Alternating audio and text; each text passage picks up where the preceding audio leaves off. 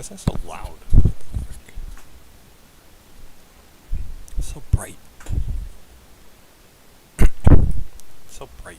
Like, the chair moving is really bright. God, with this shirt on, I look like... I either look like a 15-year-old kid, you know, this trying to do the skater boy look, or I look like a 40-year-old who's trying to look like a kid. Like those are like the two options with this shirt. Oh my god, God, it's so bright. Hit jump. Oh, and the door's locked. Let you out in a bit. I gotta close the blinds. There we go. Now it's all yellow. Why does it do that? Why is it all? I guess my light's yellow. I gotta get like a different colored light, like a different colored ceiling light. I gotta get one that's well. It's supposed to be white, but the shade of the shade up there is yellow, or has like a yellow tint to it. I think Kiwi wants out. Give me a second, guys.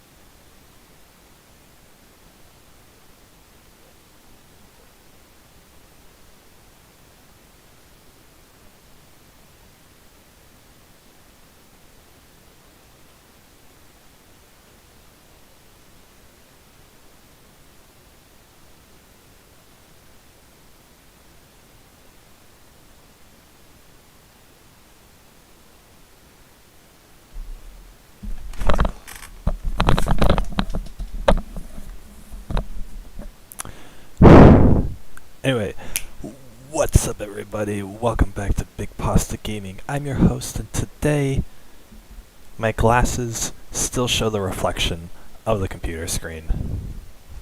So you can't see my eyes that well. Perfect.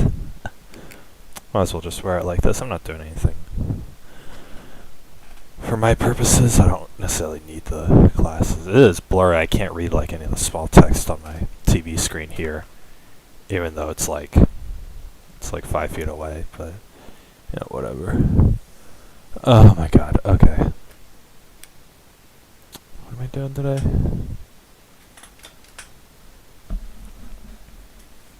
Ugh. God, I want laser eye surgery. I want to laser off, I think I said this yesterday, I want to laser all of my facial hair off, so like, let it go just a tiny bit, and they take a laser and boom. I actually watched a video on laser hair removal, and it some YouTuber, and apparently they like what happens is it zaps the hair, and it burns the hair, and then it goes under the skin, like the first layer of skin, and it burns the I guess you have germs under your under your skin that produce hair. And so what it does is the laser burns the hair and, you know, trails down like a little dynamite, and it also burns the germs, the parts of your body that produce the hair. And so it completely kills that. But it kills just that, and it doesn't actually burn you. Right, it's at like a high enough frequency to where it avoids actually like burning your real skin or anything like that. And it's cool. They have like a little diagram and everything. It's really cool. But yeah. So I want that done for my facial hair. But I know like if I do that, I'll never be able to like grow a beard or a mustache ever again. And I don't know if like, because like right now it sounds like a good idea, right? Like throughout ever since I was a teenager, I just never wanted a mustache. I just never wanted a beard. It's too scraggly. It's too like even if I grew it out like all because I could grow like I can't grow like a full beard like it'd take me but I've let it grow out once for like 3 months and it was like a decent size. It's not like you look up beard on Google Images. I'm never gonna get to that point, right? But I can at least form like something cohesive on my face. But I'm eliminating the ability to do that forever, right? Because the laser hair removal kills it permanently, right? So it's a pretty big decision to make, because if I'm like 50 and I'm like, hey, I'd look better with a beard now, can't do it, right? So whatever. Maybe I'll just do the mustache at least, because I don't like having a mustache. So I'll probably do it from like the corner of my mouth up in an arc to the other corner of my mouth. Maybe I'll do laser for that. Anyway, I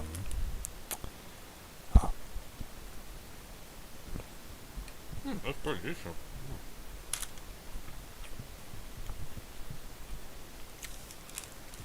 Got like this little like bite thing. It's just a hash brown, a twice baked hash brown. Over at the donut shop, it's called Einstein Bagels. They have them like all across. The country. But what they do there is they have all these items. They're like, oh, it's a baked egg. It's a twice baked hash brown. It's like, you add eggs or whatever, right? And it's like, or they have like breakfast sandwiches, and it's the bagel with the meat and the sauce and the eggs are cooked. They're like, you guys think of scrambled eggs? It's basically, or you guys think of like an omelet, right? It's like if they made an omelet into the shape of a burger patty, so just like a small circle. They just put that on. And you might think like, oh, that's really cool or whatever, right? Like, you can't do that at home. It'd be really hard to do it at home. They have, I went there and watching this stuff being made. They literally just have like the egg patties, or like the hash brown things, or these things. They just have them like pre-made and just in the refrigerator, and they just pull it out of a bag, and they put it in like this little machine, and they this little container, and they slide it into the toaster, and it's like. Like no effort on their part, right? It took them all of like 3 minutes to make it, right? And I'm gonna pay $8 for a breakfast sandwich from over there. It's ridiculous. So today I didn't get a breakfast sandwich.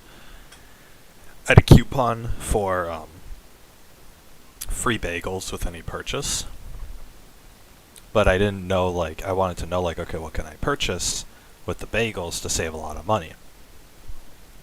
And so I looked at okay, what goes good with bagels? Well, cream cheese, obviously, or some kind of spread. Something like I'm going to need a spread for these bagels. And so I look up the price of the spread that they sell, and they sell it for like $5, or it's like $4.50 plus tax, right? So it ends up being $5. $5 for like a little tub of like cream cheese. It's like, oh my god! I guess they make it in-house or something. I don't know. It's probably better quality than the grocery. I don't know. I don't care. $5? Are you kidding me? I'm getting 3 bagels out of it, right? I could go get all this at the grocery store on my food stamps for cheaper. And so it's like, what is that? I can't see long distances. But yeah. Anyway, so I was like, okay. What else can I buy? Because I get 3 free bagels with my coupon with any purchase. I'm like, okay, maybe I can buy something cheaper and just go get cream cheese at the store, right? That's probably gonna even out.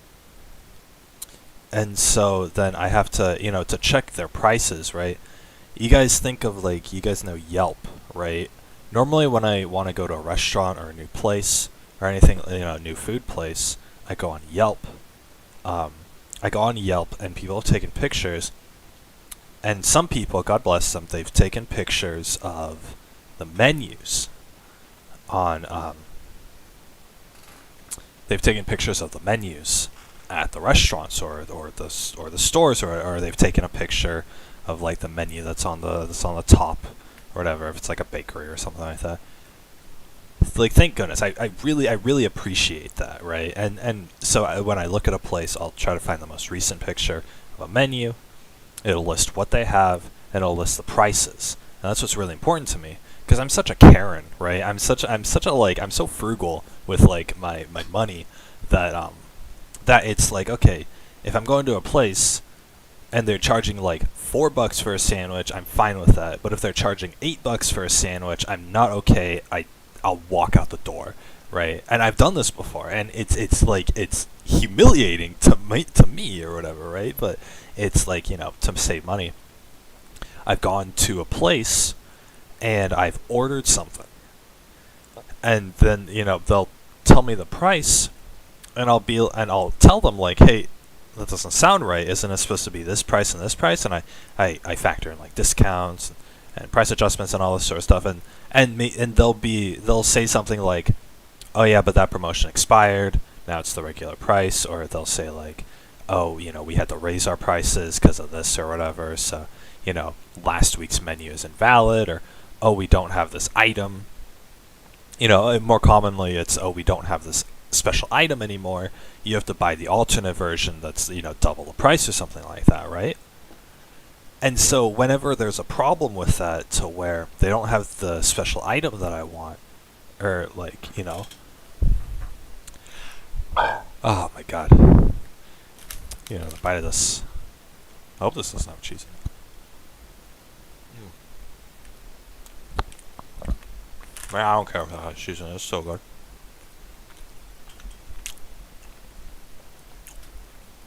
God, I need my glasses. Spell some music, by the way.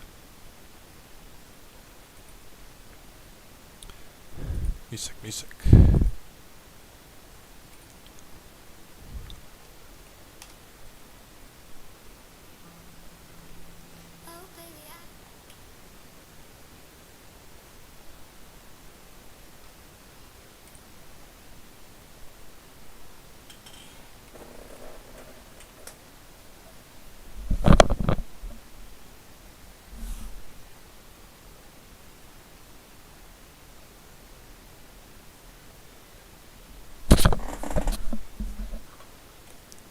Okay, you guys can't hear that at all.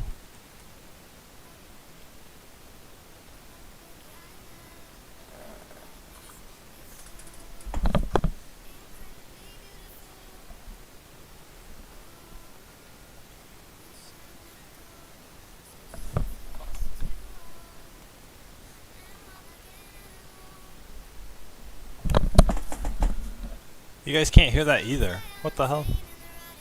Is this like...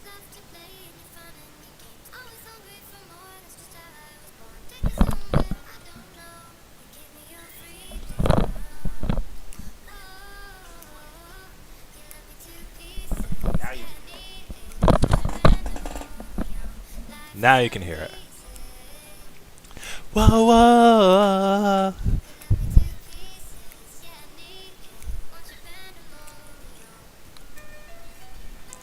Okay. I want it to be like soothing background music.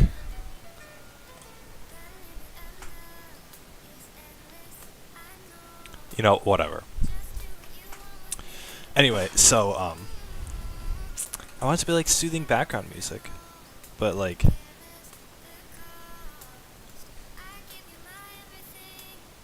these stupid headphones, when you turn down the volume, it actually cuts out the sound in one of the earbuds. I hate it. Or in one of the earphones. I hate it. Anyway, what was I saying? Oh, yeah. So if they don't have like what I want, or if they don't have the item that I have a coupon for, then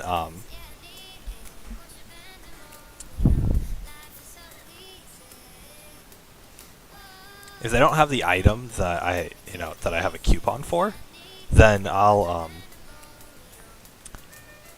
and they're like, oh, you have to buy, oh, but we have these items, but they're like, I don't have a coupon for them, and they're double the price or whatever, right? I'll literally like walk out. I'll be like, oh, okay. I'll be like, okay, never mind on the order then. And I'll just turn around and I'll walk away, and I'll look at, and I'll see a glance of the cashier's look, of the cashier, on their face, and they're like really confused, because I'll walk out of these restaurants, or of these, not restaurants, but like of these eating places, when they don't, they don't have an item or whatever, and I'll be like, okay, never mind on the order, and they'll be confused. They'll have this look on their face like, is this really happening? Is he really walking out of there? Is he really just not going to order anything? Or is he really like, just not going to do this or whatever? And so they try to like apologize. They're, oh, I'm so sorry about that or whatever, right? Like they think like they've offended me or something by not having this item. Which I get, like customer service, you can be kind of scared of like disappointing people. I get it. Whatever, right? I don't care. It's... God, this song is so good.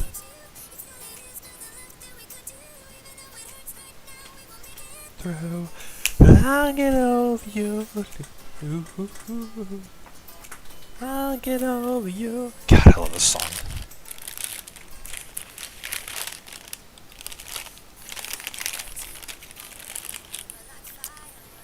Ooh, oh, that bagel looks good.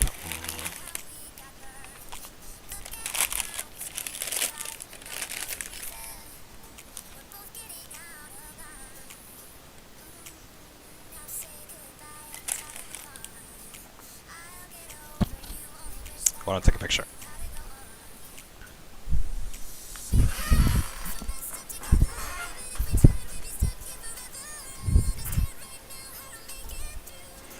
I'll get over you and then...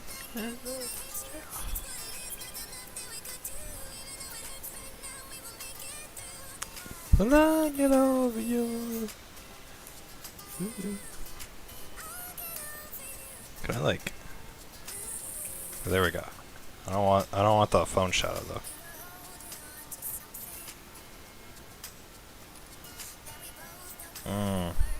Hell yeah. I can like barely hear myself. Whoops. Look at this bagel. Look at this. Ah. Oh my god. It's a jalapeno bacon cheddar gourmet bagel with take the top off, and I got jalapeno salsa cream cheese on it. So anyway, so as I was saying, so I went on the app because I'm like, oh, I gotta check the price of all this stuff, right? I hate what they do with bagels.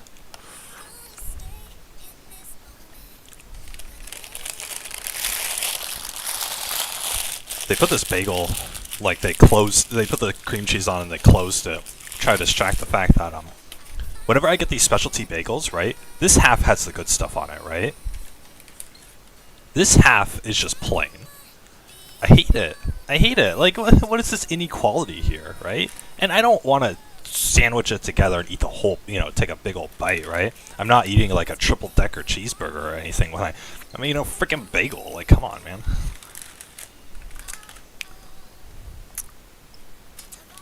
I like the bad half first.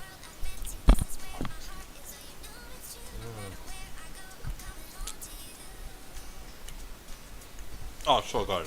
Oh my god.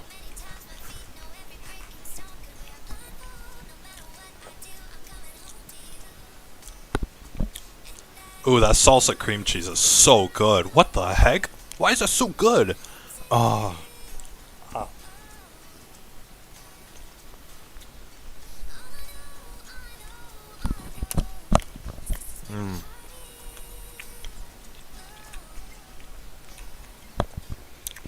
I've been buying like the cheap ass 50-cent bagels from the grocery store. I don't eat cream cheese normally because, you know, it's dairy. But, plus the grocery store only has like one type of cream cheese. That's the plain stuff. A freshly baked bagel with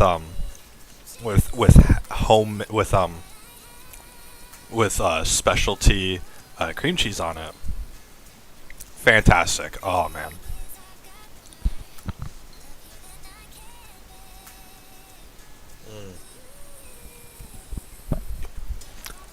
It's so spicy though, holy crap.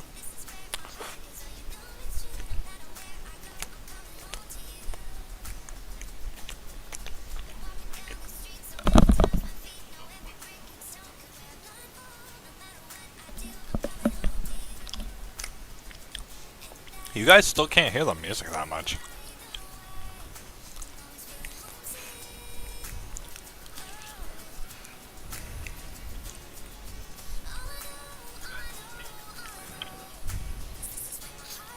This is where my heart is.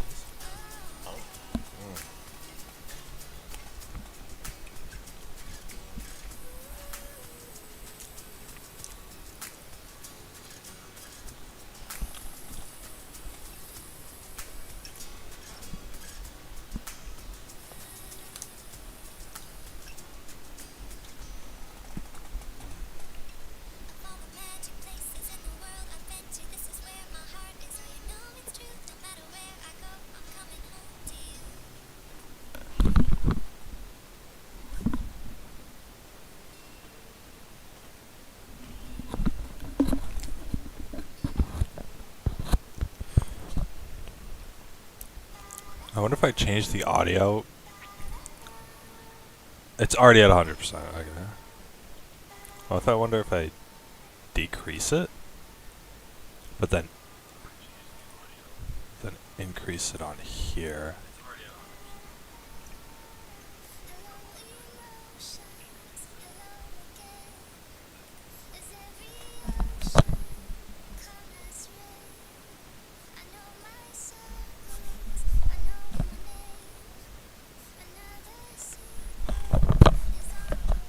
Yeah, it's not gonna work.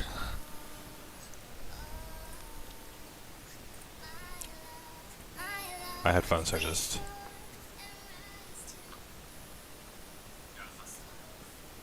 There we go. That's a good volume.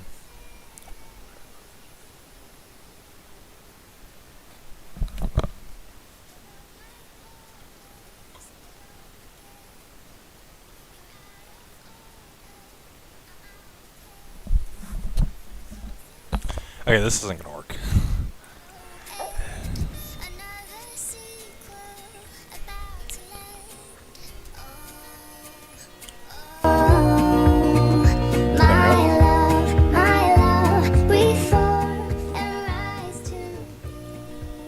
We're going like this. Here we go. Because since...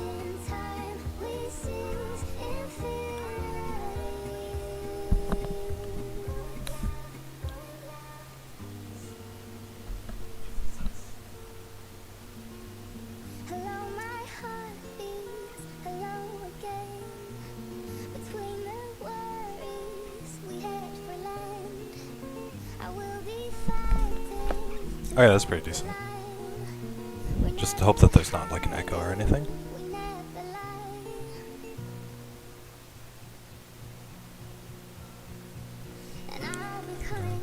Yeah.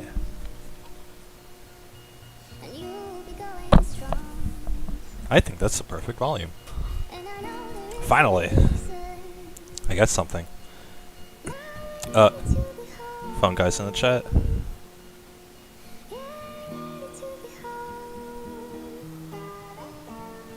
Anyway. Yeah, I don't really get like the chat on here.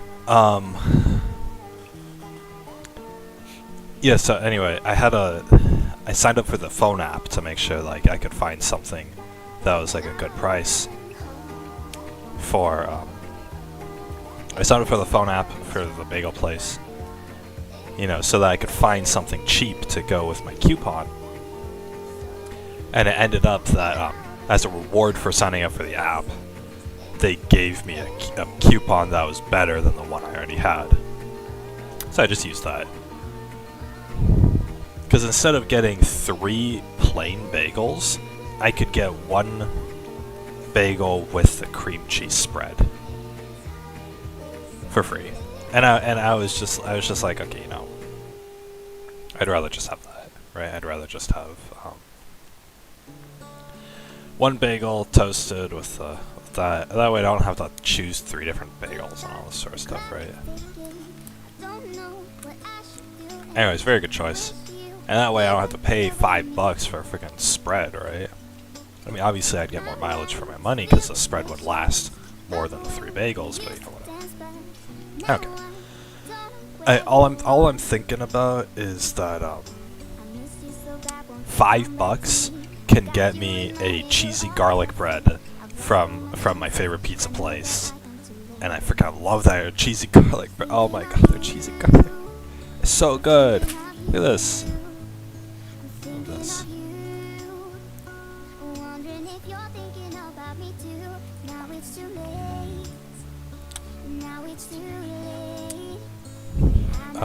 Blaze pizza bread. Oh.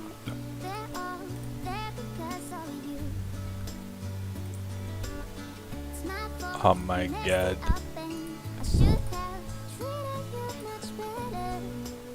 Oh.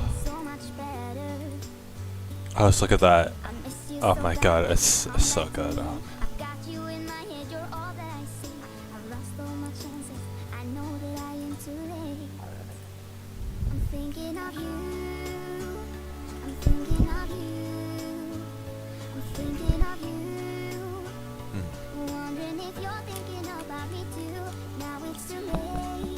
Yeah. Oh.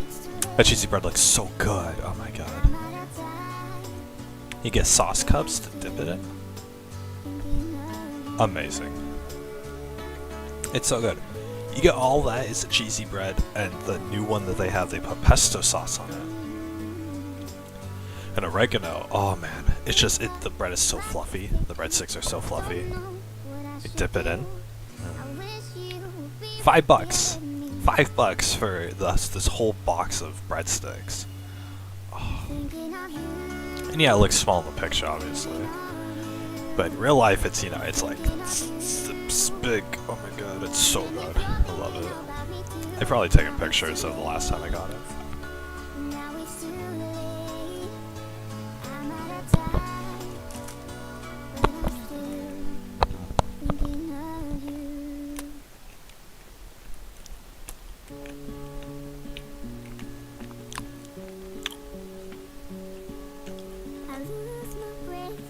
Blaze pizza's just the best. Oh my god.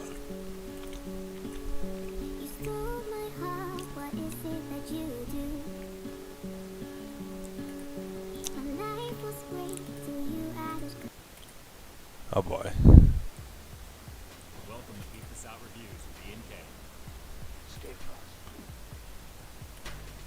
Alright everyone, I'm back with another high quality foodie feature. I don't care. Okay, here we To go. get into this, let me lift one of these up here. We'll just pull it up. Lots of drizzled olive oil goodness already. And I can tell you guys, it's definitely lit up on the very bottom for sure. As you can see, nice and greasy action right there from all the mozzarella. Yeah, fantastic. Olive oil is just a nice little accent at the end of it. And again, very crispy, nice and crunchy, and I'm really I want to see him eat it. I want to watch people eat food. toasty deliciousness. Let's give it a shot. The cheesy bread over here at Blaze Man Pizza.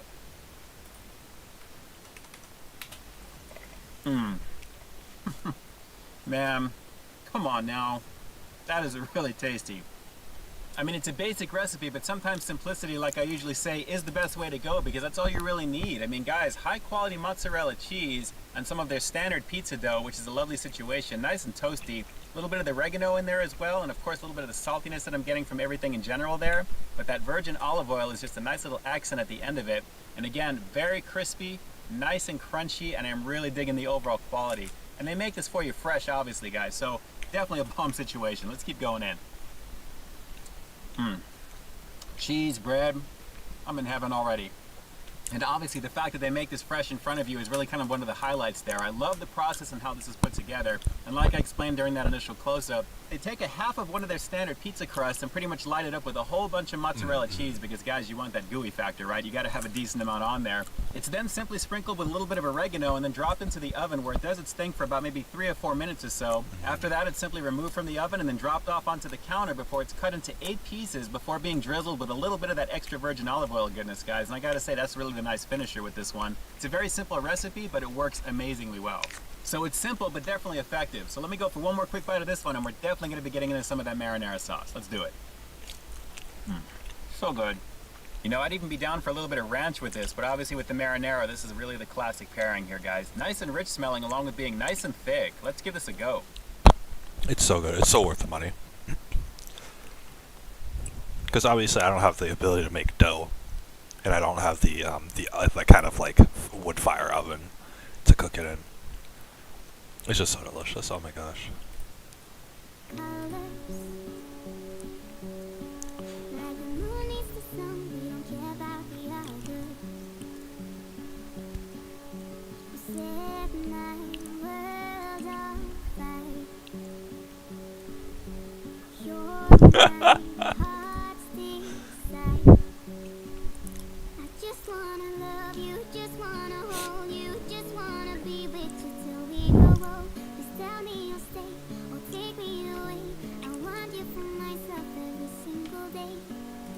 Well, load it. Yes, stupid. Die. Refresh. Come on, Ron Paul memes. Zero karma.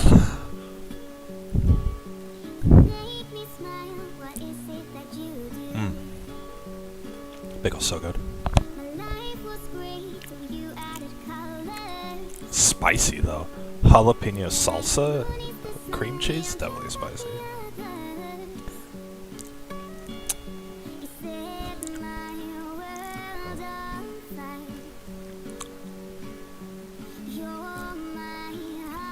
Wow, turning dead malls into homeless shelters, using the food courts to be renovated to serve as a cafeteria.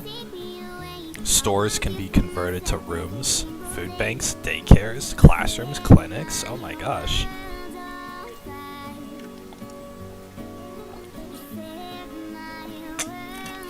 What a revolutionary idea. Wouldn't that be great, guys, if we turned all the dead shopping malls into homeless shelters? Wouldn't that be such a fantastic idea? Except you guys know by now how much I've complained about the housing crisis, why that's not possible. Who's going to pay for the shopping mall? Who's going to pay the owner of the shopping mall, the owner of that plot of land, to make it into a homeless shelter? Homeless shelters aren't profitable. And so if somebody owns that shopping mall,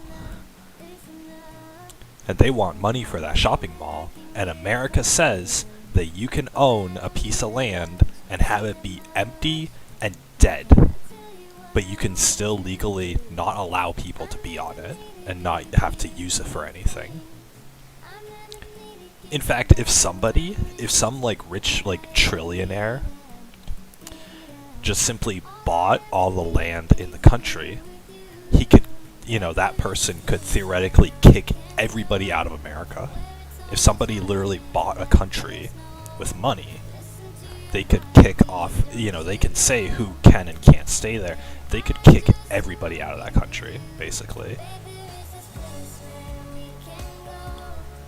That's how this works.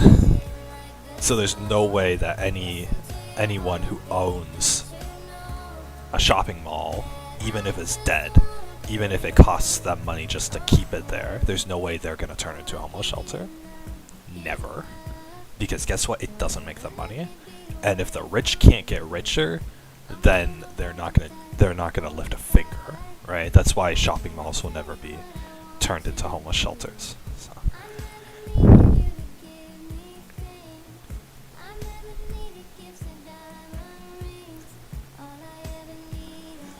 Plenty of homeless shelters exist with plenty of space. The biggest issue homeless shelter faces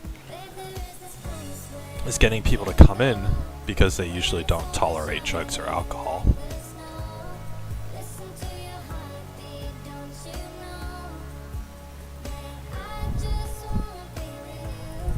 What does troglodyte mean? The fact that I don't know what troglodyte means probably it's probably indicative of me having a troglodyte IQ. A person living in a cave. I see. A troglodyte IQ level doesn't make any sense. A genius can be a cave dweller and not know anything of the world.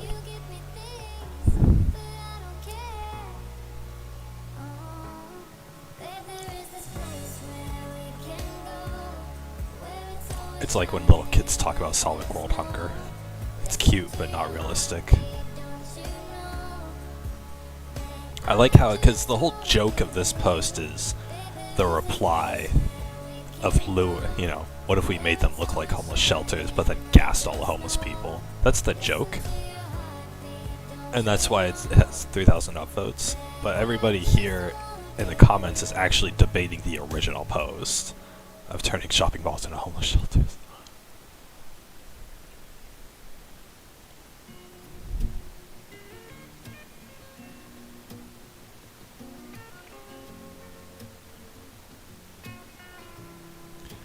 That's how it is on the internet. Asking illogical financial questions makes you a dick. Likely a Trump-supporting, anti-vax, pro-life Fox News co-founder.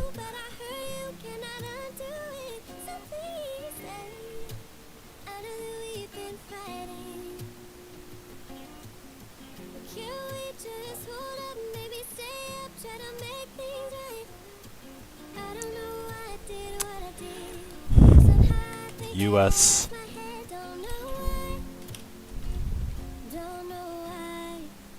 government spending. Here we go.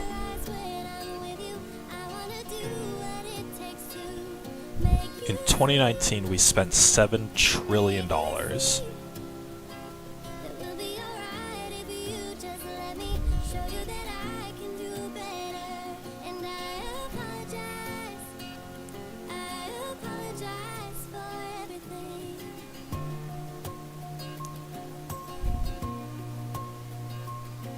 There's no way.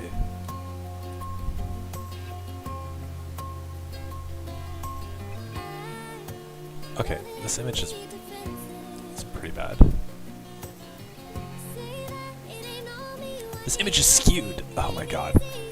Whatever. I can't even see the image.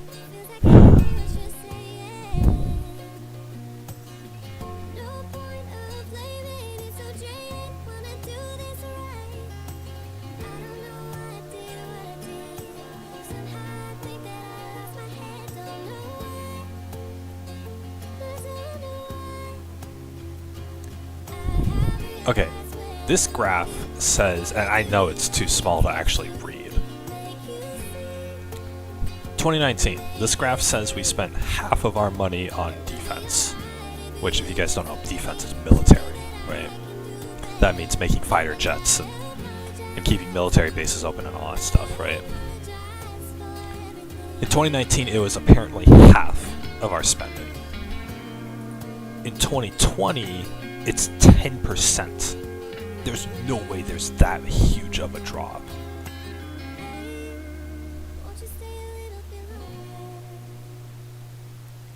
In 2016... Oh, this is a proposed budget. What's the actual stats, though? There's so much conflicting information. This doesn't make any sense.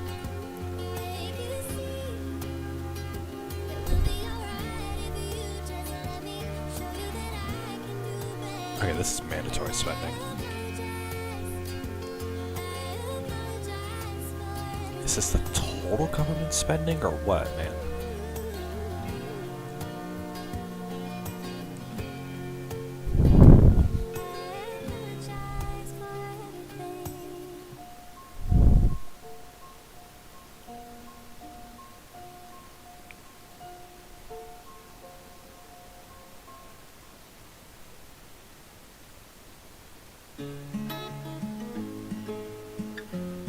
total expected expenditures, but where they total discretionary of 1.3 trillion, but we spent like 7 trillion last year. So where are they getting this number? They're taking sample sizes. I can't get a clear picture of this.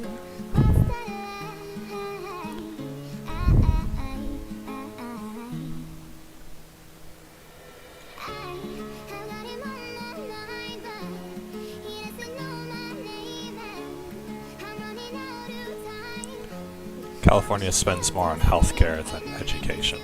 I mean, as it should be. And then nothing else even comes close. What? I want to just look at a picture and know what I'm looking at. Oh my god, whatever. Whatever, I don't care. I don't get anymore.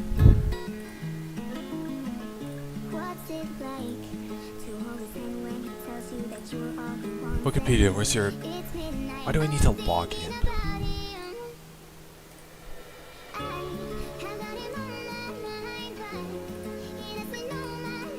Anyway, guys.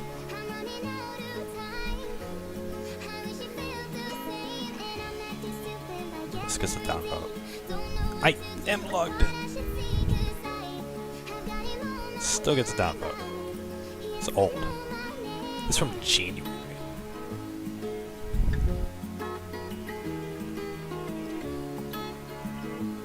Why are there so many reposts? Stop it.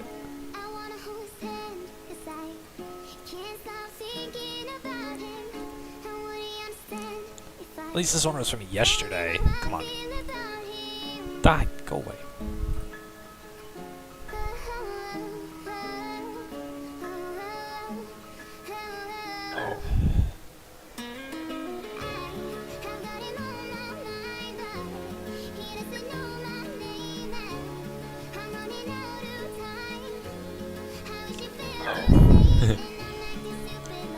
Bullied by jock asshole in high school.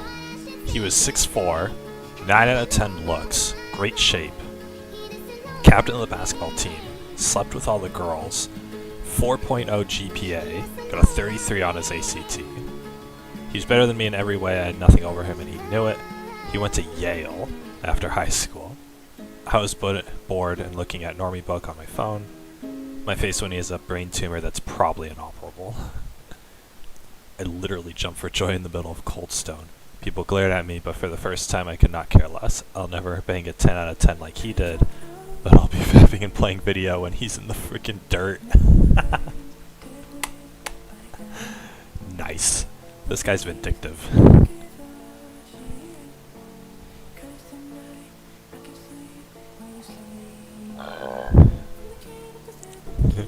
That jock stayed rent-free in his head enough for Anon to celebrate his demise. Cringe. The only thing rent-free in someone's head is the jock's tumor.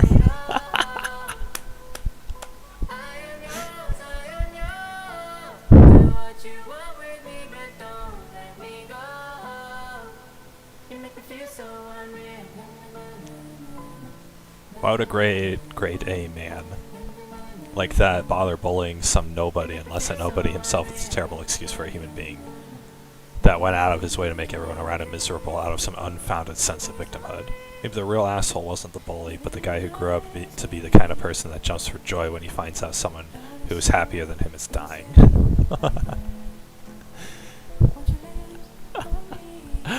Freaking Reddit.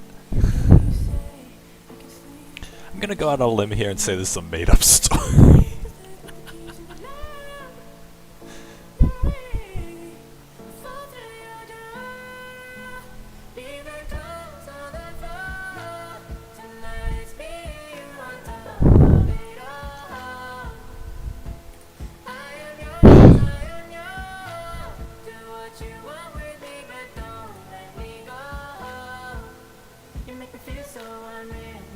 Did somebody seriously take this thread? Oh my god.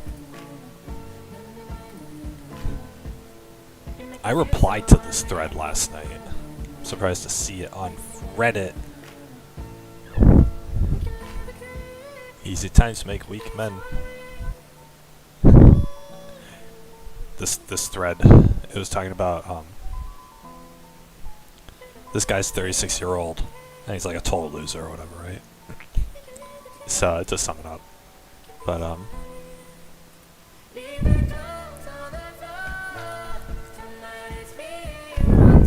be me, almost 36, bullied all through school, never had any friends, neat, never wanted to go to college, virgin, never left home, can't drive, so I can't go anywhere, spend all day on the internet or watching TV or playing video games, spend a lot of time looking at porn and LARPing, but those don't help much anymore.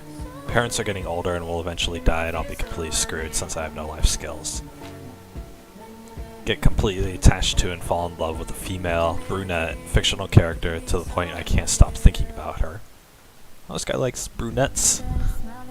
This has been going on for months. Spend every night before going to sleep wishing I could have been reborn in that world to be with her. It never happens.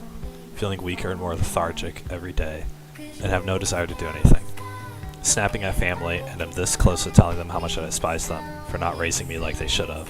But if I ever do that, there's no going back and I'll be screwed. This close to just losing my mind for good.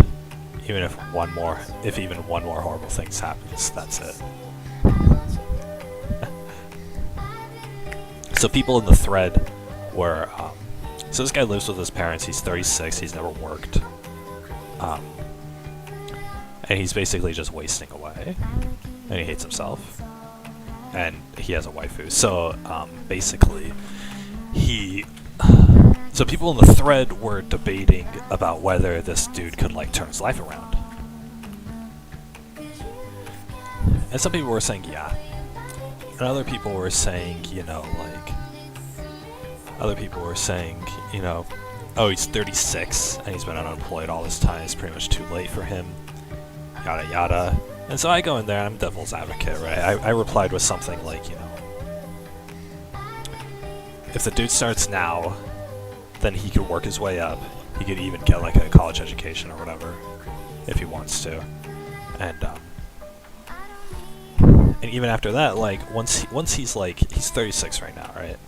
Once he gets to age 50, the dude's gonna be stable enough, he's gonna have worked enough, he's gonna spend all those years in, like, stability and getting progressively more and more mentally and physically healthy, to the point where, he could eventually, like, once he's in his 50s, he could hook up with a woman who's maybe like a divorced mom or something like that, and, all of her kids have left the house, whatever, right? He could get with someone like that, or whatever. That's what I proposed. I didn't really get any replies or whatever, but still, it's like, this sort of thing is like, it's sad. I mean, I'm not advocating for, like, oh, turn your life around or whatever. I don't care, right? I just want to be, the opposite opinion or whatever. But I just want to play devil's advocate in the thread. But you look at a thing like this, and it's like this guy's, like, entire life has just been spiraling down and down. It's sad, right? It's sad, and he's 36, and he's never been loved by anybody, and, he's had to go through all of that time kind of living in misery in himself and in his own head or whatever, right? Because when you're alone for that much time, even if you have a roof over your head, even if your food is being paid for, you're still miserable. And this is what I was talking about the other day, right? Like, everybody's suffering is valid.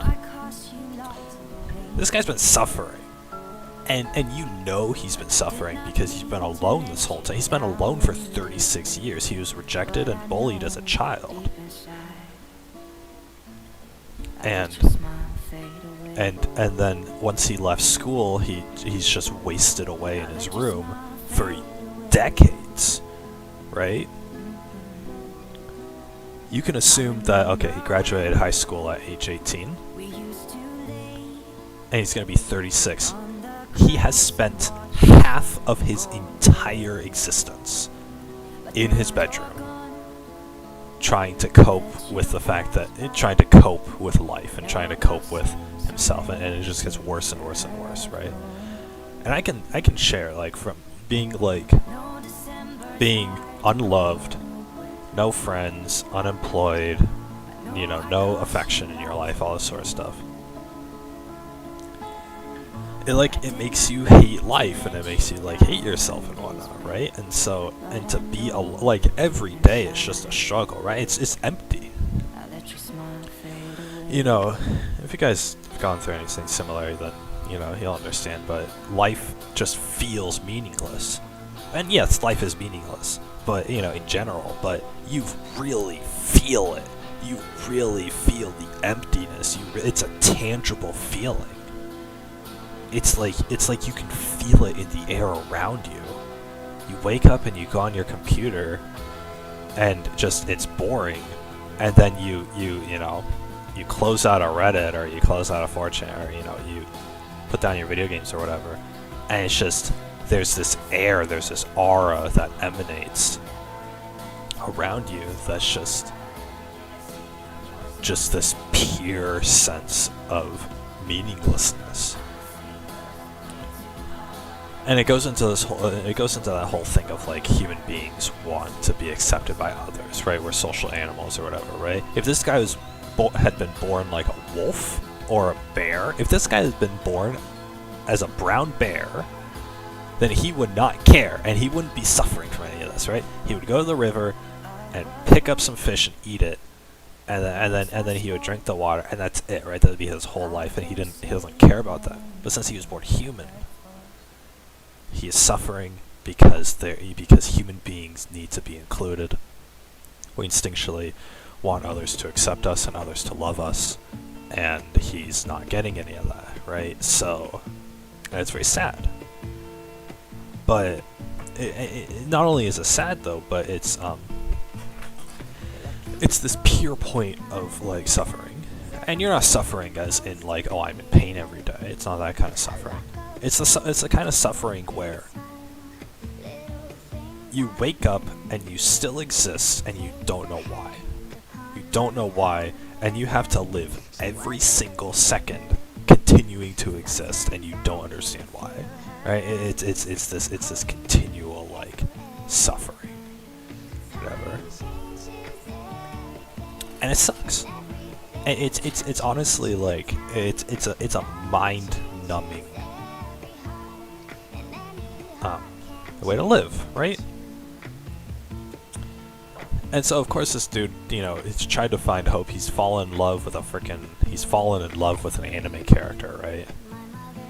And he wants to be reborn into her world to be with her or whatever, right? Just like the animes. And he has this dream, and this dream is so vivid of what he wants and what would make him happy, and he's never gonna get it. He wakes up every day and it's the same. He goes to sleep every night wishing he could be reborn into her world to be with her, and he wakes up and it never happens. But the thing is, this dude is, and you guys might think oh, it's a fantasy, whatever, right? Snap back into reality. This dude is so far gone, he's so deep sunk into his loneliness that this is the only thing he has.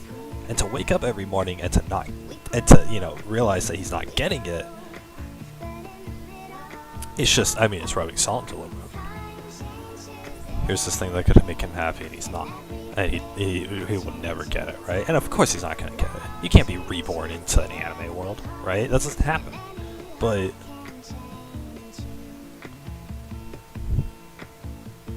the thing is, it's this huge desire, and he doesn't get it or whatever, right? And his life is empty. His entire existence is empty, and it's just wearing him down. It's pretty bad. It's because I've gone through, and obviously it's not I haven't gone through 36 years of it, but I went through a period of my time where it was and sometimes I do feel that sort of deterioration or whatever from the loneliness, and it's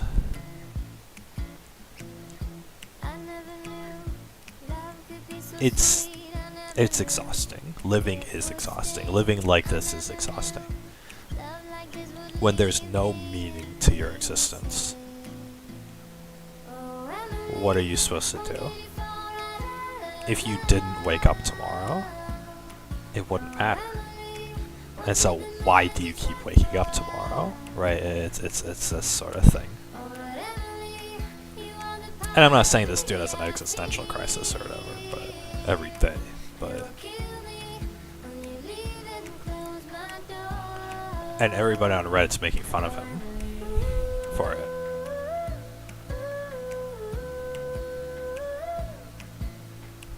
I can't believe it's already over. Talk and fix whatever's broken.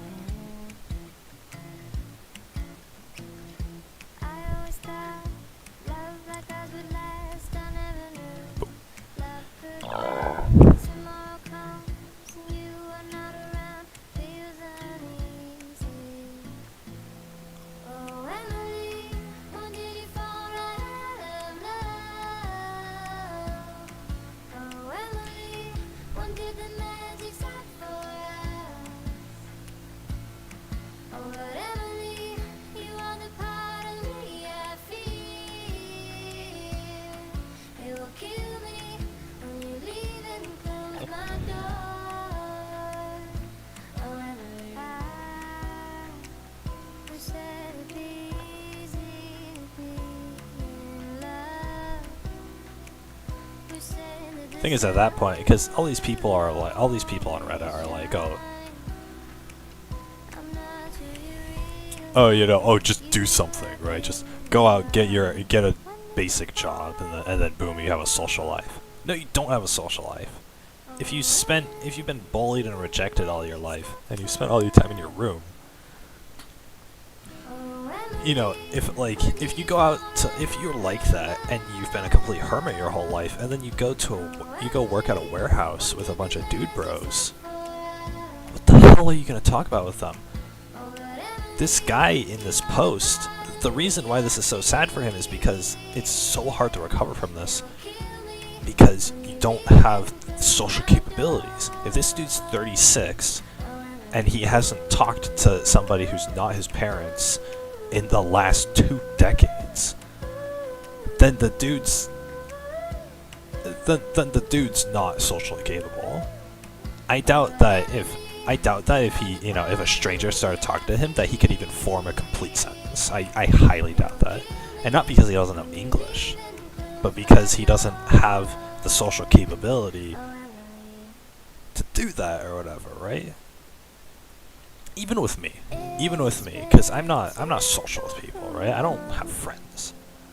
But I go to if I have to have a conversation with somebody, I have to fake it till I make it, right? But that's because I've really focused on engineering myself into I've really focused on engineering myself to at least, appear to be social. I'm fake, I put on a mask, whatever, right? And the thing is, I don't know how to talk to people, and people can see through that pretty easily because I'm not good at it. And then it's the conversation, they'll think I'm weird, and the conversation will die, and then they'll want to get out of there, which is whatever, right? It's their fault for wanting to talk to me. But it's and that's me trying, right? Me trying is resulting in these really stagnant conversations and this really stagnant social life or whatever. And that's after I've put in years and years and years of practicing this socially or whatever. I've had conversations with literally hundreds of people, probably even up to thousands of people throughout my life.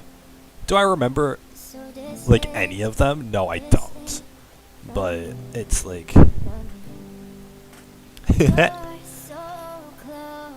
I don't remember a single one of them. But the thing is, it's I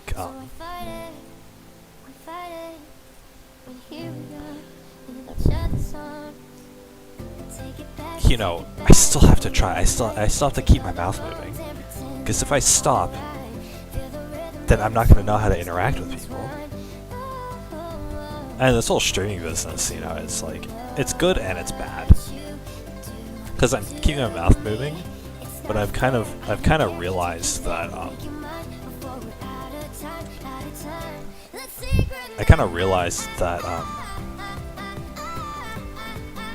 God, this song is so bopping.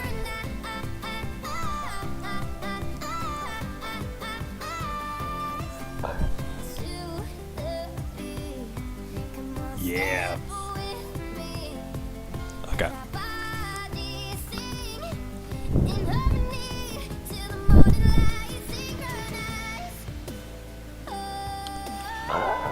Oh my god, okay.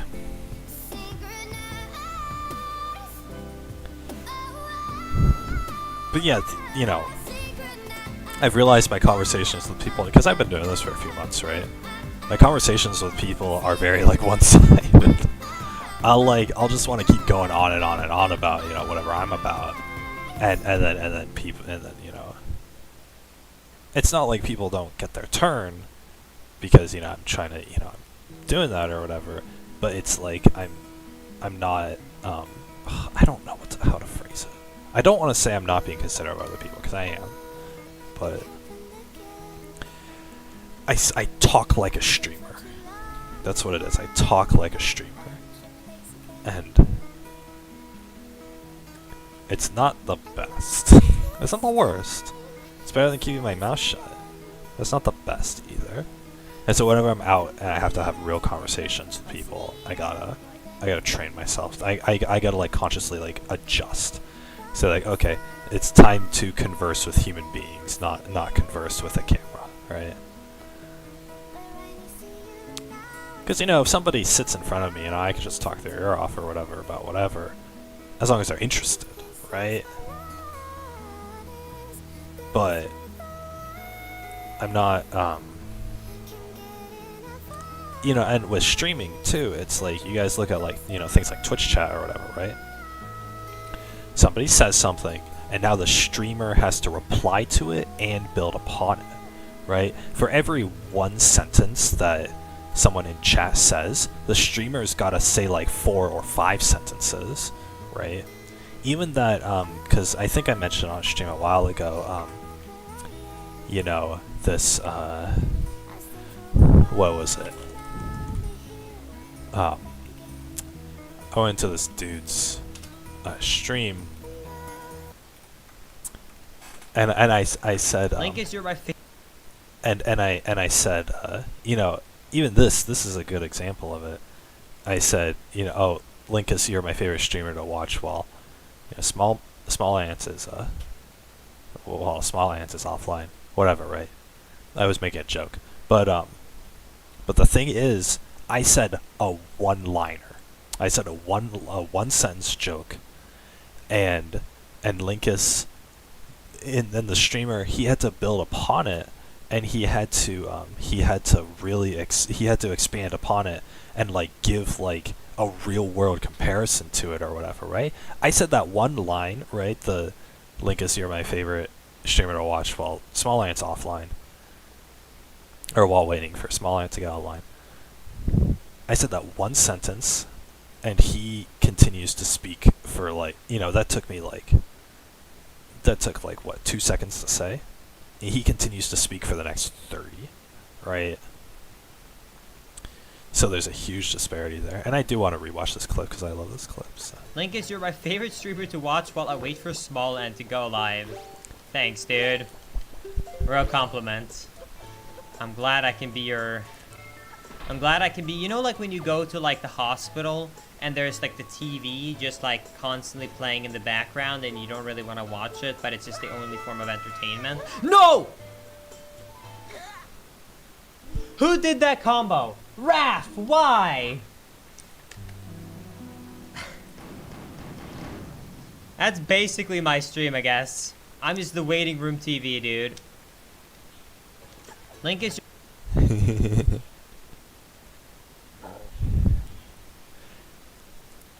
Hilarious. Anyway, so that,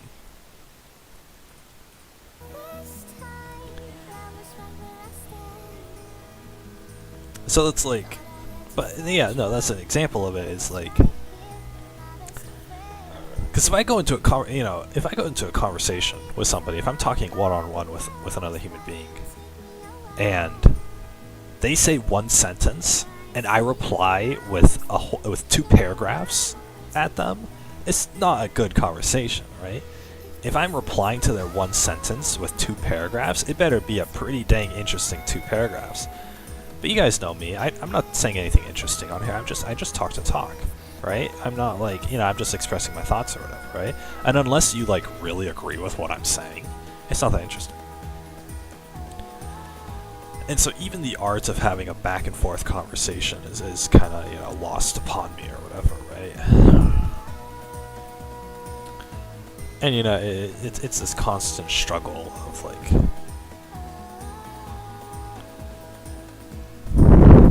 how do I do this or whatever, right?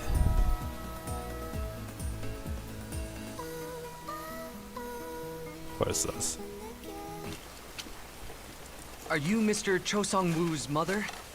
Yeah, Cho Sung-woo. Yes, he's my son, sir. Do you know where your son happens to be now? On business in the United States. Why do you ask, sir? Well, we're the police. I'm afraid that Mr. Cho Sung-woo has a warrant out for his arrest. He's charged with forgery, embezzlement, crimes that are all some form of financial fraud. Huh? Huh.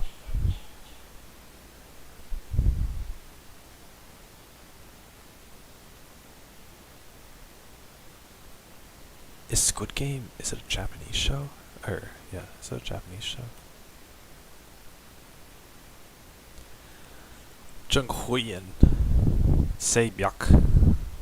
Yeah, it's Chinese. God dang it.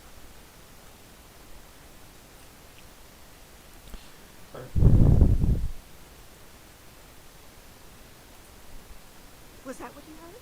You cried and said, "But that's the edge. There's no way I'll go." Like that. That's great. Building an egalitarian society. Oh, about that, Grandma. Why did you get kicked out? Grandma? Don't you ever call me that! What the hell?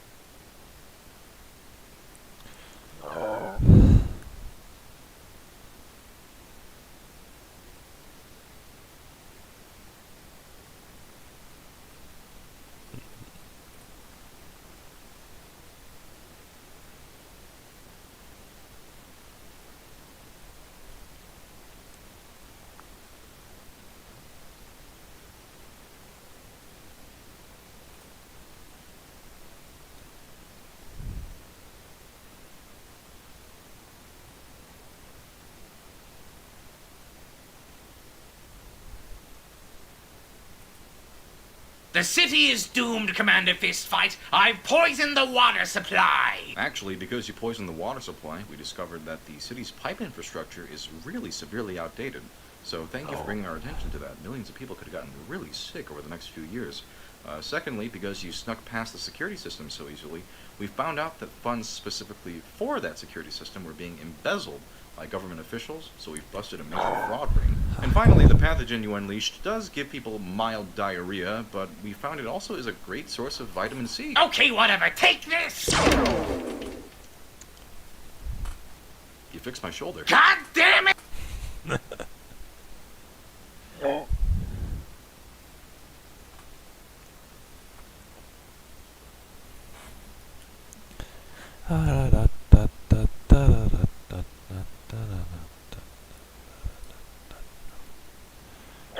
Oh my god.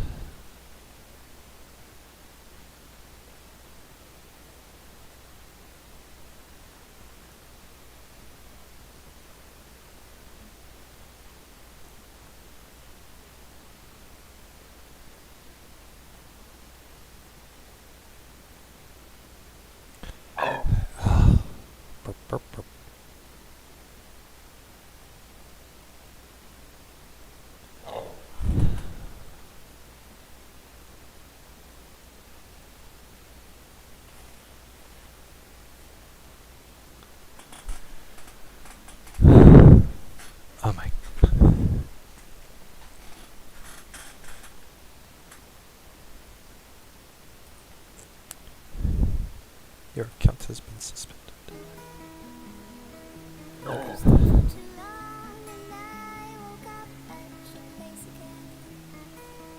Welcome to Zombie-demic War of the War! On your turn, roll 20 dice. If any dice match, they explode, and you have to roll 20 more dice! Once you've finished, add up all the dice values for your dice score. Then check line of sight. How far are you from your opponent? What's the current temperature in your opponent's region? What's your opponent's favorite food? Don't forget the status effects die. Add and subtract all the modifiers for your final dice score.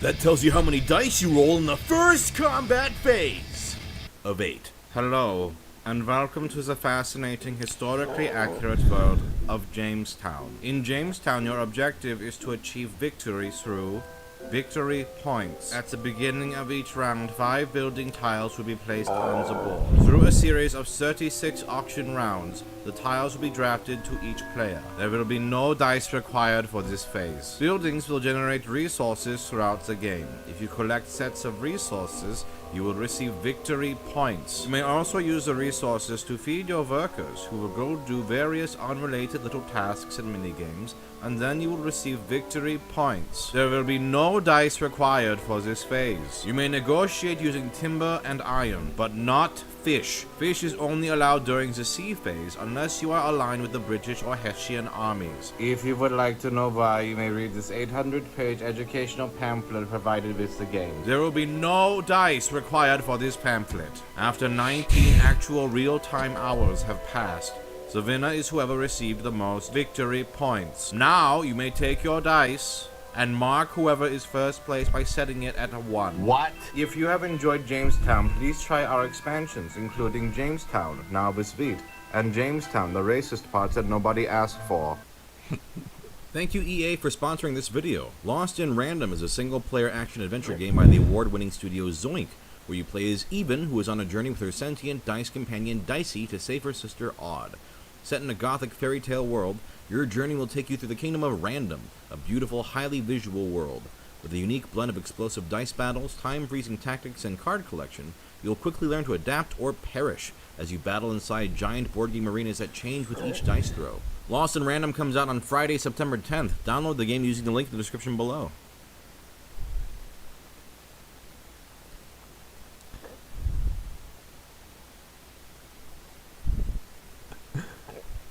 After watching that funny skit, I could have a real person talk about it.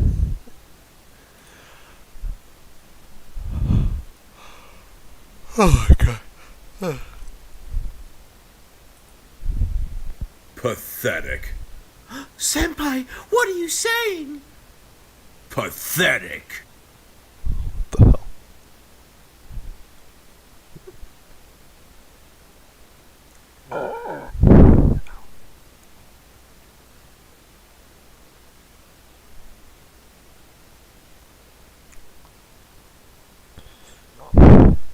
This man convinced me to spend $150 on caviar. Oh, alright.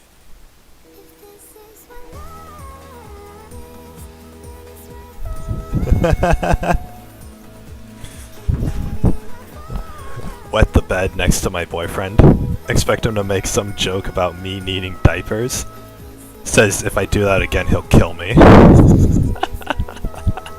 He should have killed you already. I'll kill you.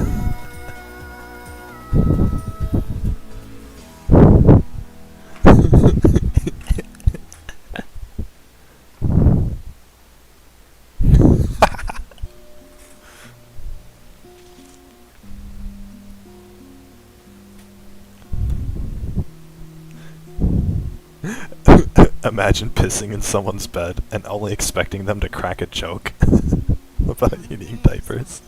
Does it take to be happy?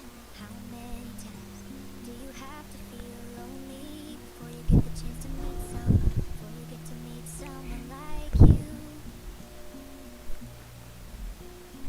How many songs can you They have waterproof mattress protectors? how to go when you're fed up with mistakes? Maybe I just found the answers. Maybe I just found the answers in you.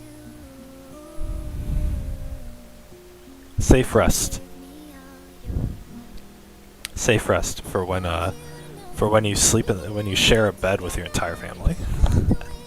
Protects against fluid and dust mites. What the hell?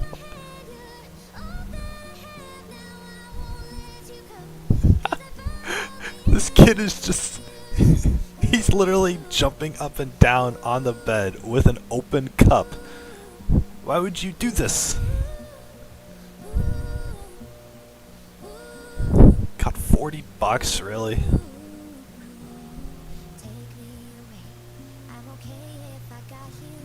Oh, they have a pillow protector too, in case you piss on the pillow. What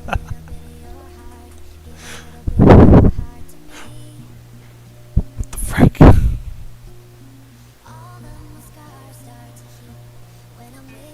Anyway, it's great to know that there's a protector.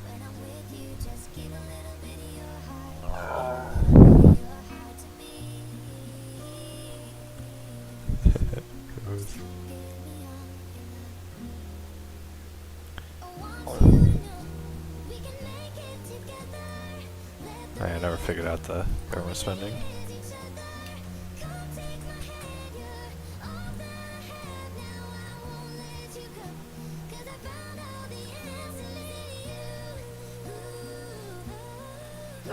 Oh my god.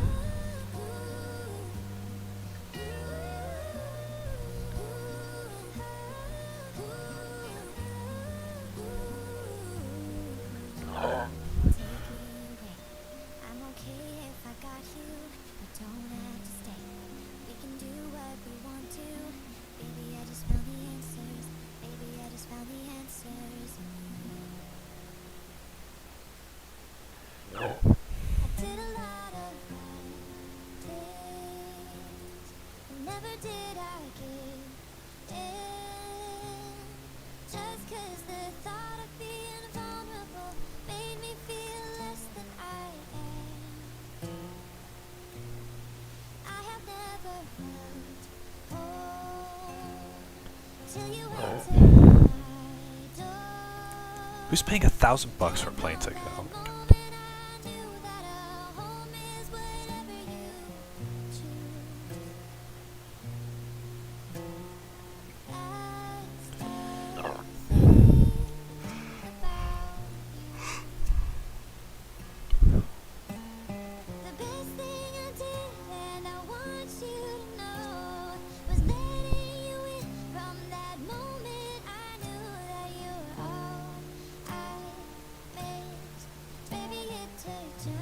Oof.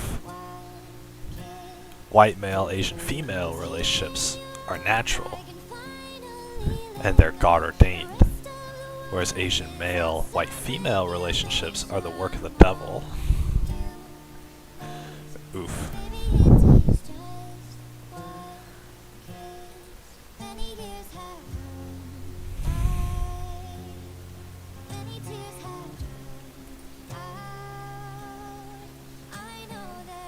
What is this?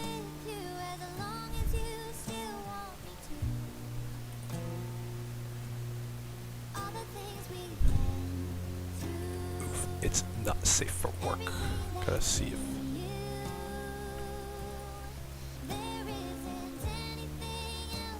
Oh. It's a picture of 2 eggs. Why is that not safe for work? What the frick?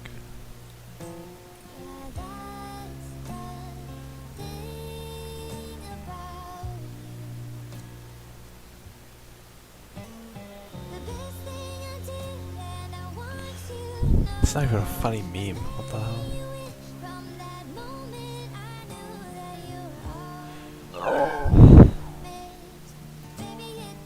Where did I leave off last night?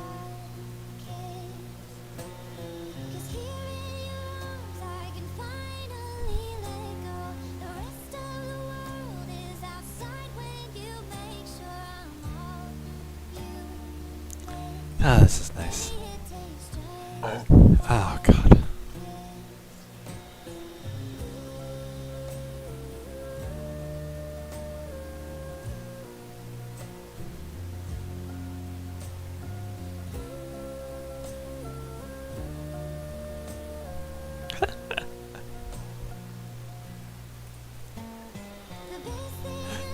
Be me, speedrunner. Get off the PC after a long day of streaming Minecraft to one viewer. Wife wants to have sex after dinner. It'll cost me time, but sure. Finish in 3.767 seconds, a new personal best. Check leaderboards as my wife hands me the divorce papers. Some green blob has the world record at .2347.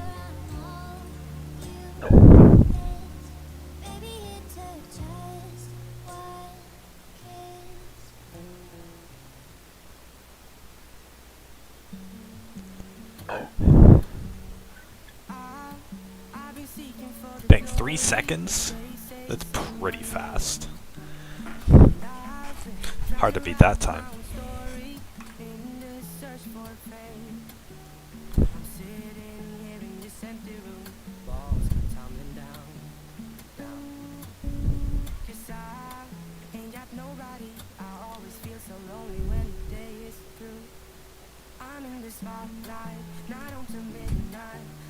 Where was...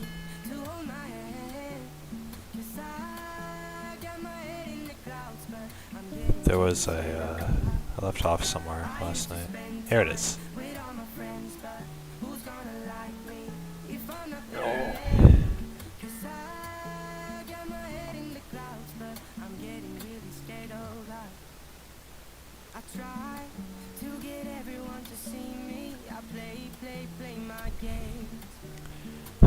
Give her a hug. Hug for a really long time.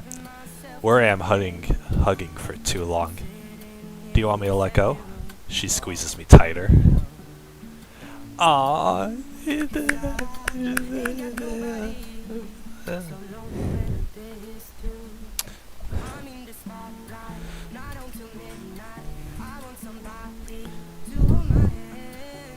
Hey, if I'm getting a hug, I'm holding on to that. Alright, that's not...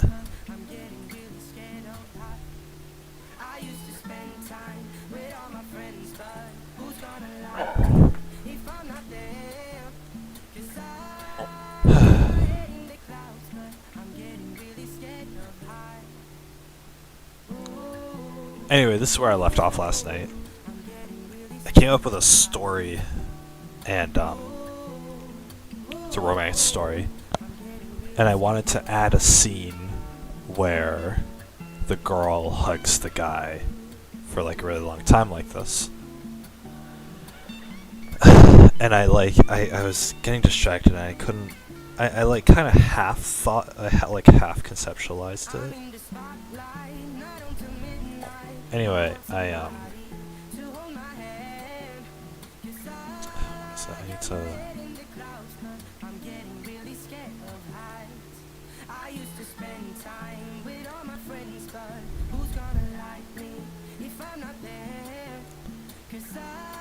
I wanted to try writing the story.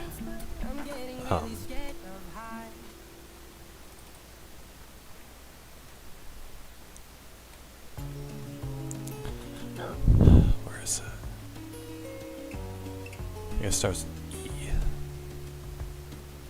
Lost again, going back around. Dreaming of a time when I get things right. Lost in the shadows of a million stars. Wait, where did it save? Shouldn't they light my near and far? Shouldn't they at all just tell me where you are? Send a prayer if I'm out of love. Oh no. Send a little love and I'll make it back. Send me a letter and a bottle of wine, telling me I will be fine. Baby, I'm stuck with a halfway heart. Slip away if I come too far. Pick me up when I'm in pieces. Oh, that halfway heart of mine is a rolling stone. Make me roll at home. Good thing I gotta find this. Frick. Halfway heart. Halfway heart. No way did I delete it. Sing to me if I Good thing I was going through stuff on my computer last night. said a better route if I lose my course.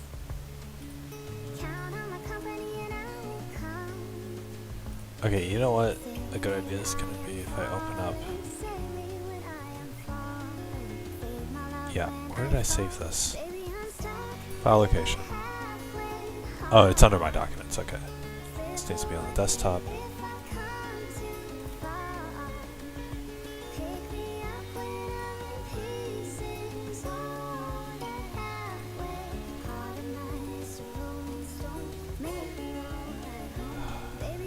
Here it is, okay. Whoops. Okay, cool. Here. So,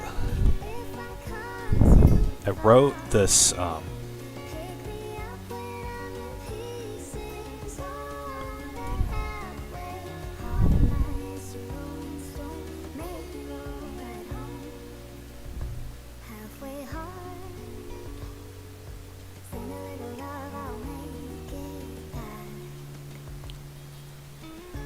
whoops.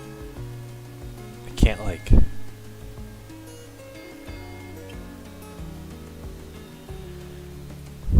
Okay. So I had this idea for a story. So basically, in my little world, in my little story world, it's like a whole this expansive world or whatever, right? But I have these two characters. They're not the main characters, but they're these side characters. It's this guy and this girl. They're both like in their 20s, right? The guy's probably in his 30s. I don't know. They're adults, right? The guy's a prince, and okay. So this is their. The guy's a prince, and the girl is a runaway.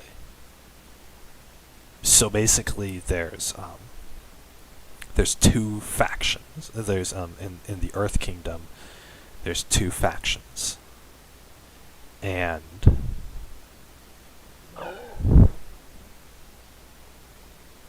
there's like the main factions of the kingdom where it's like it's fantasy world, right? Magic and all that. So it's like earthbenders, right? People who can use their energy to like move the earth and stuff, right? You guys think of like Avatar, okay? Earthbenders, and the other faction has like a different variety of the earthbending power. It's something a little more complicated, but anyway, so the two factions are kind of at odds with each other, and what happens is the earthbending faction is more powerful and they have more people, and so they've established this sort of like dominance in the region, and so the two factions aren't necessarily enemies, but they're having a hard time getting along. The earthbending faction has like established dominance, so that when you think of the kingdom, it's only the earthbenders in it. And then on the outskirts of town, outside of the city, that's where the other faction is, because they've been kind of like pushed off to the side or whatever, right? They've kind of been segregated into their own area. Anyway, the main two people, the guy is a prince for the actual earthbenders. He's, it's a monarchy. It's a monarchy, and his dad's very elderly, but he's still the king. And this is their prince, and the prince doesn't like to be in the actual kingdom. He disagrees with a lot of what's happening, but he can't do much because his dad's the king, right? And so, and then it gets a little political. And then the girl is actually from the other faction. So, the girl's actually from the other faction. And she's like one of the main people from the other faction or whatever. Anyway, I was having a really hard time, like...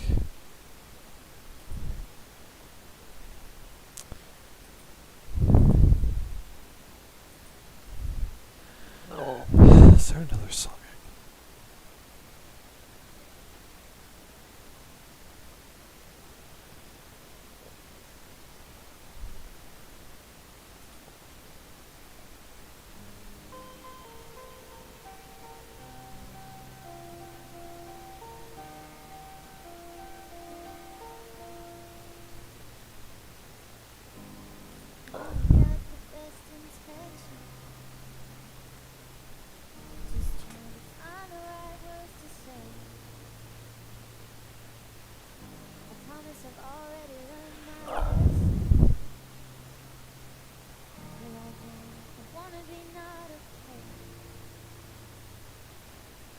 So tired sitting here waiting. If I hear one more, just be patient. Nah, whatever. Oh, baby, I love your madness.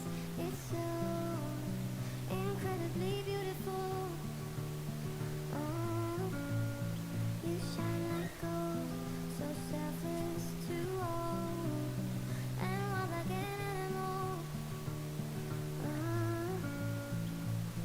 Some would say I'm insane in the right and the way, but I just love to play in your fun and your games. Always hungry for more, that's just how I was born. Take me somewhere I don't know, and give me your freedom.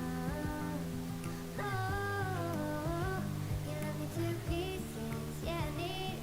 Once you've been more, The person who drew this life is so easy. probably didn't have anybody that they could hold. You love me to pieces, yeah, I need And this picture that they made is the closest thing they could get to it.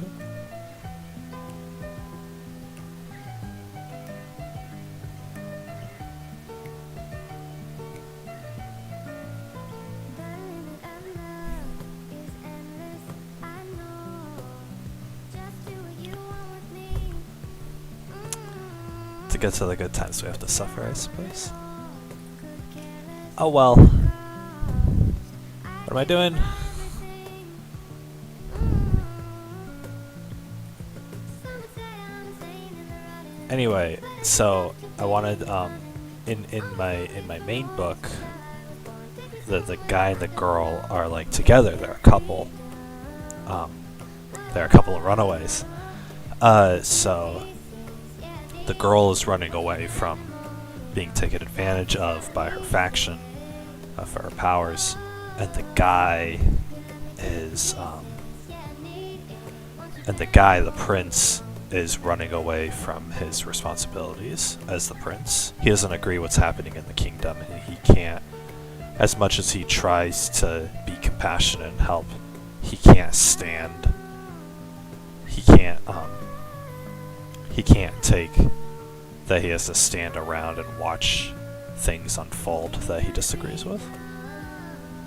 He runs away from his position. She's running away from her. The girl's running away from her obligation to her faction. And so both of them, these two people, you know, important people in these opposing factions, these two meet together. They run away together. Or they run away and they find each other and they stick by each other. And a budding romance occurs from that. I wanted to write a story, and so in the main story, when my main characters actually get to the Earth Kingdom, they meet up with these two on the outskirts of town, and and that's how they get integrated into the plot. Because in the actual story, this is book.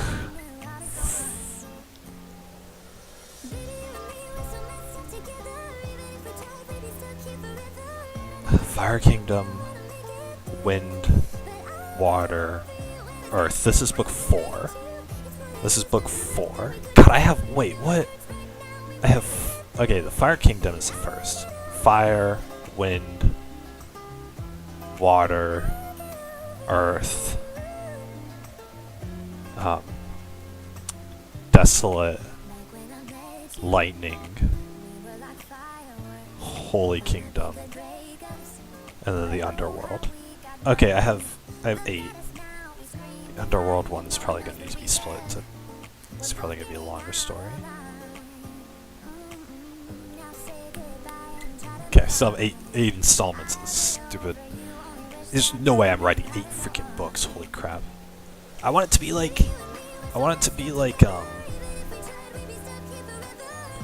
you know.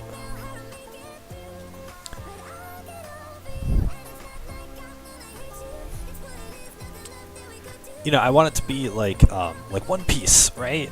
One Piece has the way that One Piece is structured is that they're pirates, and so this isn't spoilers or anything for One Piece.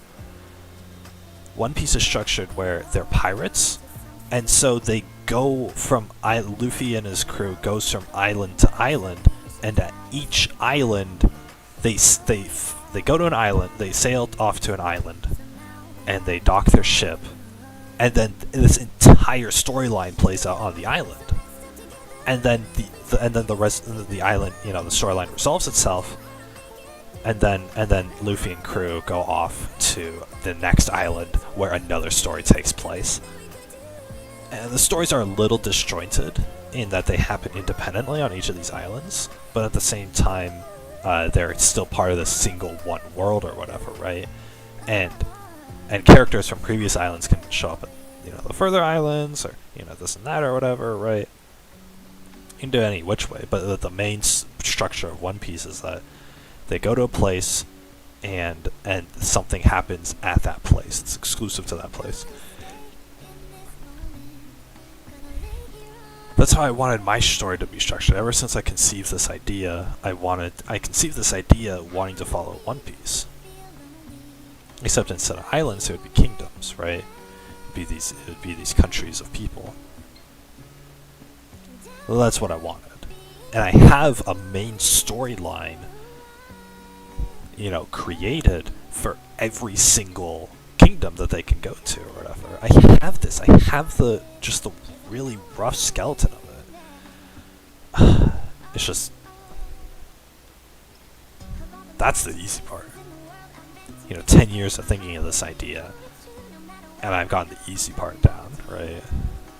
So anyway, nothing's going to get done if I can't write a single scene. So this scene that I want to write right now is of these because in the Earth Kingdom book, book 4, the main cast meets these two, and that's how they get roped into the plot, because the plot of the Earth Kingdom book is about like the tension between these two factions in the Earth Kingdom, and then the prince goes, and he's been trying to avoid this, but then duty calls, and he has to come back to it, but it's too late, and a war breaks out between the two factions, and they fight on the war field, and the prince and his girlfriend, they try to get in the middle of it and try to stop the fighting, and they can't. And the main characters of this book series, they're caught up in the fighting too and whatnot. And a lot of things happen because of this big battle, because of this war, that have implications on the rest of the story as well. But the entire start of this, puts the key in the engine, starts the ignition, is the main characters meeting this prince and his girlfriend. They're already a couple in this book. I'm trying to write this prequel story, right? I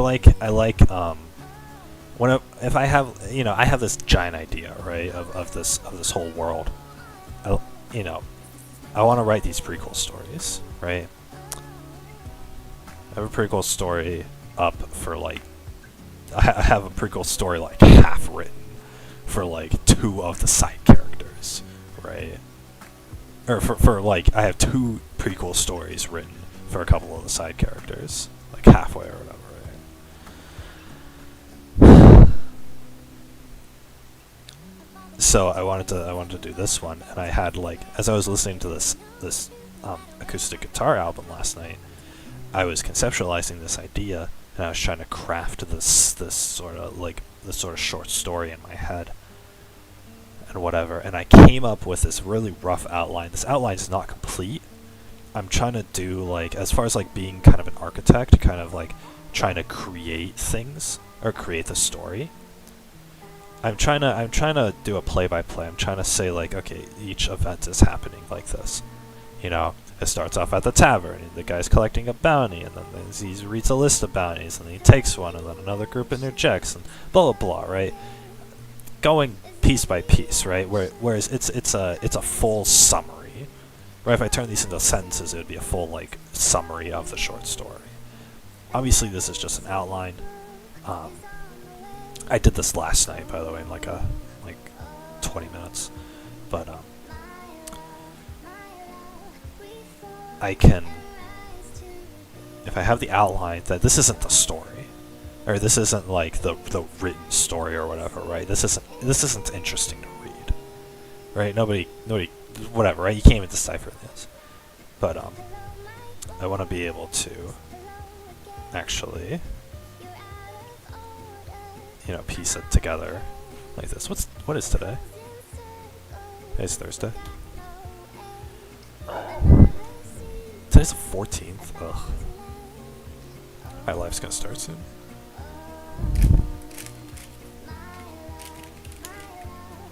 Hot.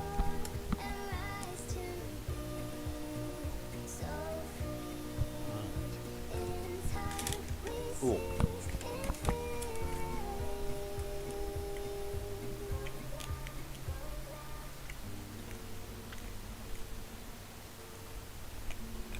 Oh, that's so spicy. Oh.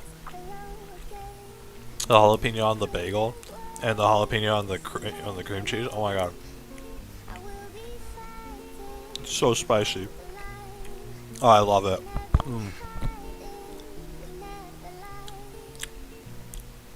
If you're not feeling pain when you're eating, can you even call it food? What the hell was I saying with this? Anyway, yeah, so I gotta translate this to like a real story, right? Because the thing is, I'll think of a story.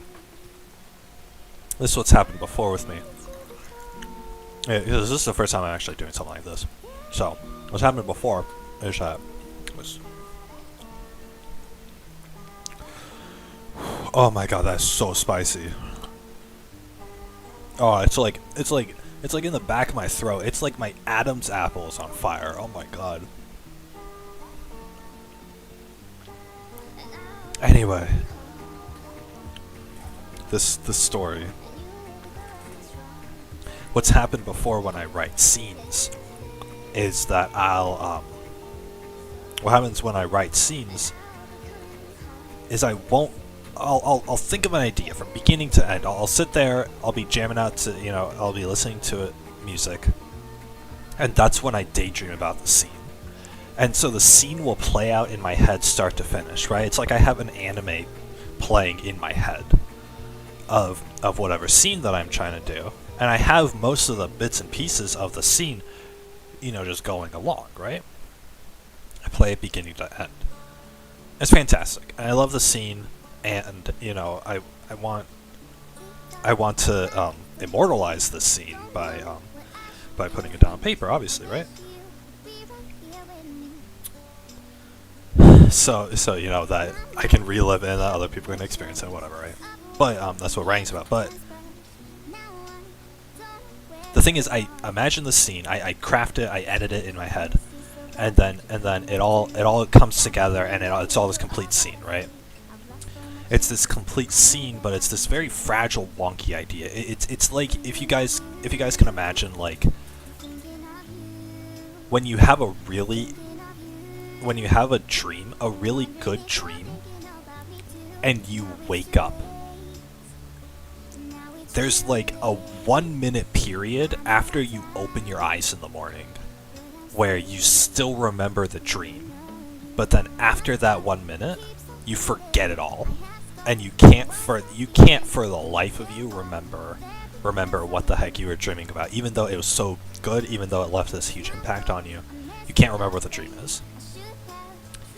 When I'm writing a story based off of a scene that plays in my head, I am constantly trying to keep myself in that 1 minute period where I still remember it, right? That's basically how my thought process works. And obviously I can remember a scene.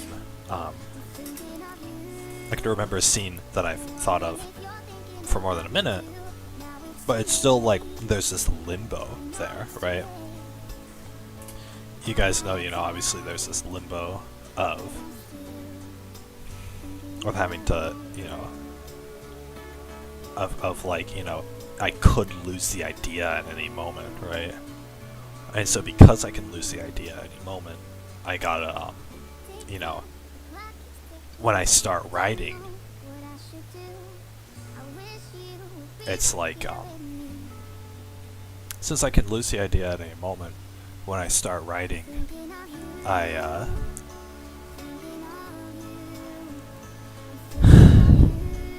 what is it? What am I trying to say? When I start writing, I'm remembering the idea, but it takes so, and I've mentioned this before, but it takes so long for me to think of what to write, or for not to think of what to write, but for me to actually put it down on paper. Right, it's saying the story beginning to end, so it takes a long time to do that. You know, and so I could think of a scene, and then like start writing, and then 4 hours later I'm still writing. And so the problem, I mean, the issue with that is like, 4 hours later, I don't remember a lot of the stuff that I thought about. And then like a lot of, I'll remember the main structure of the scene, but a lot of the little details will be lost upon me. And then I'll get distracted, and then I'll get writer's block, I'll get distracted, and then I'll come back to it, and then I'll get writer's block, and I won't be able to remember, like, oh, what was supposed to happen at this specific part or whatever, right? Things like that, so. I have to do that with this.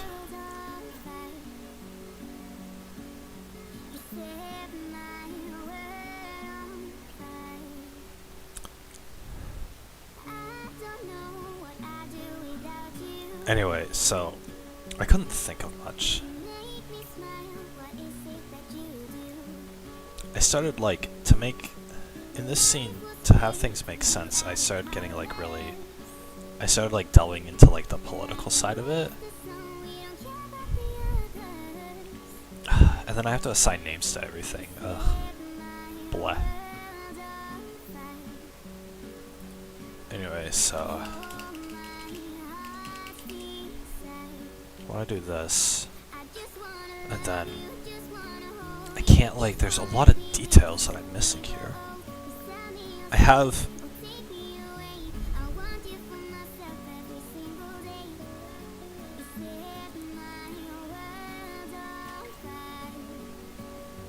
the scene.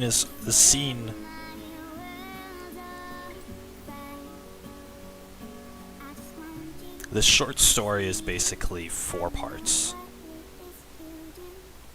It's 4 main events that go on.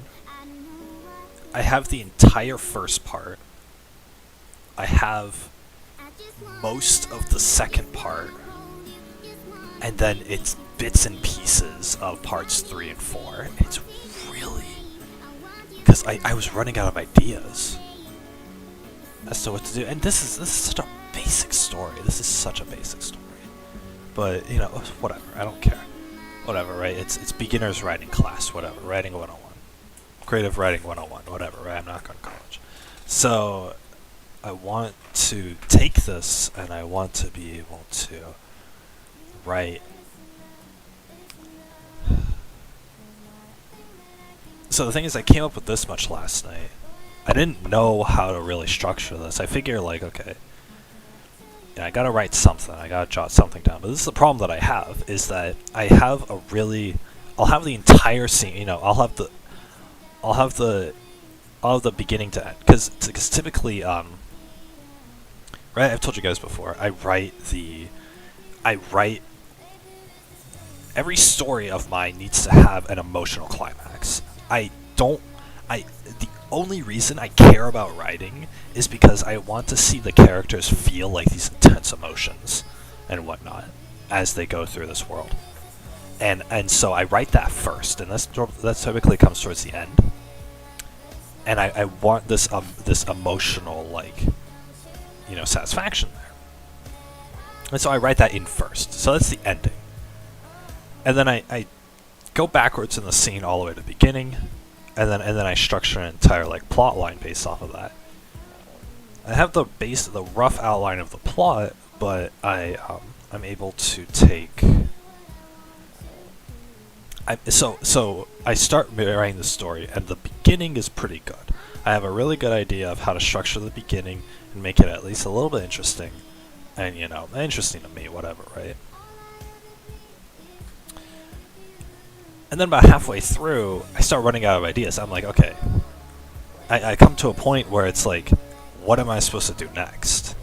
And I don't know. I don't know what am I supposed to do next, right? Whatever, right? I have this whole scene about him meeting the girl or whatever, right? What am I supposed to do? And so there's this him meeting the girl, and she agrees to go along with him. That's about halfway through the story. And then the end of the story is that like she gets kidnapped and the prince guy has to go save her.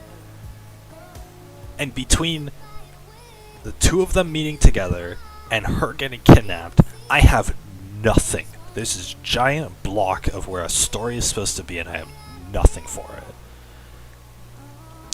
And I mean, whatever. You might think like, oh, you can just skip it, right? I can't, because I have no idea why she gets kidnapped. I have no idea like how to lead into that, and I have no idea how to write out any of these like plot inconsistencies. Because, oh, she gets kidnapped, why doesn't he just save her or whatever, right?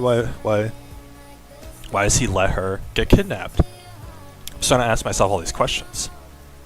She gets there's a bounty up for her, and she gets taken away against her will, and the guy and the prince is right there, and he doesn't reach out and save her.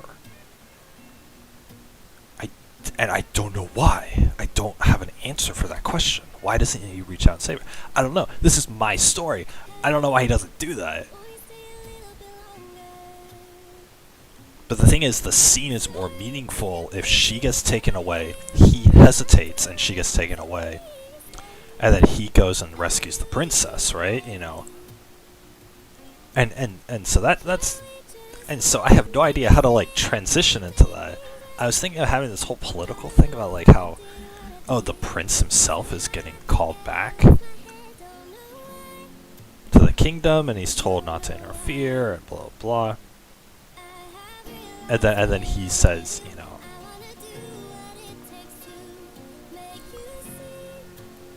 and then he was like, then I had this rough idea of, like, oh, he's gonna, like, denounce his princehood, and he's gonna give up his place for the throne or whatever, in order to go save the girl.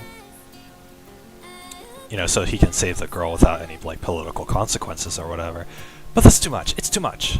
I don't care about political consequences, right? I gotta tackle this like I'm writing, like...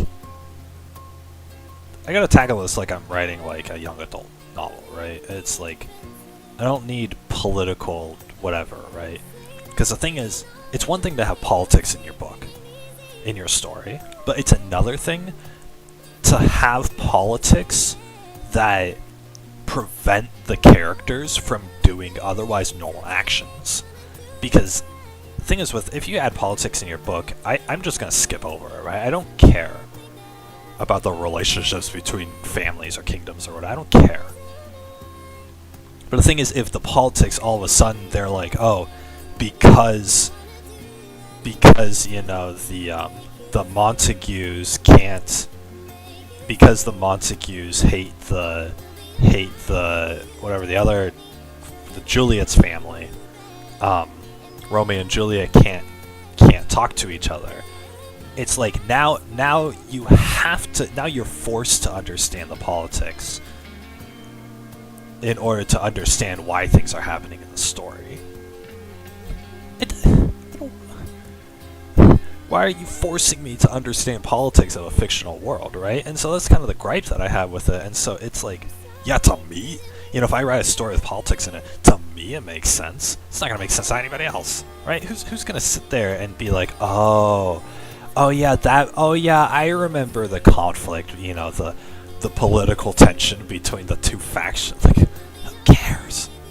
Like, who cares? And then to make, because the thing is, I would have to use that as the main emotional climb, because I want the girl to be distant from the prince. I want the prince to try to get close to her, and the girl's distant, and the girl is going to adopt this, like, you shouldn't get involved with me kind of attitude. You know, that's sort of what I want. But now...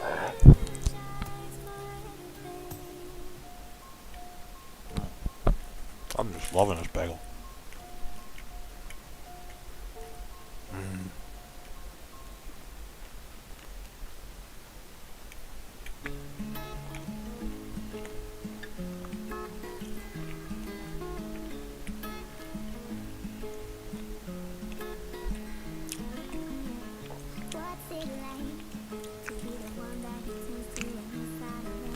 God, so spicy. Oh my god.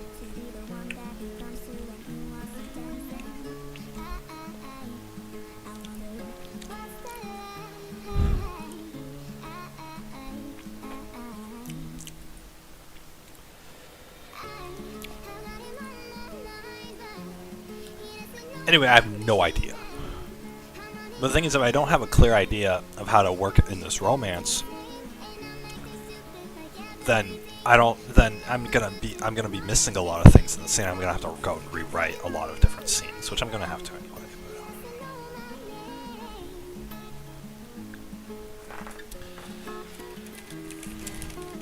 Okay, I gotta put this bagel away.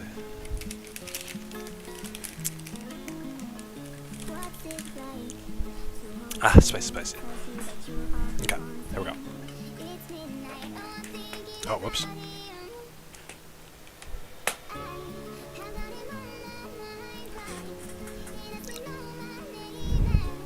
Guys, I understand this is probably going to be a very boring thing to watch me do, is to write stuff.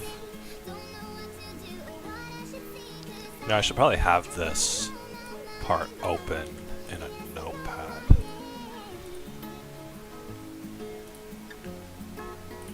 New notepad, copy paste, there we go.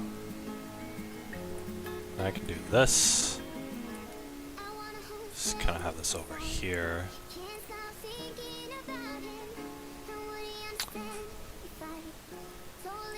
Oh.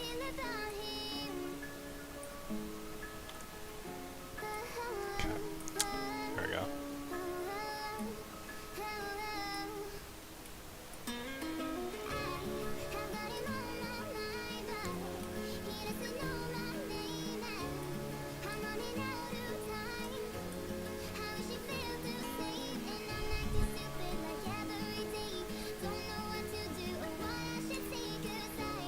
There we go. Okay.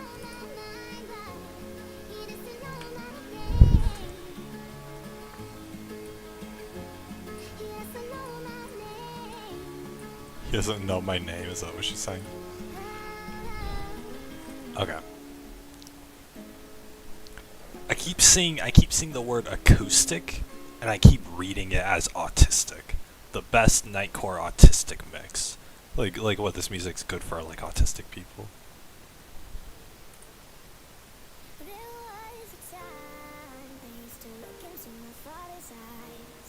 Father's eyes, what the hell?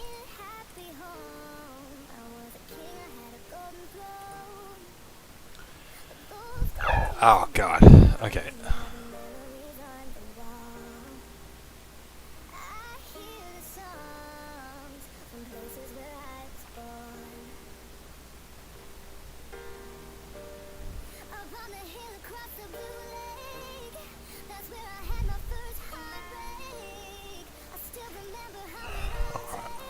I see here.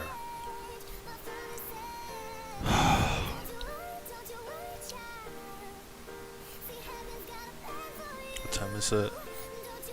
3:45. I can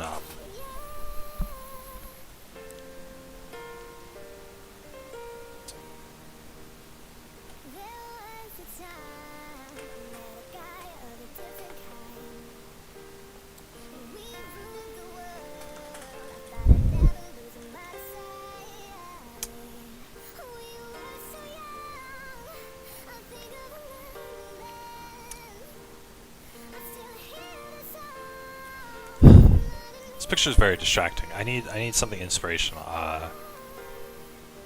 Epic fantasy art.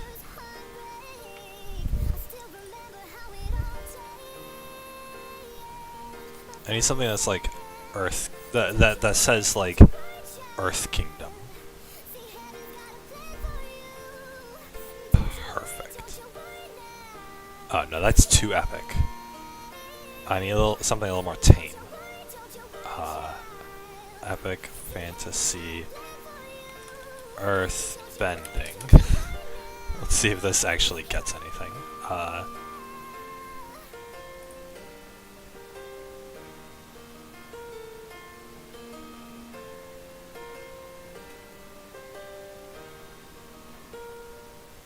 It's a good image, but that's not how I imagine my character to be. Here we go. This guy looks epic.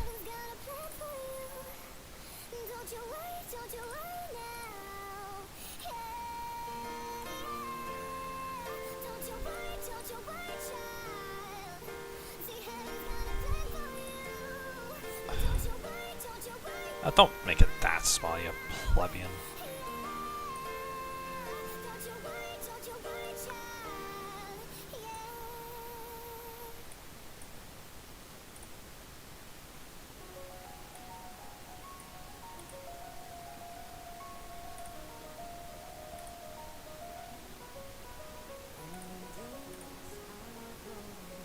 Okay.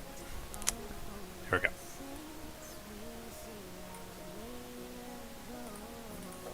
Perfect. Alright. This is a good setup. Alright, so...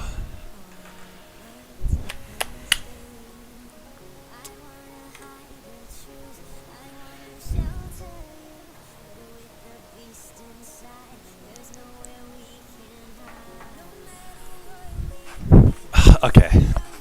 At Tavern collecting bounty. Alright, this is the start of, like...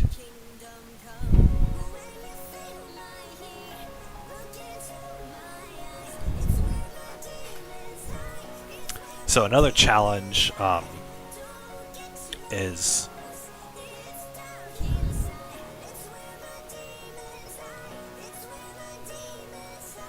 it's a night court version of a freaking Viva La Vida. What am I doing?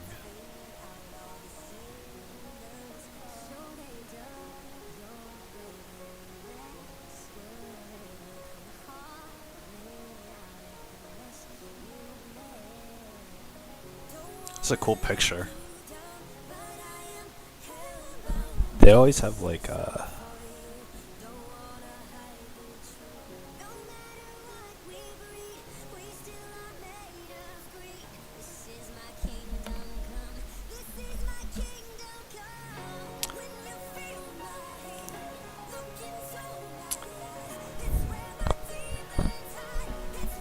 whenever you think of like elemental bending, right? Elemental magic. Number one thing that comes into everybody's head is it's Avatar: The Last Airbender. For good reason. But the thing is, that's not the only thing.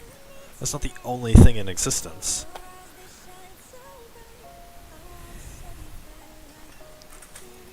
There's images, so which is why I appreciate images like this, right? This guy's manipulating the earth. This is a new idea.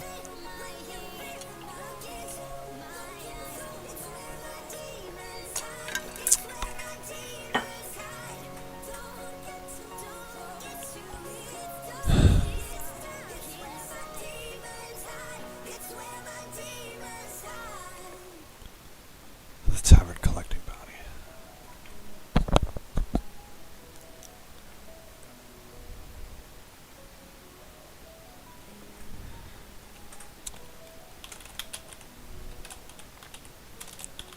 The cloaked man.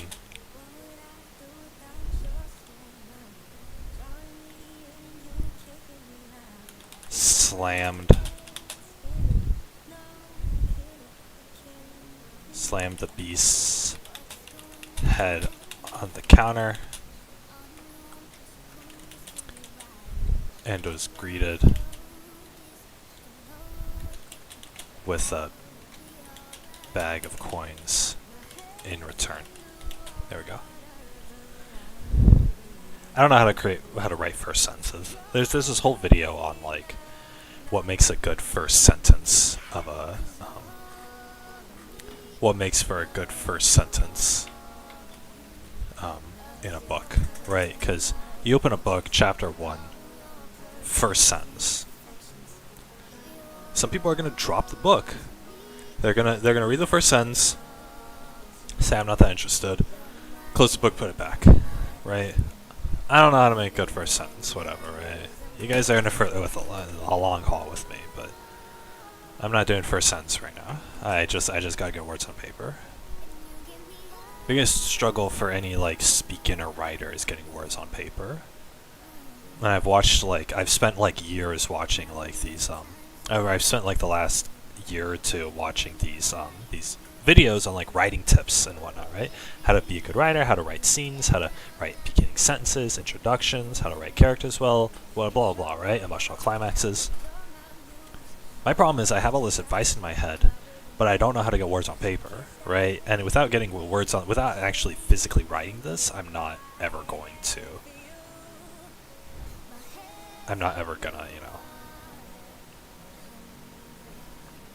I can't apply any of these tips, right? I can't actually make my story. So, they say like, they'd rather you write a bad story than never write a good one, right? That's typically how it is. So.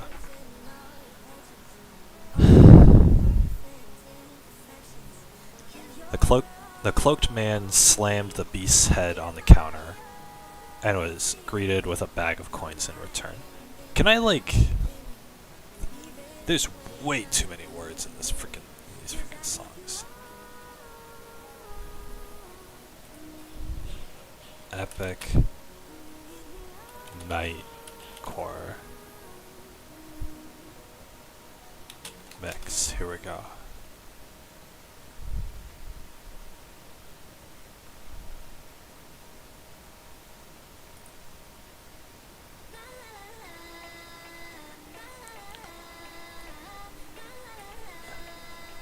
Epic BGM. Here we go.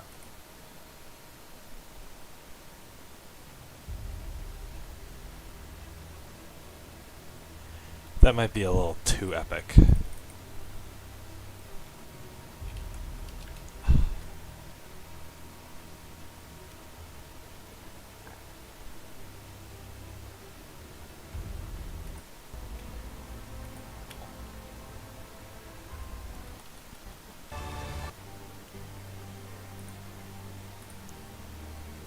Here we go. Am I actually gonna start writing? Who knows? It's been like 6 minutes since I checked the time. I got one sentence down. The cloaked man slammed the beast's head on the counter and was greeted with a bag of coins in return.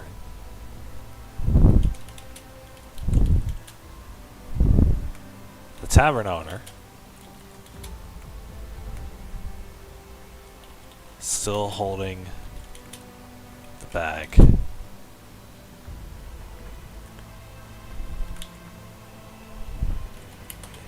inspected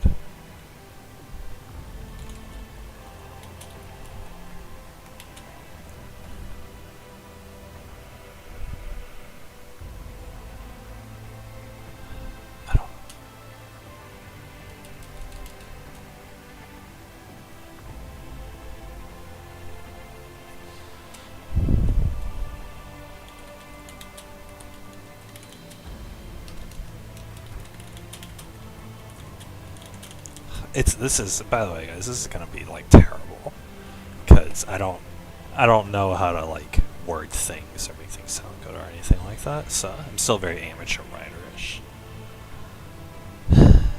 I talk so much about like story structure and like pacing and all that stuff and like other people's works of stories that they write, but obviously I can be a critic of it, that's fine, but as far as writing it goes, as far as like actually writing itself goes, I'm pretty much an amateur, right? So, which isn't to say, because there's a lot of like, and yes, I am gonna let this topic distract me now, which is to say, I don't.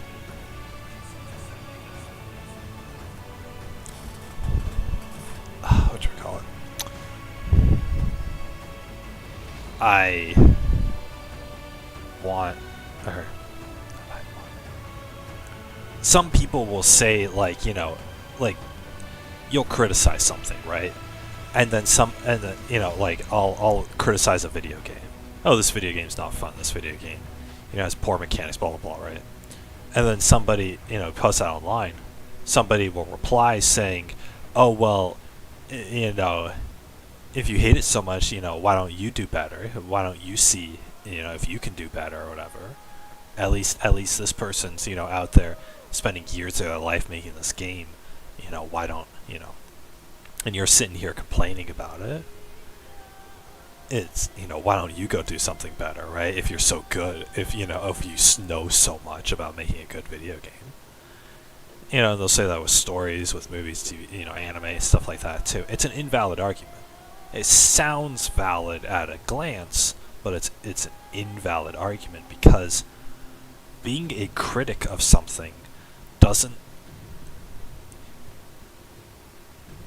require you to be able to make that same piece, right? You think about like arts critics, right? You think about like food critics, anything like that, right? And the thing is, like, yeah, you can apply the same piece of, you know, the same thing. Oh, well, you know, if you don't like how the food tastes, why don't you go make a better dish yourself then? The thing is,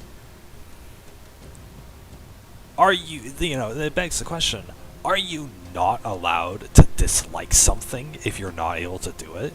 Am I not allowed to dislike a video game if I'm not able to create video games, right? Like the only people who are allowed to have criticism are the people who are making these games, which is a very few minority. No, you're making these games, you're making video games, you're cooking food for other people, and you're doing it for people who aren't able to do it themselves. That's the whole point, right? People do things, they have specialties, and they do things for people who don't have those specialties, that, you know, first and foremost. But the main point is that you're allowed to not like something, right? If there's a piece of food, right? Let's say a chef cooked you a 5-star meal and gave it to you, and you take a bite and it's burnt. Are you not allowed to criticize the chef because you can't make 5-star meals? No. You gotta criticize the chef because they burned your food.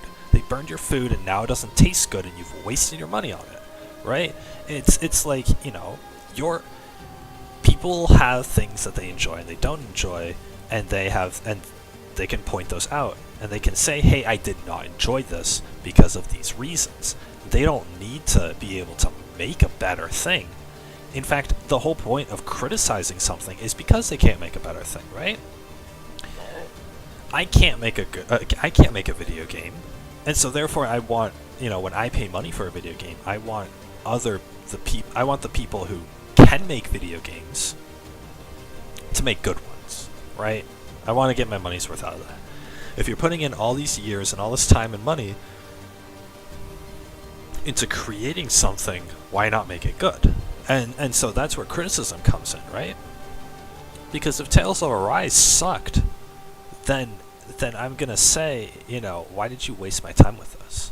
Why did you waste my time and my money with this, right? So it's like, you know, people are allowed to criticize things, and people who understand what they enjoy are able to be critics. I can be a critic on a video game because I understand video games. I've played enough video games to where I have specific preferences and I understand how systems work in video games. I have enough knowledge of that to where I can go into a full depth, you know, an in-depth analysis on why a game is good or bad. What parts of a game are good or bad, right? Same thing with like food. I can taste, you know, I'm such a foodie, I can taste the very subtle flavors, and I can taste how the texture of the food, and I can understand like what kind of work went into this, and I can be mystified. How did they get this flavor in here, or whatever, right? This is such a unique concept. I could go to the chef and ask him all of these detailed questions, and he'll be glad to answer me because here's somebody who loves food. People are able to be critics because they have such a deep understanding of something, because they love it. You love something, and so therefore you know what's good and you know what's not good, right? That's why people are able to be critics. And of course, being a critic is just taking pot shots at people. I mean, it's like, especially a lot of these out there, especially the ones who make money off of it, right? A lot of critics use buzzwords and whatnot. But the thing is, I myself, in my bedroom, you know, with my small stream, I'm allowed to freaking say my opinion on the story beats of Tales of Arise or whatever, right? I'm allowed to have these opinions because they genuinely affect me, right? I didn't like how that part of the story went. I'm going to complain about it. I didn't like how this game mechanic worked. I'm going to complain about it because it affects me, right? It just is in the same light as where I'll compliment it. I really liked all the skits of Tales. I liked how they did that. I liked how satisfying the combat was when it worked. I liked the big world that we could traverse. I liked the whole storyline, all this sort of stuff, right? I'll compliment all that because I genuinely sat there and I genuinely enjoyed it, right? I'm allowed to be a critic because I love things, right? Obviously, like with art, for example, I can't be a critic on art. If you take me to an art gallery or an art museum, I can't criticize any of that. Like, I'm not going to be a critic. I'm not going to stand there and complain about the different color about the different color variations or whatever you call it, composition. I don't know. Whatever terms. I don't know. I don't know art. See, I don't know art, and so I'm not going to go to a museum and say and pretend like I know about anything about art. I'm just going to say I like this or I don't like this. Right? It's going to be a very basic level of understanding of my eyes see pretty picture or my eyes see not pretty picture, right? That's all I understand about art. Whereas with video games, with storytelling, with food, these are things I understand, these are things I love, and I've spent years of my life delving into and thinking about, and so therefore I can be more of a detailed critic on this. I'm not just going to say this video game is fun or this video game is boring. I'm not going to say that. I'm going to point out the parts that I did like and don't like or whatever. And the more I do that, the more criticism piles on, and the more people on the internet are going to get mad at me, right? Oh, well, if you didn't like how this story went, you try making a better story than that. Well, I am trying, first of all, but second of all, I don't need to have any writing capability to say that I didn't enjoy a story, right? Are you not allowed to dislike things, right? Am I not allowed to complain that the food is burnt, or that the book put me to sleep, or anything like that, just because I can't make something interesting? No, it's a completely invalid argument. And the thing is, people will cherry pick this, and they'll on the internet, and they'll say these sort of things because they're trying to use a straw man fallacy in order to support their own opinion.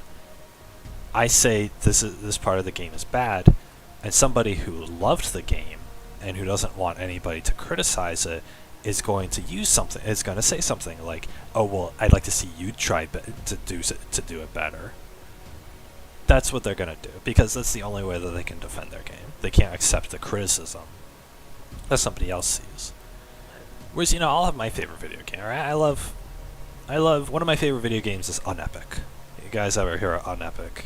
It's a 2D. It's really bad graphics. It's very clunky controls too. Like there's a lot of things you can criticize. I love the game though. I'm incredibly biased. I love the game. I don't care about any of the flaws in the game. If I go on a review of the game and the dude has 10 paragraphs about why the game sucks, about why Unepic sucks, I'm gonna be a little offended. I'm gonna be like, well, man, that's you weren't supposed to pay attention to that. It's part of the charm. You just don't get it. Maybe I'll think these things because I'm incredibly biased. But at the same time, I'm not gonna be a wimp about it, right? I'm not gonna go to the comments and be like, man, you just don't understand true art. You only play Call of Duty all day. No wonder you can't appreciate blah blah. Right? Like I'm not gonna do that. No. Right? I'm gonna look at him and say, like, because that's being sensitive about it. That's being doubtful of my own opinion, right? And so instead of that, I'm gonna go to his I'm gonna read his review. I'm gonna get a little butthurt about it, but then at the end of the day, I'm gonna say to myself, even though he didn't enjoy the game, I still did. Even though he's pointing out all of these flaws, they aren't flaws to me. And that's called being confident in your opinion, right? I might be the only guy on the planet who likes Unepic. I'm totally fine with that. right? I don't need other people to like something that I do just for me to like it, right? I don't need that. So I'm not so insecure in my opinion. My opinion isn't going to change because of some guy's bad review of the game. Just as if I think a game sucks, I'm not going to read a good review and think like, I guess the game wasn't that bad. No. We're not going to do that, right? People are allowed to be critics, and people are allowed to be critics of your favorite things. And the thing is that only babies complain about the opinions of others, right? Only people who are insecure about their own opinion and who don't want to be convinced otherwise, right? I could be like, yeah, an Epic had all those flaws in it, but it was still enjoyable, right? That's being confident in your opinion. It's like what I was talking about last night, right?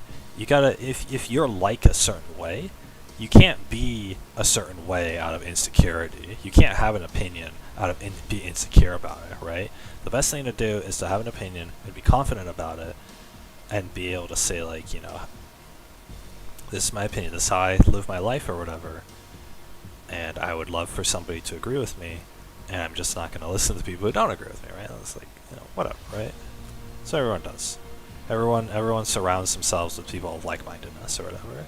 But it's the ability to absorb different opinions that you don't share, and be able to say, I just heard a bad opinion about my favorite thing, but it is still my favorite thing. I still enjoy it, and I don't enjoy it any less because somebody else pointed out these negative things about it, right?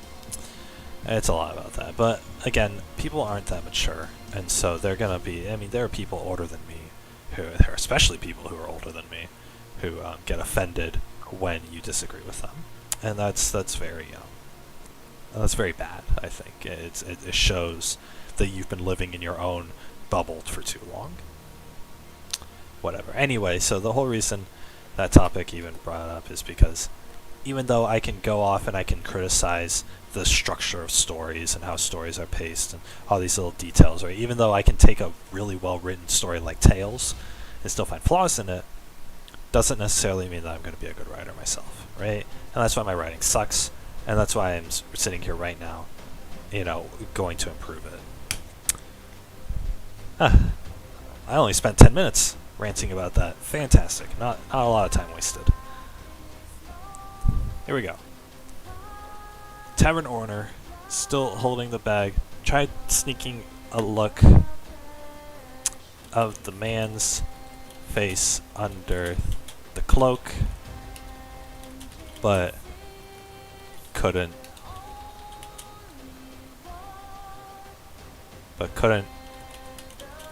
catch a glimpse. See, in editing, that entire second sentence is going to be edited out, because that is the worst thing that I've ever written, but I will keep it in there.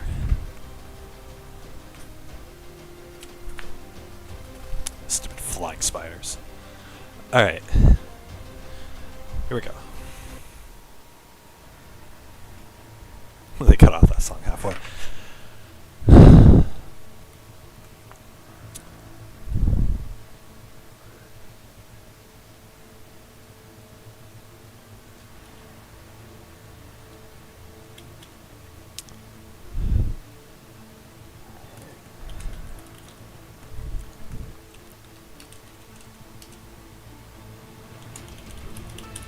Letting go of the bag.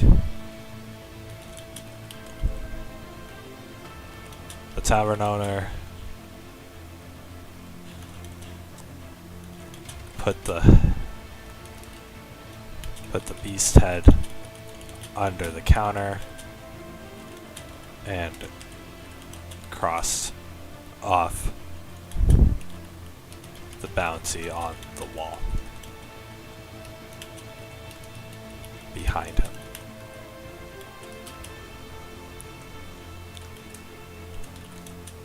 Oh. I'll do single space for transitions.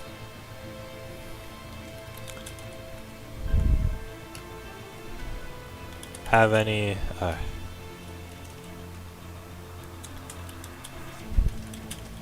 I'm sure that one didn't cause you much trouble there, sir.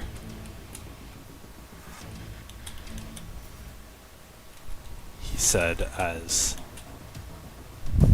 the cloaked man was counting his newly received coin.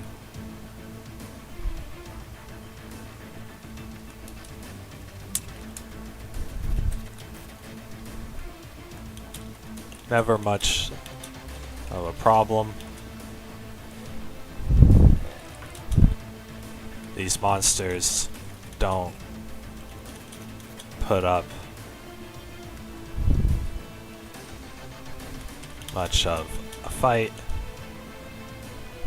Yeah, we're going back to edit this. This is like later. This is just a mess. You hear about authors. Like whatchamacallit. You hear about authors like, you know, Harry Potter, right? I remember I was in middle school and like volume 4 of Harry Potter came out or whatever. And they were talking about it in class, and my English teacher, you know, in 8th grade, she's all like, you know, because she's talking about essays, and she's like, oh, you guys know the author of Harry Potter, when she was writing the book, she had to rewrite the book like 9 different times. And you know, as a kid, you're thinking, especially with like an essay, right? Because I'm a kid, you know, I'm gonna write an essay. I write the essay once, it's a piece of garbage, I turn it in and get an A+, right? Like, it's not like, I'm not gonna sit there and like edit it and like try to make myself sound good or anything like that, right?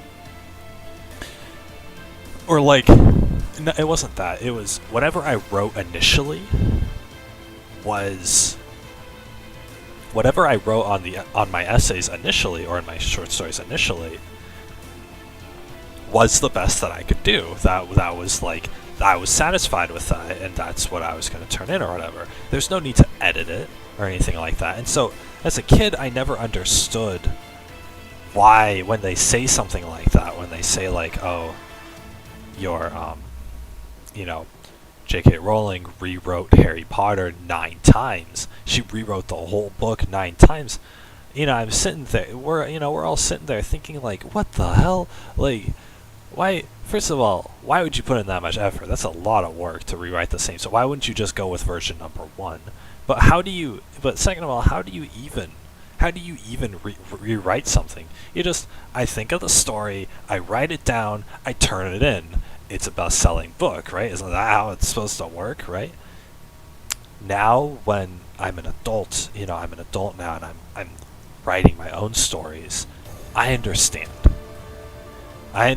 Because I'm gonna write this whole story, and it's gonna be a piece of garbage and a half, and I'm going to go back, and I'm gonna have to edit it. I'm gonna have to take out entire sentences. I'm gonna have to reword other sentences so that the transition is better, and then I'm gonna do all the editing, and it's gonna be you know, maybe half a piece of garbage now, and then I'm gonna have to go back and I'm gonna edit again, and add certain things to make it all make sense. And now I'm on my third revision of it, or my third version of it. Now it makes sense.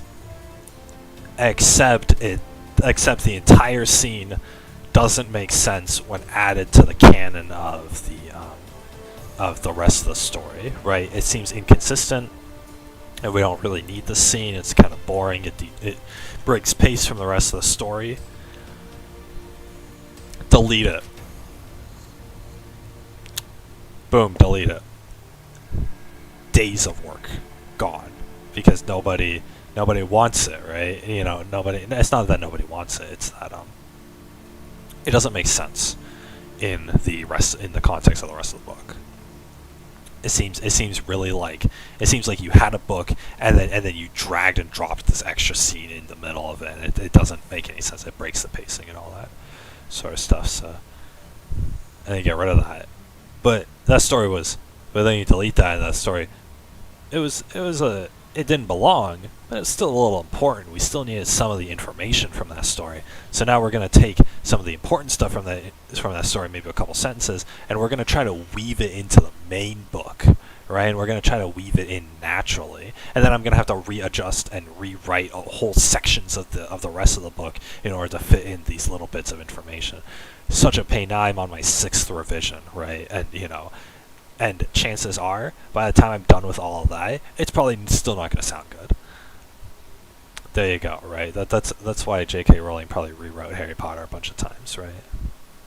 So that's why I'm and whatever on J.K. Rowling, right? I know how much of a mess she is right now, but it's like now that I'm writing, I at least sympathize with the author's plight of you can spend days or weeks or years writing something and it all goes in the trash, right? Because it's a piece of garbage, right? It's a piece of garbage. Put it in the trash where it belongs, right? Spend years of your life writing something and it's absolute crap, right? That's why a lot of people, not even authors, but like a lot of people who create content, they're like books or animations or YouTube videos or anything like that.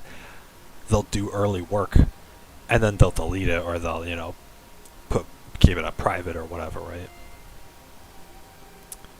And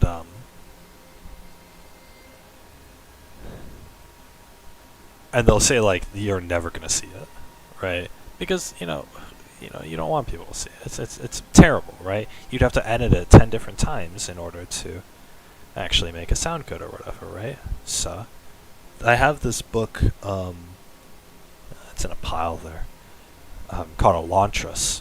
It's by Brandon Sanderson. Brandon Sanderson, he's like the most, he's currently like the top selling fantasy author of like the decade, right? He's like the most popular one or whatever, right? And he's like a brilliant author or whatever, right? He has such a huge, he's like what every author wants to be, is Brandon Sanderson. And when he was he's like the best one out there, right? So you think like, this guy wrote a book and he became successful. Well, no, this guy, apparently he wrote 12 entire novels and they all got rejected. And, not a single one of them published, not a single one of them made him any money. He wrote 12 books and they were all considered hot garbage and whatnot. And then he wrote his 13th book, and that's the one that got published, and that's when his career started. So it's like, and he was talking about, it took him like 10 years to write those 13 books, and only that one, the last one, succeeded. But anyway, his second book that he wrote was called Elantris, and so of course that one failed. It didn't get approved or anything. But the thing is, he still liked the story, and so like years into his career, he actually decided to revisit the book and edit it and re-edit it and re-edit it, and eventually he turned it into, in his words, he turned it into something readable, and then he published it, and so it's an example of a book that was initially really bad goes through this rigorous editing process, and then it turns into something best-selling, right? So, and I read Elantris, I loved it, right? It's one of my favorite books, but and I say that very strongly because I haven't read many books, but it's still a good one. But yeah, anyways, I liked it. It was good, but I'm sure it was much worse. And Elantris had a lot of politics in it. I can understand how when you're a beginning author and you're trying to write a lot of politics into your book, that's probably going to suck, right? It's probably not going to... it's probably not going to translate well onto the page, from your mind onto the page or whatever. Why did I start talking about... Oh yeah, I'm complaining about how much I suck at writing. Whatever. I do suck at writing. I'm an amateur, but that's why I have to write. I'm getting better. And hopefully by the time I'm 50, I'll have actually finished a book. So that's the goal here. So before I die, I gotta finish my book series. Hopefully.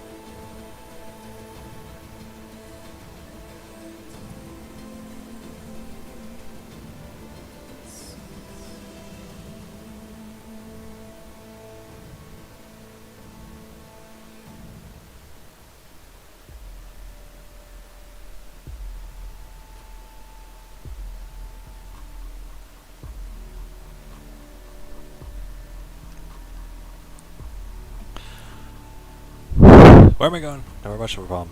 These monsters don't put up, or these monsters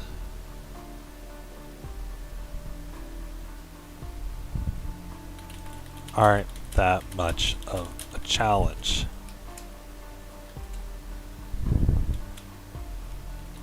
The cloaked man.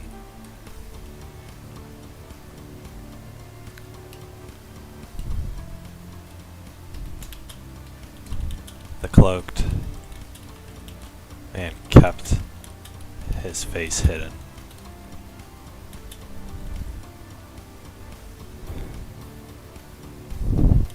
While putting the last of his coin back into the bag. Maybe not for you, but there's a reason why these monsters have such a high bounty. I'm getting bored. Like just it's my own work. Getting bored.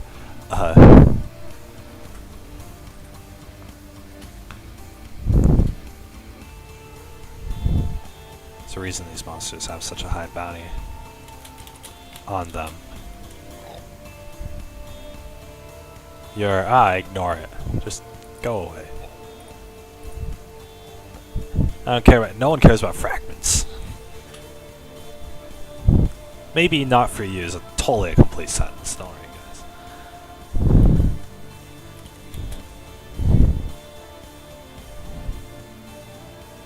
You're one of the only ones around here who stand much of a chance against these beasts,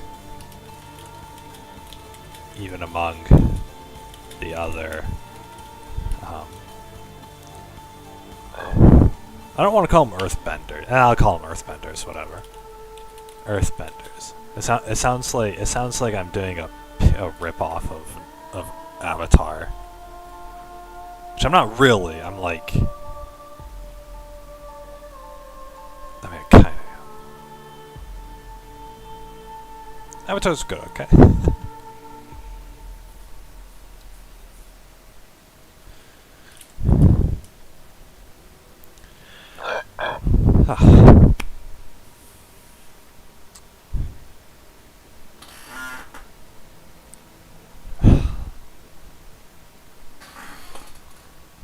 I want another bite of my bagel, but I'm already like, I'm like on the verge of being stomach sick. Ugh, God damn it.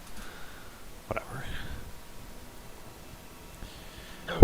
See, the good thing about my lactose intolerance is that if I want to go on a diet, then all I have to do is eat something very like cheesy or creamy or whatever, and then I don't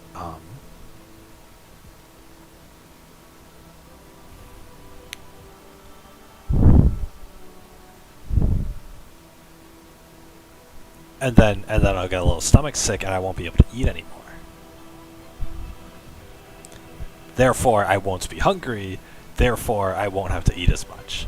And that's why I'm keeping my slim figure. Oh yeah.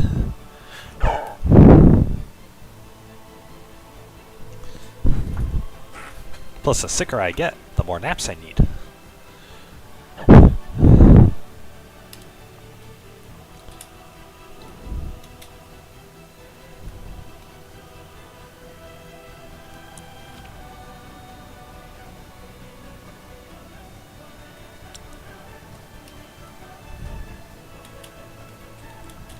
We don't get many powerful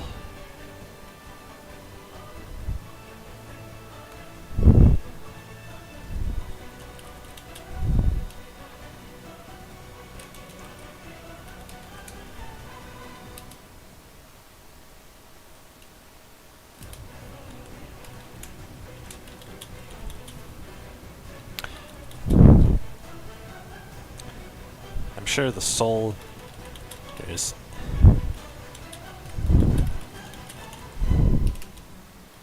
I'm sure the soldiers in the area make their rounds.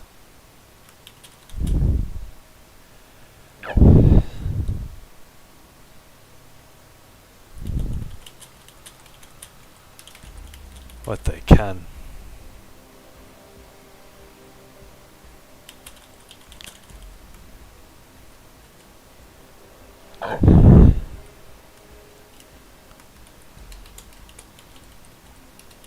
Hardly. The word hardly is not a complete sentence, guys. A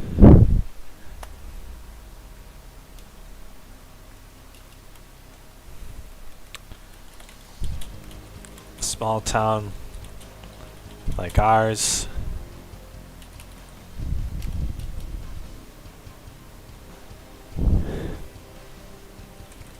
doesn't get much help from them since we're outside the capital.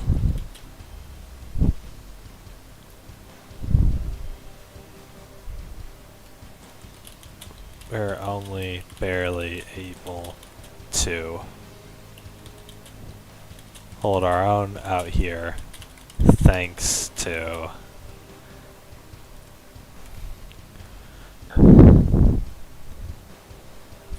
kind folk like you.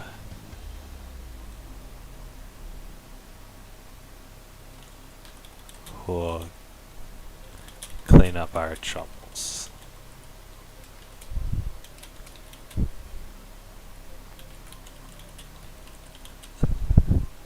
The tavern owner grinned. I don't know. There was a sad. I don't know how anybody's feeling in this story. This is like Babby's first story. Oh my god. I've written better. I've literally written better things. Even I've written better things, right? This is like, ugh. Whatever.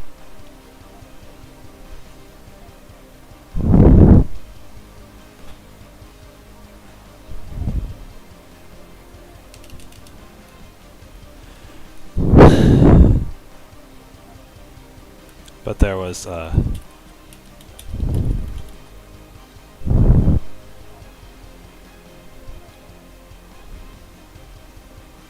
look of concern. Sure, whatever. What's he concerned about? I have no fucking idea. I don't know. Look, owner grinned, but there was a look of concern across his face. Man, if English class in high school has taught me anything, it's how to form sentences.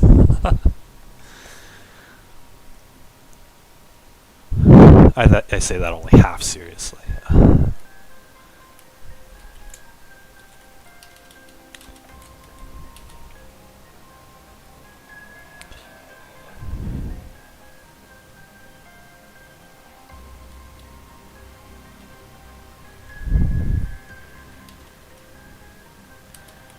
Let's have this conversation just go on forever. I don't care.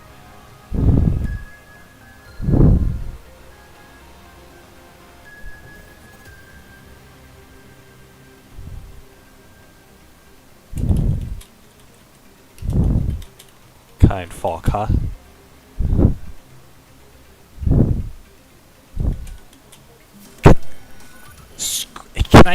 Can I forever ignore fragments?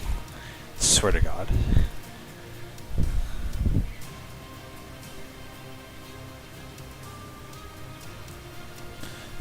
Kind folk, huh?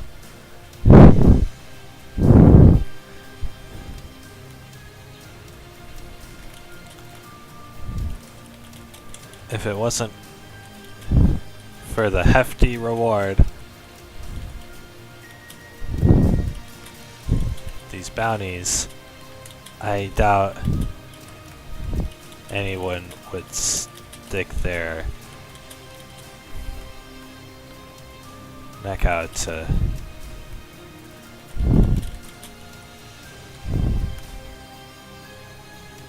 try and help out, or to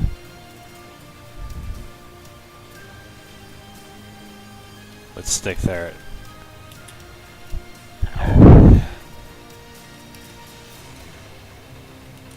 would risk, I don't know, stick their neck out. It sounds a lot less.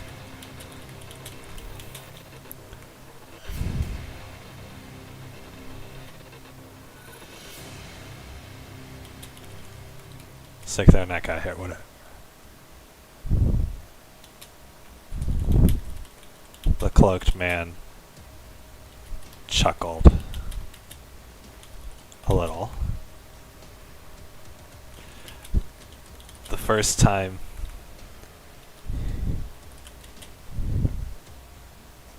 he'd shown an emotion. It's so cringe. It's so cringe. Oh my god. Whatever. Why am I shooting this? Showed any emotion since the conversation started. And man, has it been a while.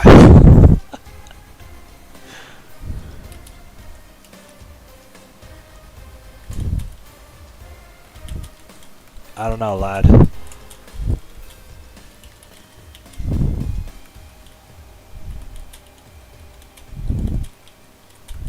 Even if we didn't pay you for it. Even if we couldn't afford it. That sounds more humble. So think you'd help us out. Even if we couldn't afford it.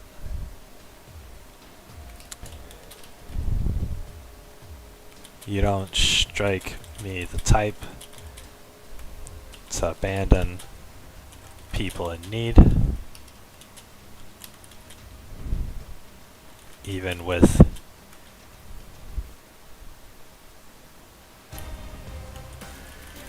your mysterious appearance.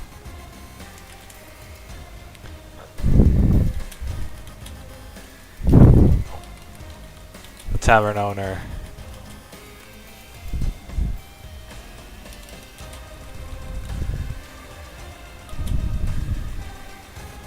pointed to the wall behind him, where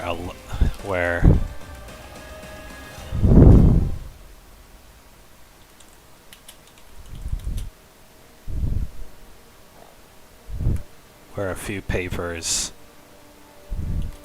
hung on the wall. Where a few papers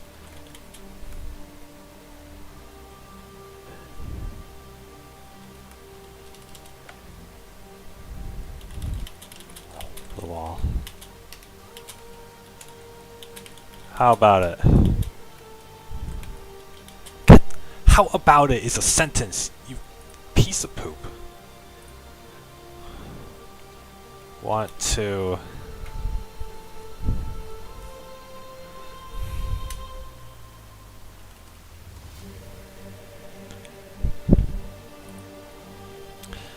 how about it? Want to pick up another one?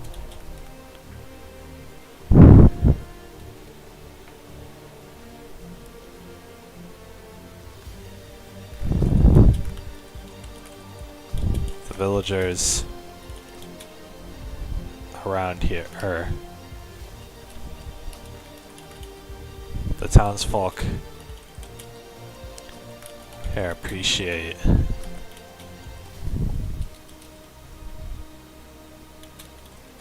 any help we can get. Helps us sleep safer at night.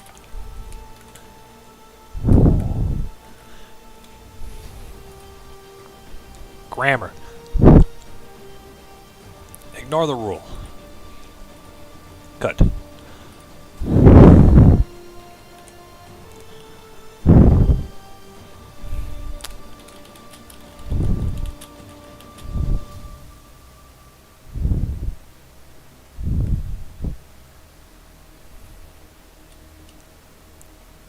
The cloaked man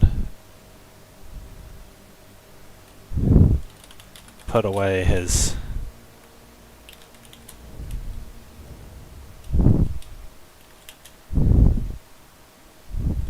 coin bag in the pocket of his cloak. whatever, right? I can just see, like, I'm such a critic, right? I'm a critic first and foremost. I can see so much wrong with every single word that I put on this stupid Word document. It's like, it's so cringe, and I have to fight against the cringe in order to make this, in order to do this. Let's see here. Bless you. Alright.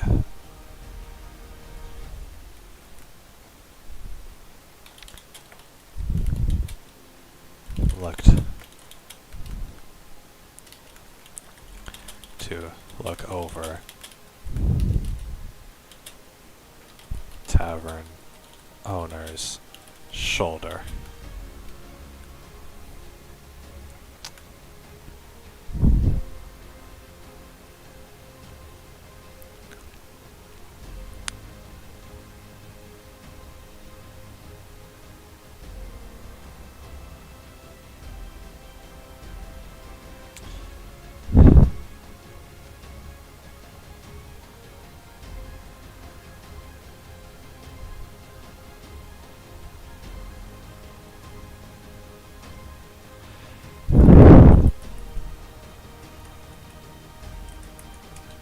Despite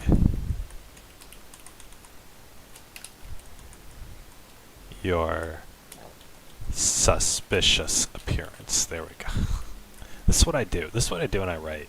Is like, even though I'm telling myself, like, keep writing, you know, just ignore all the bad stuff you're putting down and just keep going. I'll still think, I'll be writing and I'll think about a sentence that I wrote 3 sentences back, and I'll be like, there's got to be a better way to word this or whatever, as I'm like continuously, so I was like, my mind is all over the place when it comes to writing.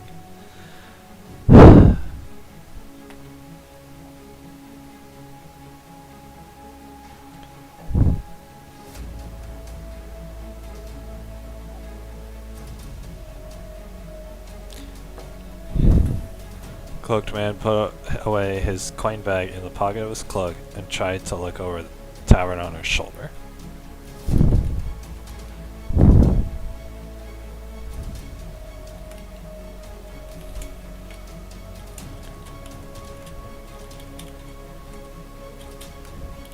You say all that, and there doesn't seem to be much work left for me on there.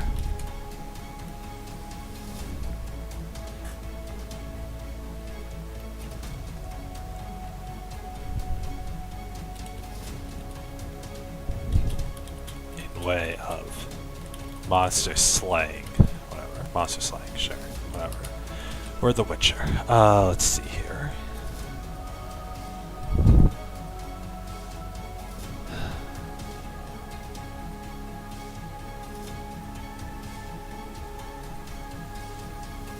This guy in this picture doesn't have any eyes. Or like his eyes are like all white. Looks cool. See, I'm like, I had this vivid idea of this scene. And so yes, I'm putting it all down. But at the same time, I'm like, you know, I want to get to the good stuff, right? I am setting up the plot, and this is really like immersive or whatever, but kind of immersive, a little immersive. But you know, I'm just trying to get by, you know, man. Just whatever. If I can sell this short story to somebody for $2, then maybe I can feed myself tonight. Some people will do that. They'll have blogs where they'll post like snippets of a story they're writing, and then they'll have a Patreon, and you know, where people can like support the creator or whatever. I'm not writing anything interesting, so like I'm not like I can never do that or whatever, because everything I write is just all over the place. Whatever. It's more of a it's a hobby rather than like a job, because I'm not a professional.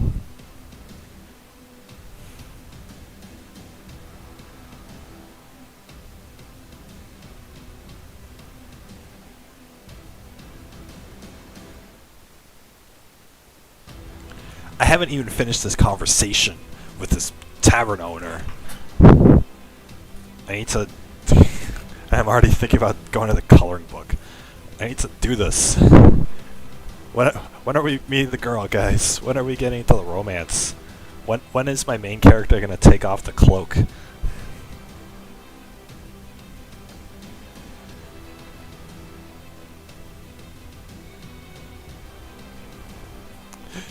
When is anything going to happen? Oh my god, I've already spent almost an entire page on this Word document and nothing has happened yet.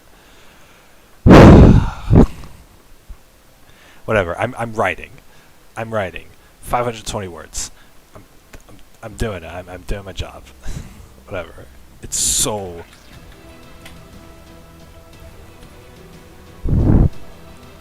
It's hot. It's a little hot when I'm wearing clothes in here. But when I turn the fan on, it gets really cold. And so it just makes me want to turn off the fan and take my clothes off. I can't do that.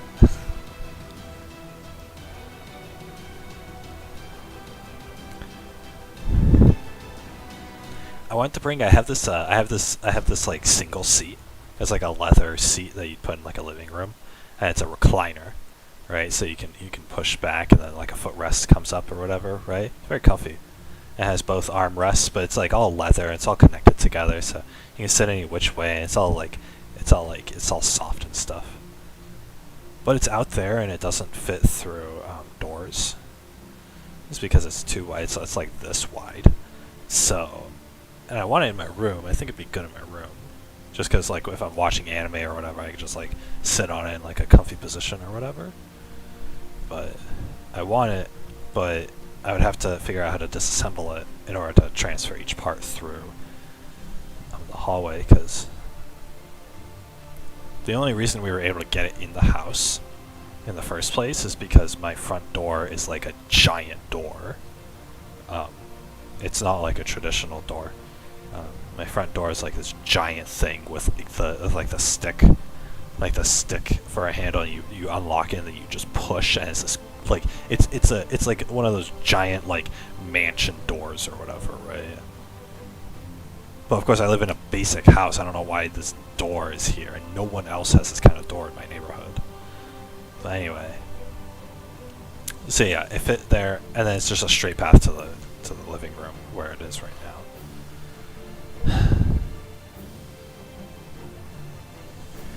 I'm thinking about the chair because I want to sit in it. Okay.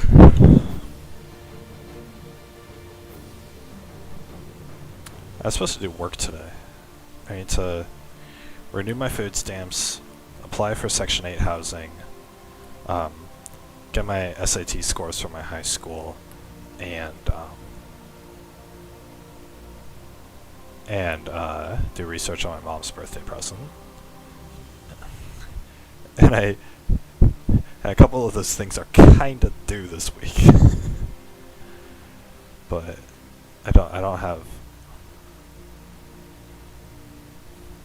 Whenever I have the energy or the motivation to do it, it's like 9 o'clock at night. And nobody's open at 9 o'clock at night.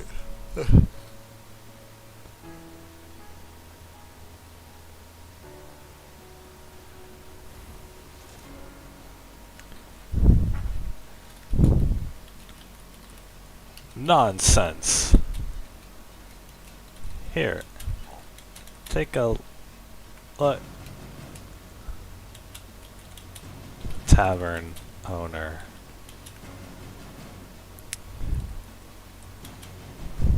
Looks behind him and realizes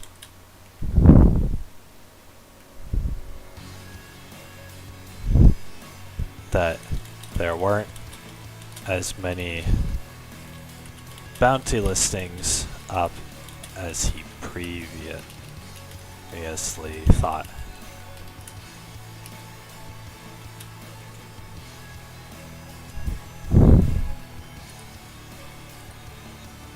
Why? Why?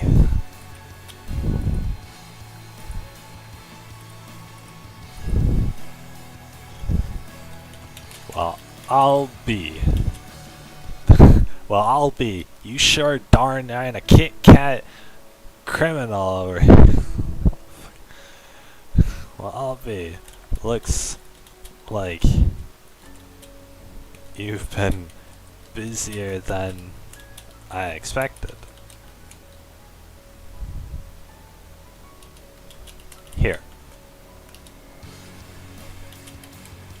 Here's one.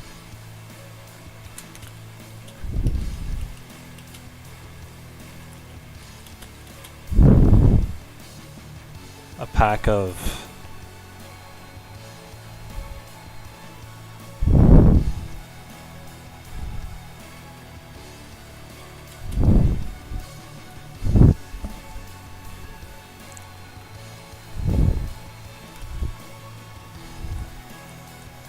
exclamation point, comma, lowercase this. Here's one. A couple of golems. A golem has been wreaking havoc. What's wrong with wreaking havoc? If it was a misspelling, it'd only wreaking havoc. Nobody would know. Who here knew that it was wreaking havoc instead of wrecking havoc? I mean, we've heard of both of them, but wrecking havoc is a thing that people say.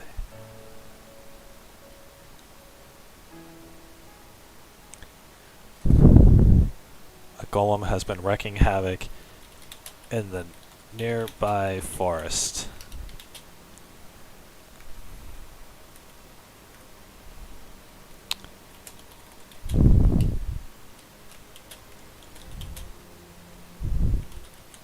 The townsfolk here are scared it'll make its way to the town.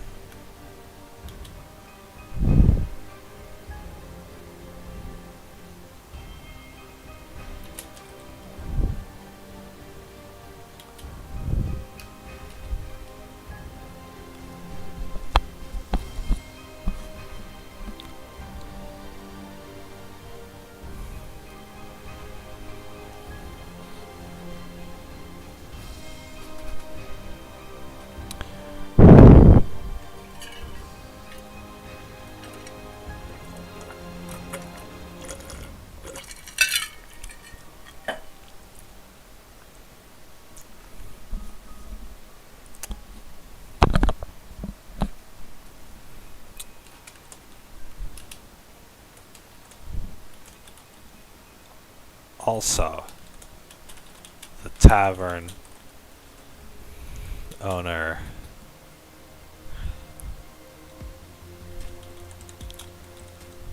pulled off golem bounty poster off the wall.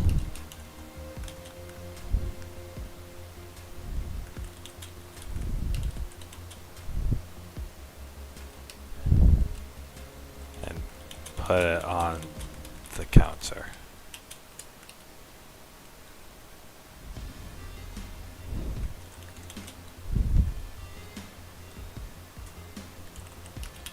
This is unrelated.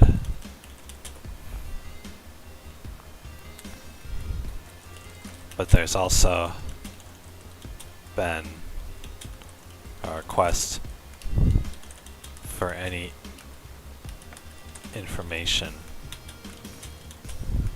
on the missing prince.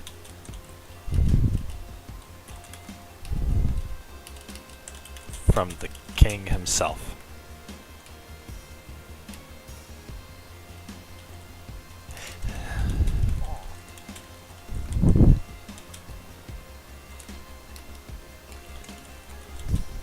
There's no monetary reward. Any information on the prince's whereabouts would earn the good graces of the king himself.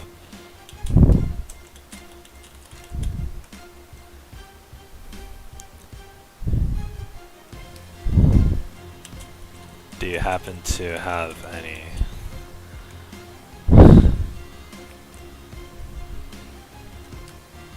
do you happen to have anything useful in that regard?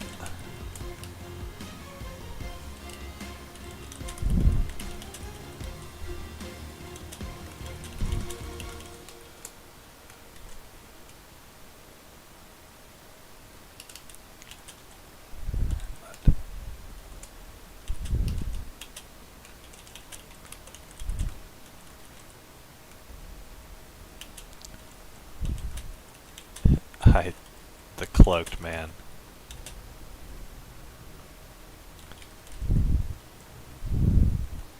Attempting again to get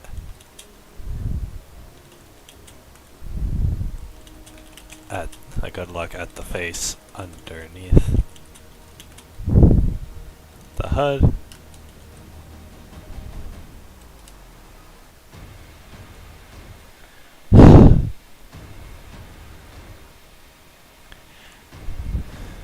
Okay. It's so like, so the reason why I think like the writing is so cringe or whatever, right? Is because it goes so slowly. When you read a book, you read a sentence or you read a paragraph or whatever, it goes by in like 10 seconds, right? It takes somebody probably like 4 or 5 seconds to read a sentence, right? But it takes me about like 30 seconds to type it. And so you have to figure, because of that, and it's like I was explaining earlier, each individual moment, each individual detail, each individual word that I'm writing on the screen, I'm spending way more time on that word or that sentence writing it than somebody would be reading it. And so since I am, when I'm writing very basic, boring sentences like this, that just flow from one sentence to the next, I think I'm not interested, right? I'm not interested in staying on, you know, the word like, do you happen to know anything useful in that regard, lad? Right? I'm not interested in that sentence for the full minute that it took me to write that, right? I'm not interested in it for that long. And neither is anybody else. But the thing is, people who read, obviously, they read. I'm not saying they read, you know, they're casual readers, but I'm saying they read casually. They don't look at each sentence and dissect it and let it marinate in their minds. They don't let each sentence sit in their minds. They don't let each word, you know, each choice of words in a particular part, like, they're not sitting there and constantly like analyzing it and critiquing it and whatnot. I am, simply because I have to spend so long on it that there's, my mind just goes to that or whatever, right? That's why, like, you could read this whole first page that I've, like, complained about is so cringy and whatnot, and it's probably a perfectly fine page taken out of a fantasy book. But I still hate it because it's just, it's like I've spent so long on it. I've spent so long on this scene. What time is it? I've spent an hour. It took me an hour, a full hour, to write this one page. A full hour to write this one page, right? You guys who read, it would take you 2 minutes to read the entire page. In fact, I could probably read it to you guys in less than 5. And, but yeah, it's taken me an hour to write it, and thus every single word, every single sentence, every single little detail about the English that I've put onto this page gets to me. And that's why, that's why I call it cringe. Being an author is so cringe because what you write ends up being cringy because you think it is so, right? I think it is so, even if it's not. Even if I could give this to an editor and they say it's okay, it's still cringe to me because, duh. And I know it's cringe. I know a page like this wouldn't get past an editor. I know. Maybe I could post it as like a short story online on like a free blog and somebody could read it for fun. But, it's not. It's not the best thing ever written. It's not the worst thing ever written. But it's more worse than good. In my eyes, I don't know. I'm not, as you guys can tell, I'm not really confident in my writing. So I don't. This kind of. I see too many flaws in it. I just see too many flaws in it.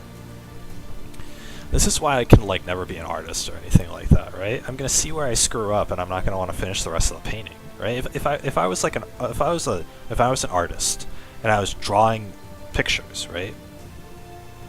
I would screw up somewhere, and I would see that screw up, and I wouldn't want to continue with drawing the rest of the picture because I see that one screw up, and then I'm not gonna want to finish the rest of the picture. And even if I do, there's gonna be more screw ups, and then it's gonna be like this part where half of the lines are good and half the lines are just terrible. And I'm gonna look at it, I'm gonna think man, when did I go back to kindergarten with my drawing skills, right? So bad or whatever. I have this painting up here that I painted. I got a little canvas and I got watercolors from the Dollar Tree, and I painted this painting up here. I made a fantastic mountain. This mountain looks like it's in the background. It looks like something you'd pull out of a mosaic. But a mosaic what? I don't know. I don't know art terms. But then I did a green hill, which is kind of meh. And then I did these trees that are really crappy. And then I did this little log cabin that looks like a kindergartner's drawing. And it doesn't look good. It doesn't look good. I wish I didn't do the trees, and I wish I didn't do the cabin, and I wish I didn't do the hill either, so that it would have just been I wish I just did little flowers instead of the cabin and no trees. And that way I would have had a really nice picture of a mountain behind a hill. That would have been fine. And I know you guys can't tell what I'm typing. It's a little too far out of my reach to get it with the headset, so.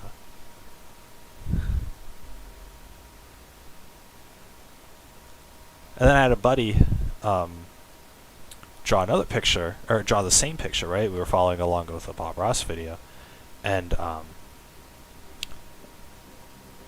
they didn't, their mountain isn't as good.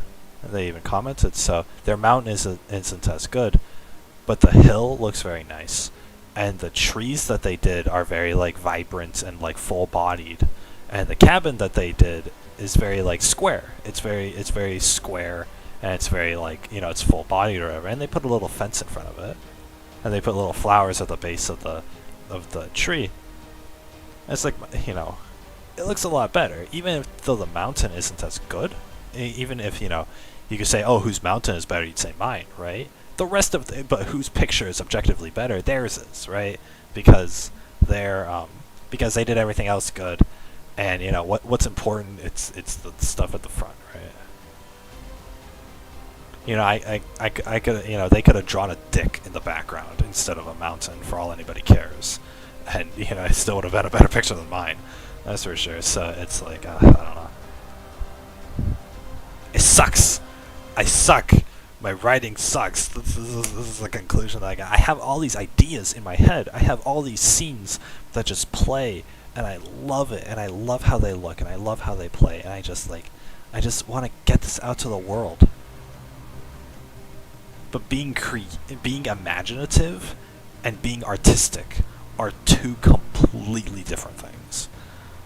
Even though art is the bringing to life of your imagination.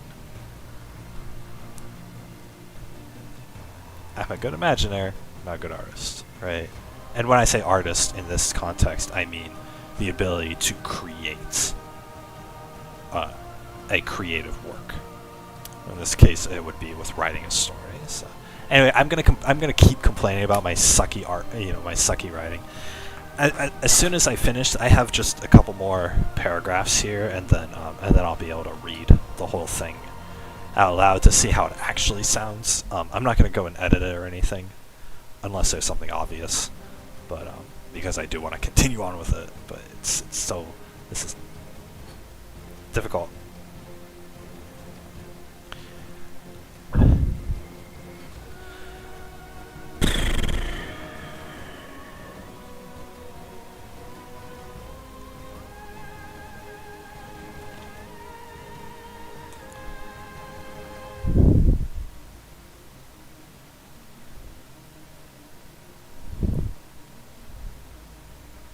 Okay. Do you know anything useful in that regard? Here we go.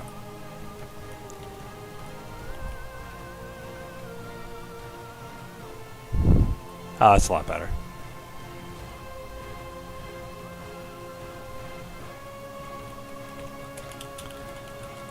The cloak.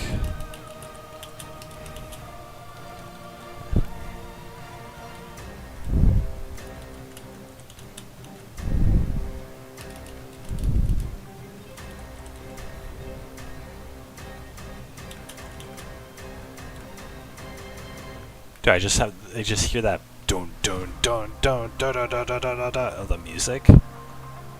It's like I just lost focus because that was part of the music. Thing is, when I create a story, normally when I think of a scene or whatever, right? When I write a part of my story, it's in my head.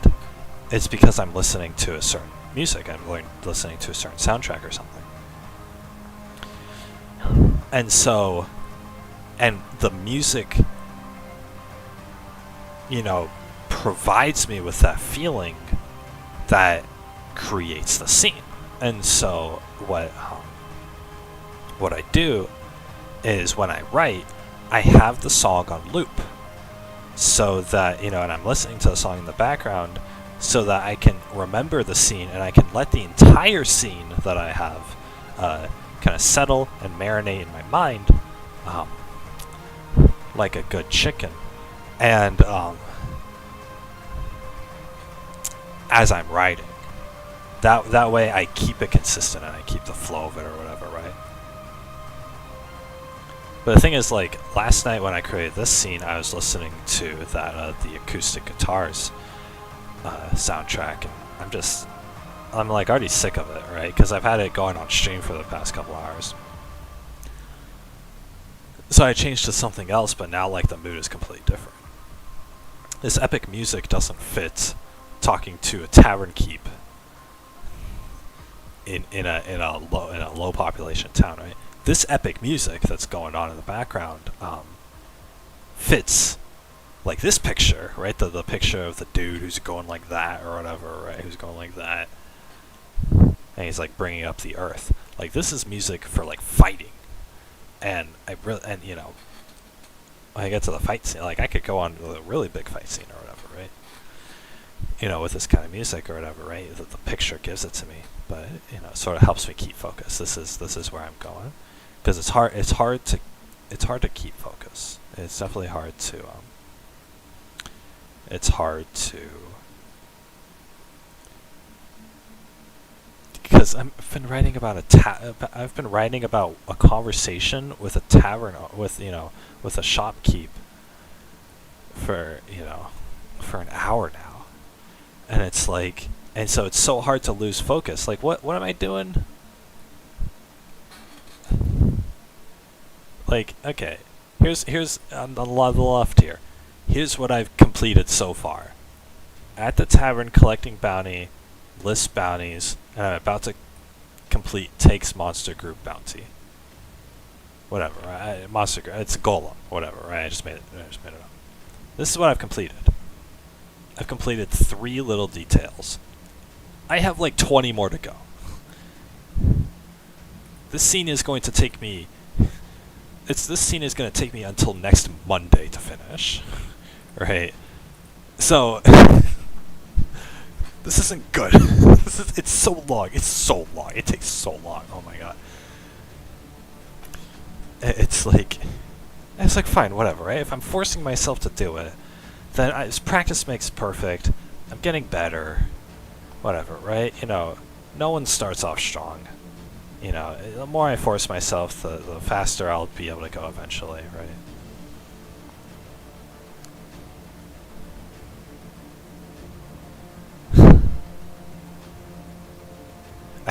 I'm so lazy. I just want the ability to like project what I'm imagining, like my entire scene, just project it out onto the computer and then just record that. Just use a program, just record it, and then it just records whatever my mind projected onto it, and then everyone can see my story start to finish without me having to, in anime form, without me having to put any effort in. That's what I want. That's what I want to do, and I can't do that, and it's impossible to do that because thoughts are just brain waves and brain cells reacting to each other in your mind and blah blah, right? You can't, you know, whatever you imagine doesn't actually exist in the real world, or whatever, right? So I gotta put on paper. The cloaked man, what? The cloaked man pulled his hood down more and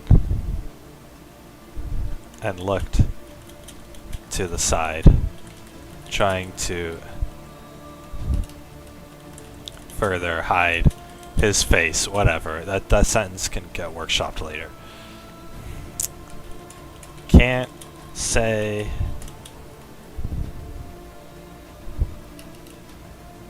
I have any info.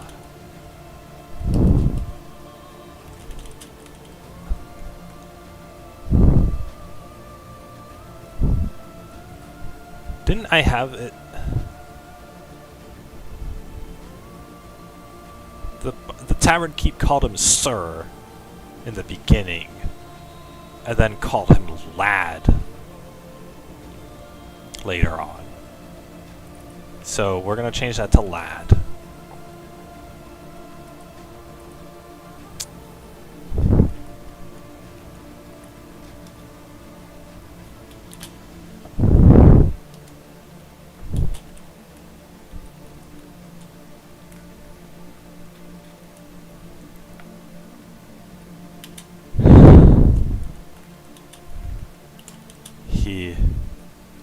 I put an info. Any info. He quickly put his hand down on the bounty poster of the golem. I can tell you though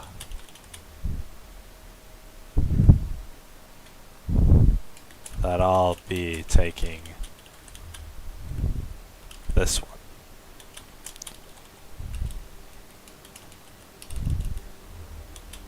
Simply can't let a golem go around terrorizing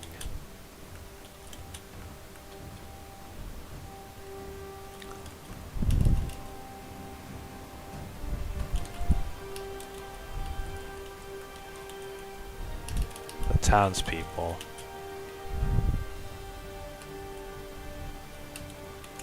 Besides, I need the coin.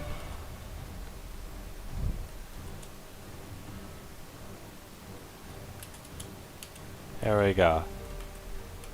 Not so fast. Not so fast.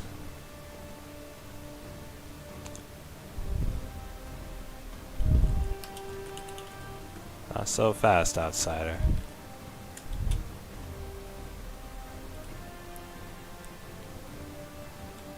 A big, burly man approached the counter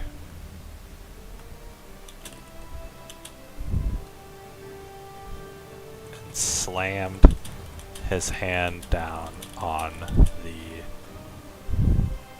the bounty poster.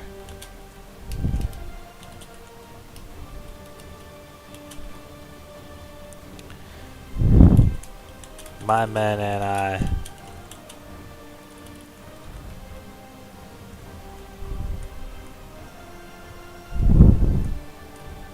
not so fast, partner. My men and I were thinking about claiming this golem for ourselves.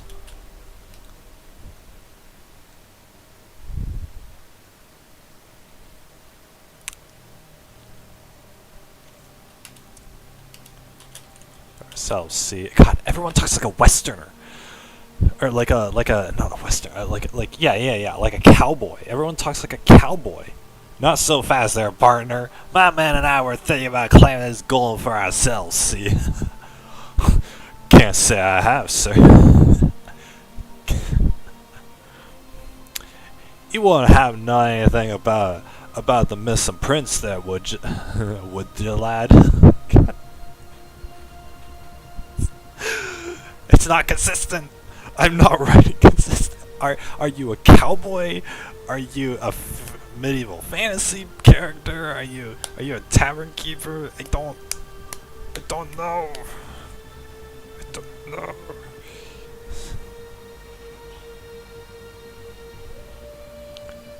I'm so hungry. I want to eat more bread.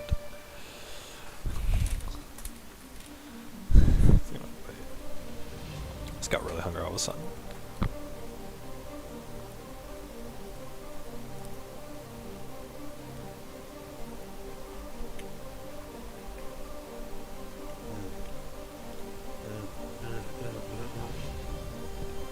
That's fun music.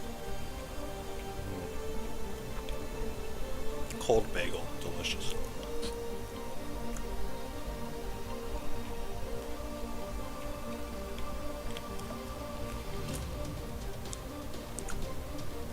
I've gotten used to eating a lot of things cold, because I'll eat them because I'll have something in my room and it'll be cold and I'll be too lazy to leave my room to go heat it up.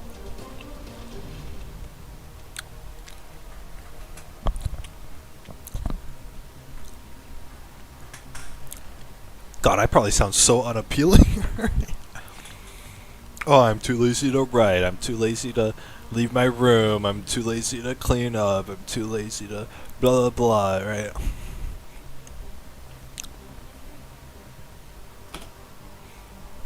Guys, I'm a millennial, alright? We're all lazy. Everyone's lazy.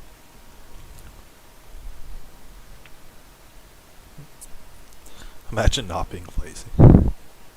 Again, if I have something to do for somebody else, parent or a loved one or something, I'll get off my butt and I'll do it because I care about them. And that's my motivation, is that I'm doing something for somebody else. Me by myself. No. Me by myself's not worth it. Right? Me by myself ain't worth it.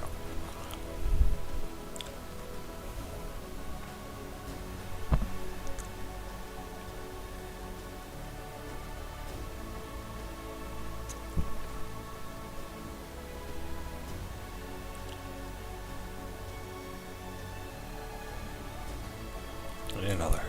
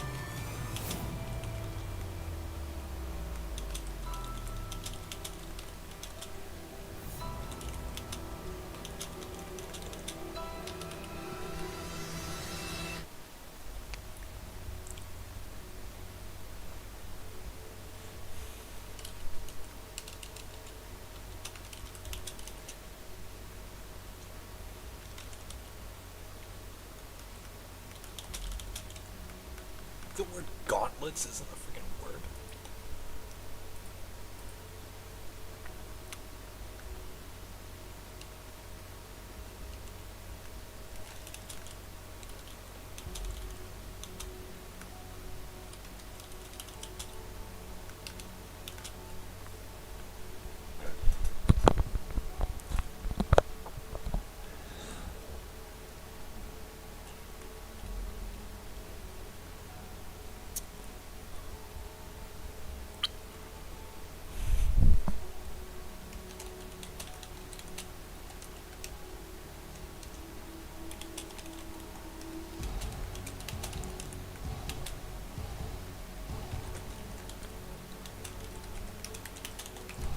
Notice their leader.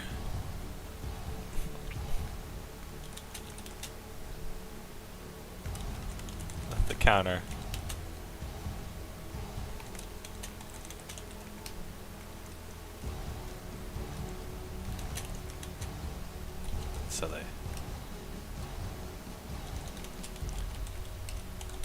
So they stood up.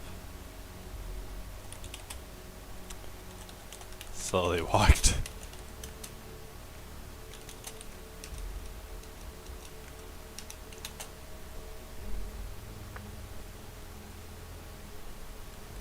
Jaunting menacingly.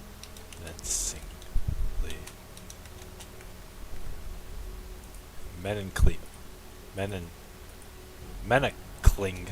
What the frick? No. Menacingly.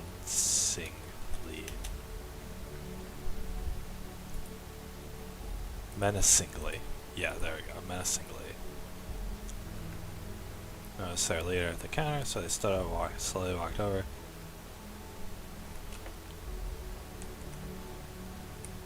Menacingly approaching.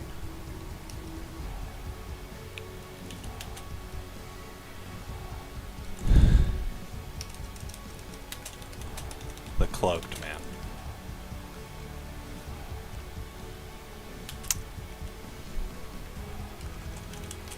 With all of them there,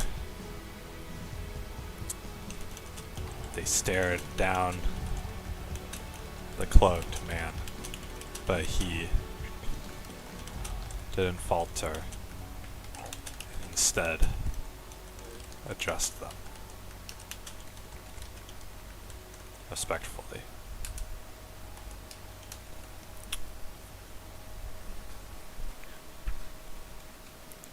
Fellas, I understand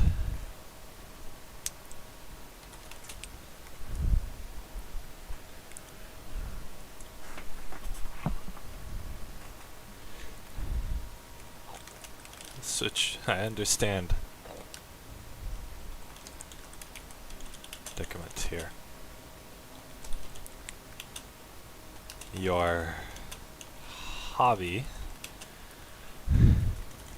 requires a constant flow of coin.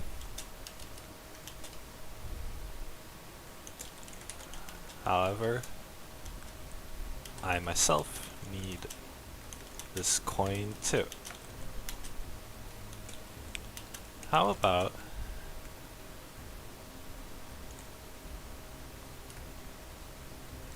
a compromise?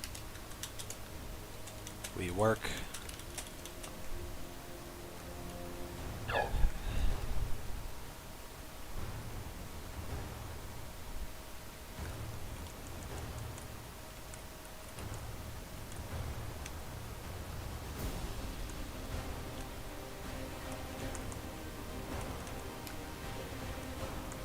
where 4 burly men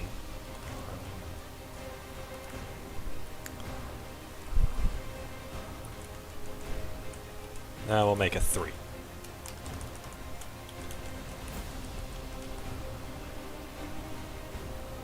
Compromise.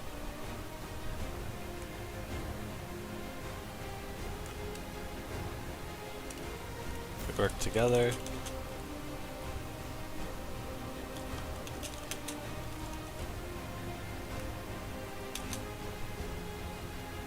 We work together to slay the golem and split the earnings 50-50.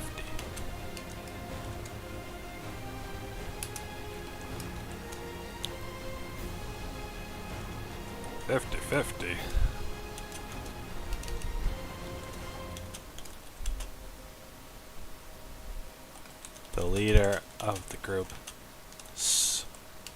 snorted loudly, then stood even closer to the cloaked man.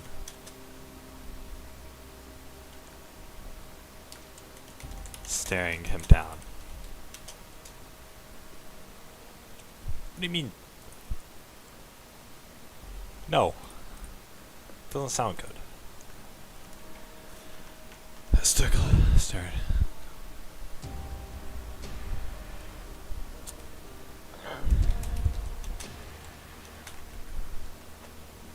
See now. Only issue is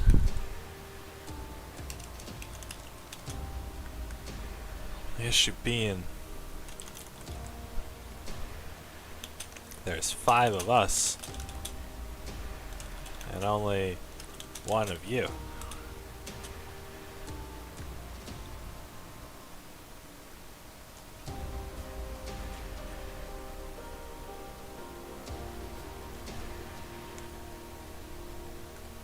"50-50" means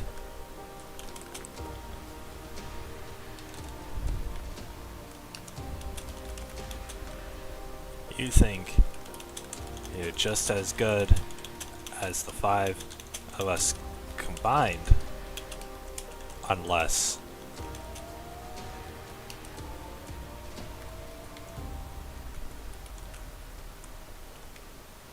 "50-50" would mean you think, would mean you're implying that you're just as good as the 5 of us combined. Unless you mean to steal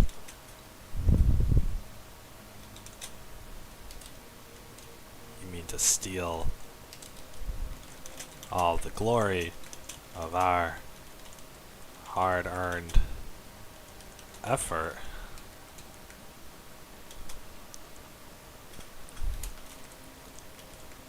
Face to face now. The leader of the group got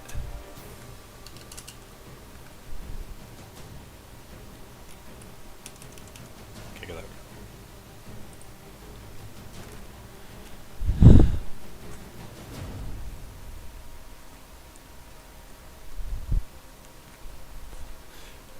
Yay, something's happening.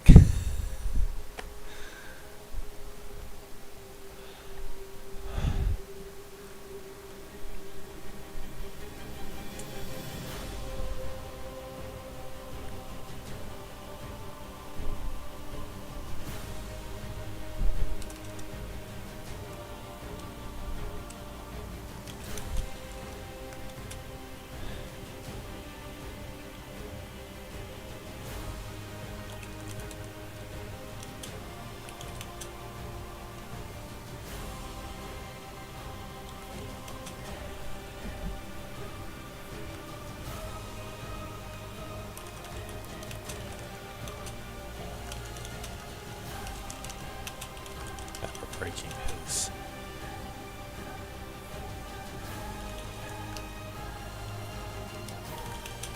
his face.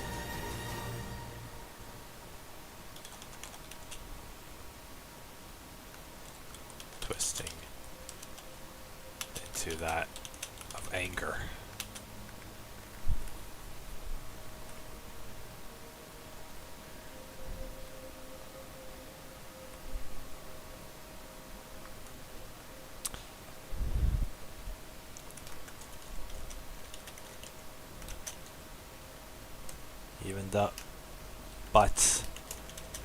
Even though he was outmatched in size, the cloaked man stood his ground.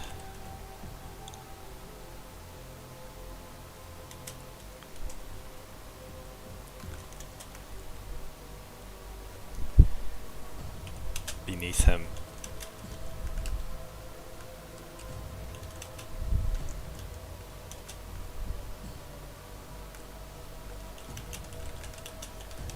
the ground started to shake.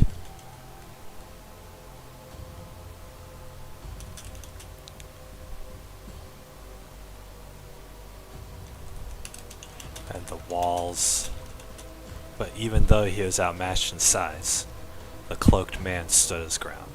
Beneath his feet, the ground started to shake.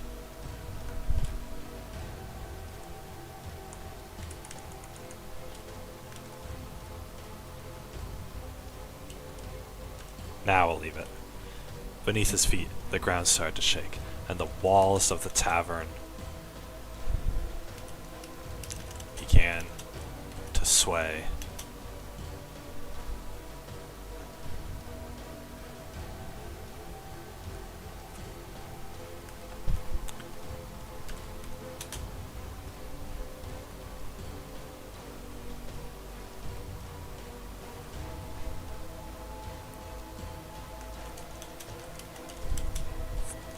tavern owner,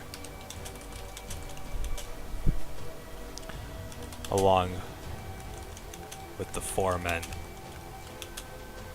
behind their leader,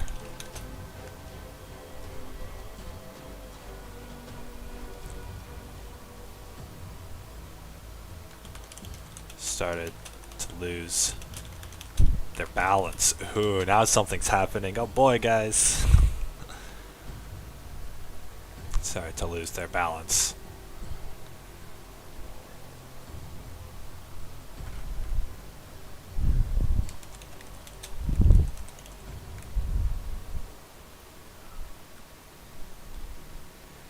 Their leader desperately trying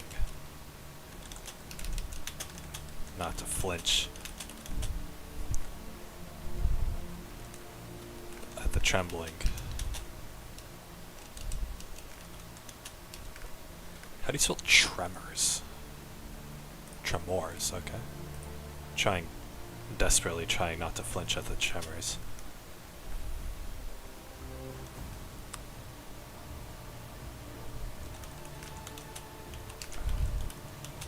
Looked upon the man he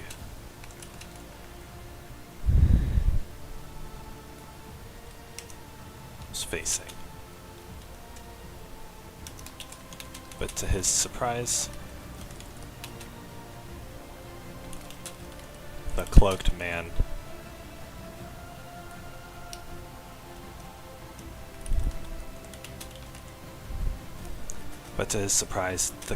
man had not broken his stance.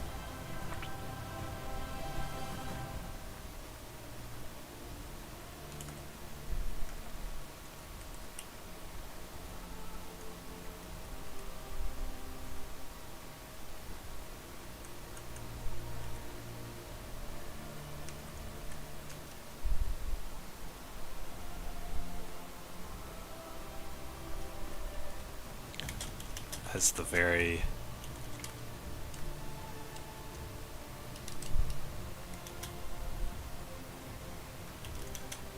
as the very ground, as the only place in the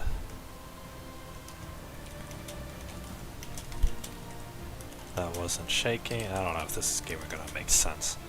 But to his surprise, the cloaked man had not broken his stance, as the only place in the entire area that wasn't shaking was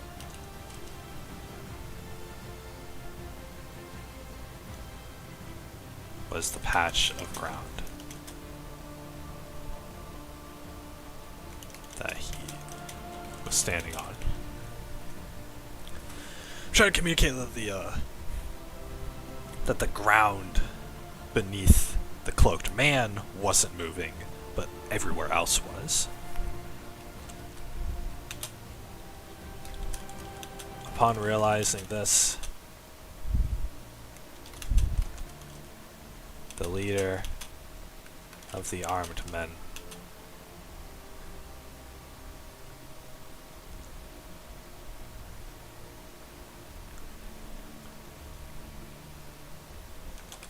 started to lose balance as he heard what the cloaked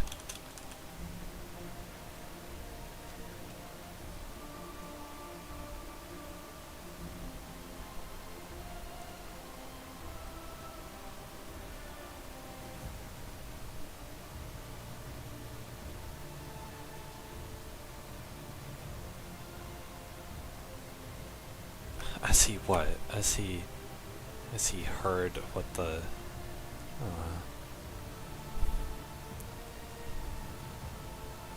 beneath his feet, the ground started to shake, and the walls of the tavern began to sway.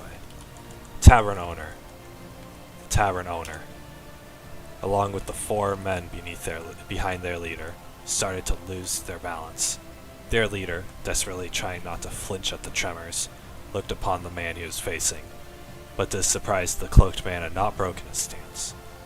As the only place in the entire area that wasn't shaking was a patch of ground that he was standing on. Upon realizing this, the leader of the armed men started to lose balance, as the cloaked man began to speak.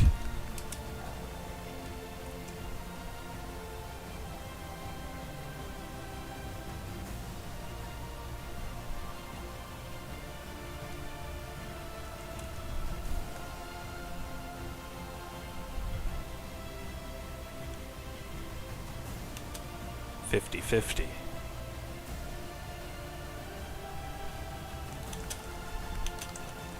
Is the fair way to go on this.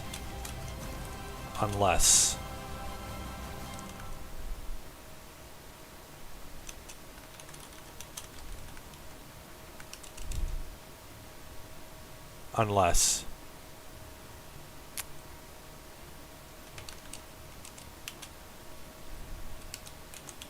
you'd like to challenge that. You'd like to challenge my worth.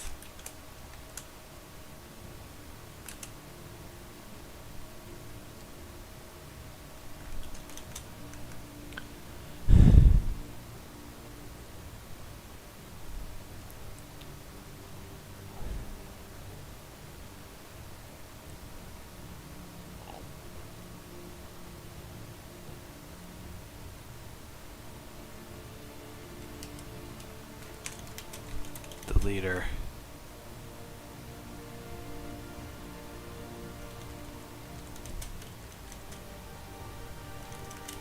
looked onto the cloak in awe, then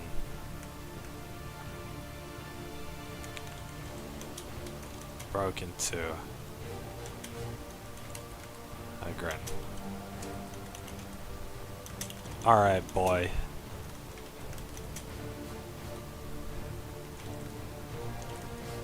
You've proven yourself to us. No, go away."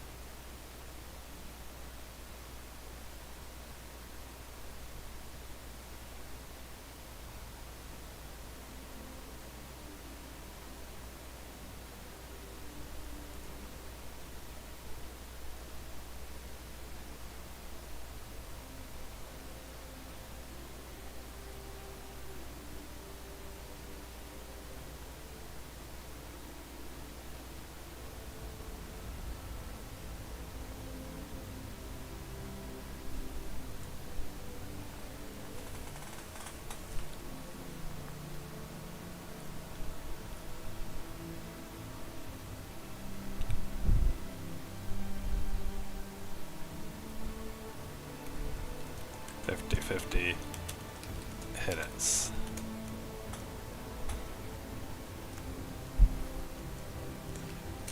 All of a sudden,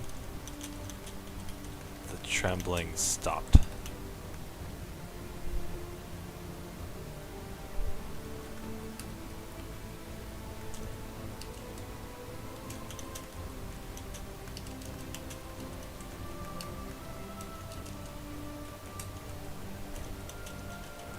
Despite its strength,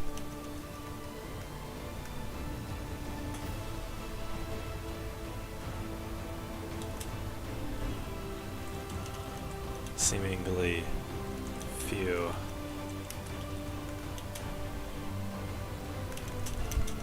tavern.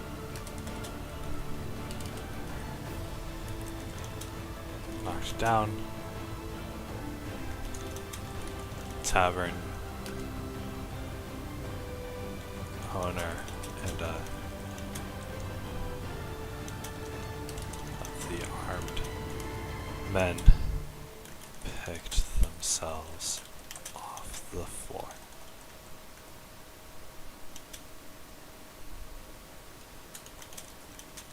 As they did so,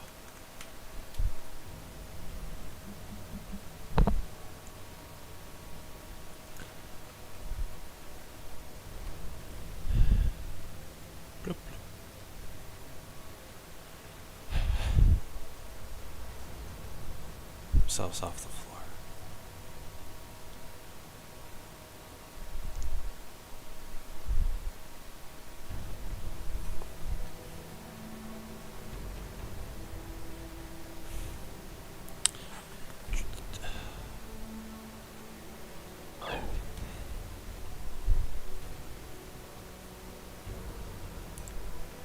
Bada bing, bada boom.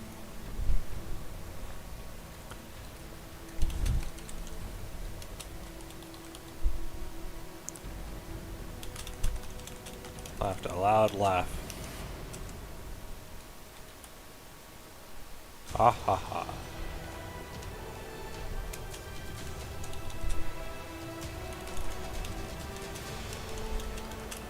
You really are a crazy one. You know that?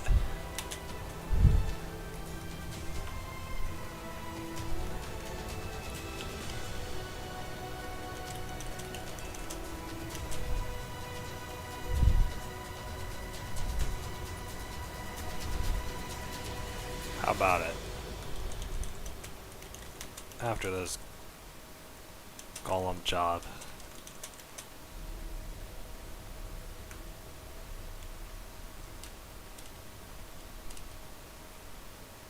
It's a golem job.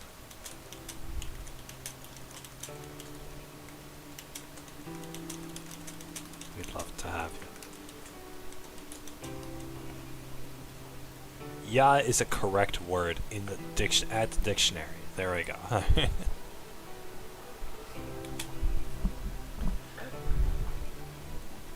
Bada bing, bada boom, wow, wow, wow. Wee wah, wee wah.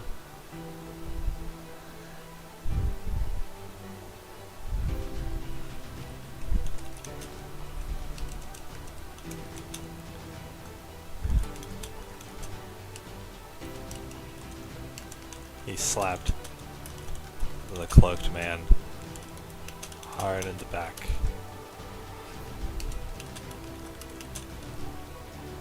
Making him jolt forward a little. Oops.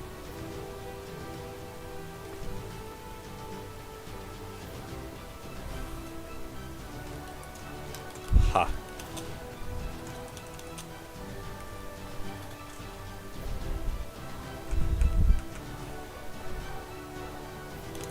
We'll have to see. Assuming you all survive the encounter.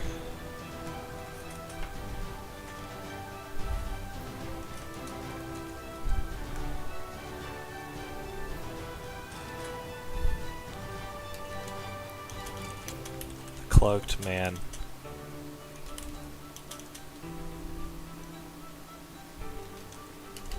gave a half-hearted smirk.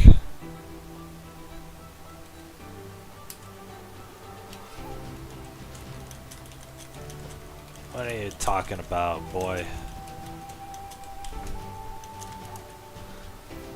My men are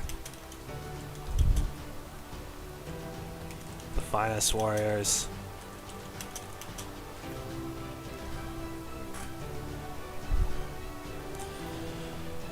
across the Earth Kingdom.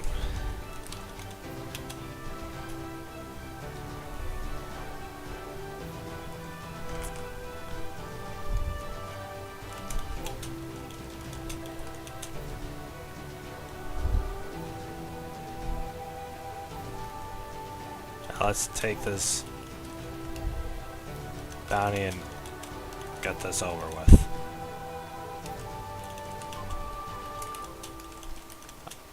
I'm already thirsty for my next drink. There we go.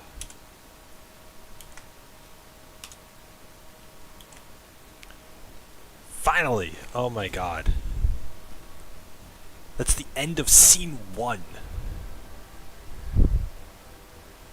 That's the end of scene 1. This is on this notepad on the left here. That's collected the bounty, listen to the list of bounties, take the bounty, the other group agrees to 50-50. The fact the other group agreed, this fourth one, the other group agreeing to the 50-50, that little detail was literally from Not So Fast Partner all the way down here. It's almost a full page in itself. It's a full page in itself. Was just this one little detail, introducing this group, and then having this little standoff with them or whatever. Anyway, this is all one scene, right? Exchange the bounty, all this stuff with the group, whatever, right? What time is it? It's been almost 2 hours, alright? It's been almost 2 hours for me to write 2 pages. I'm writing about a page an hour, basically. But this is scene 1. I still have 1, 2, 3, 4, 5, 6, 7, 8, 9, 10, 11, 12, 13, 14 details for the... I have 2 scenes. I have 1, 2, 3, 4, 5, 6. I have 6 details for the next scene. Because they're going to go to the monster nest and find the girl, and the girl's going to run away, and he ends up saying, if I don't return, blah, blah. And then that's a scene. And then the next scene is the main character runs after the girl all the way up until the girl decides to join the guy. And then I have no idea what happens after that. So I have basically, like, I could do 2 more scenes tonight with the ideas that I have off of this. This is like, now that I'm thinking about it, this is probably at least a 6-scene backstory. Don't want it to be, but anyway. How charged is this?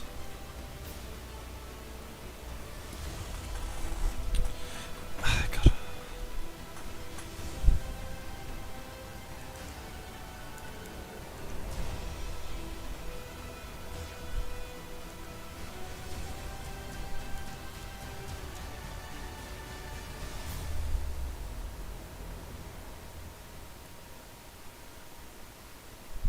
Can't get it.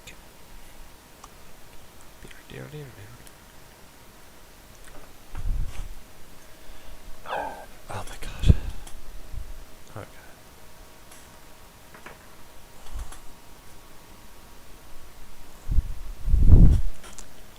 I'm a love. Yeah, that was the entire playlist. Oh my god.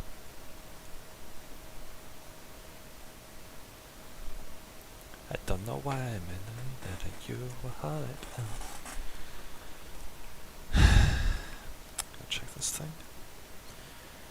I wanted to get that Metroid Dread game, but for the Switch.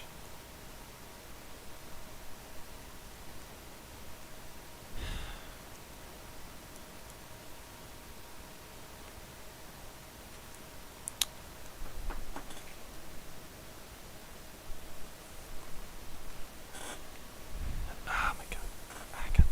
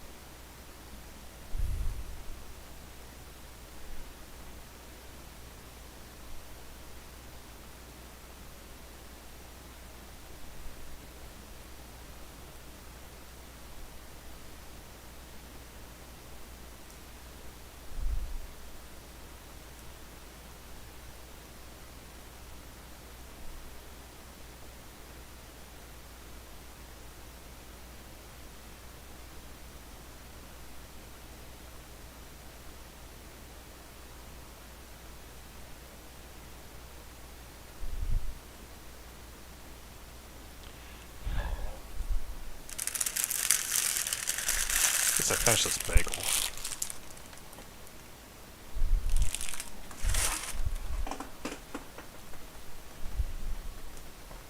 God, I need to take this headset off for a sec.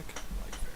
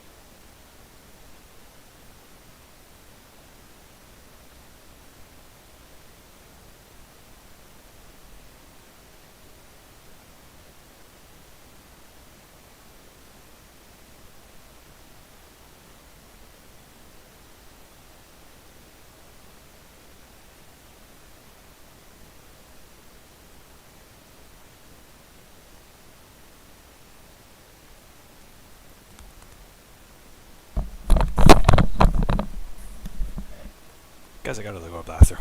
I'll be right back. Be back. Be back.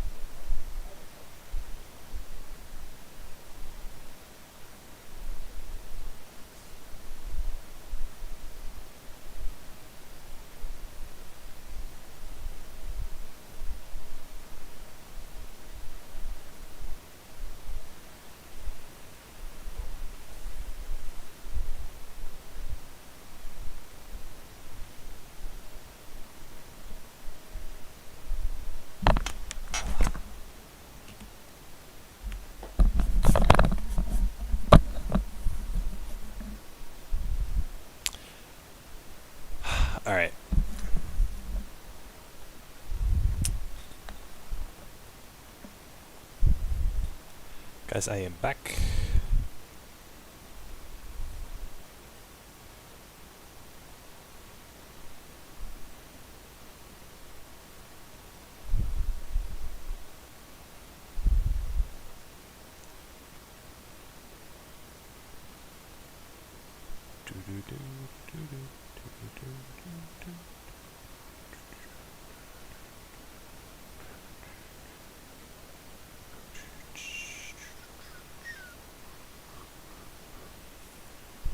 Thanks. Alright. I don't know what I'm just doing this stream.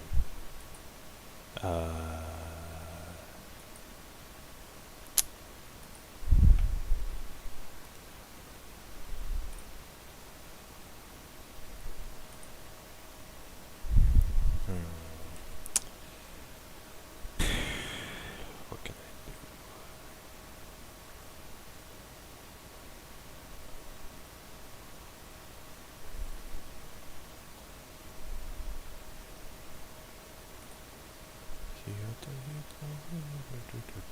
do?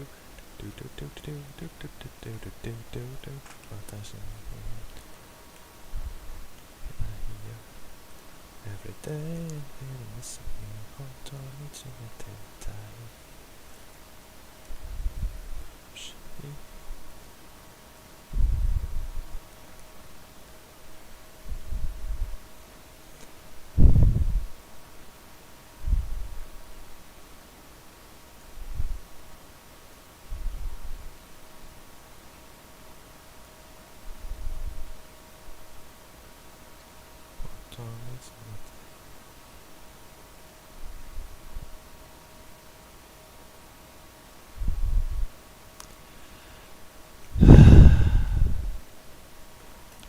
Okay.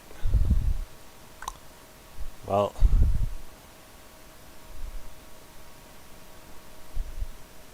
it took me 2 hours to write 2 pages of a story. Fantastic.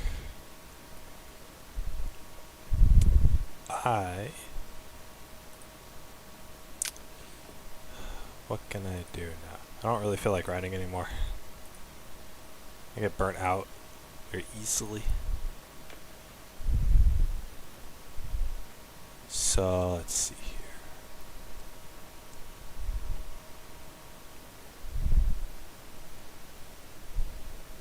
What game can I play? Just writing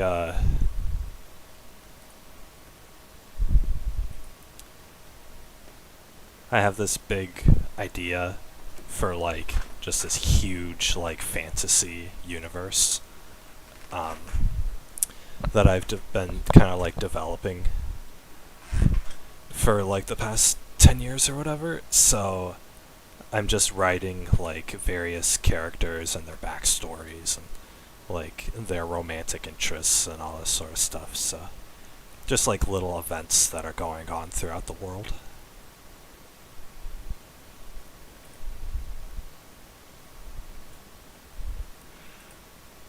So the more scenes that I write, the more scenes that I write, the more my world kind of shapes together and comes alive, and so then I can actually start writing.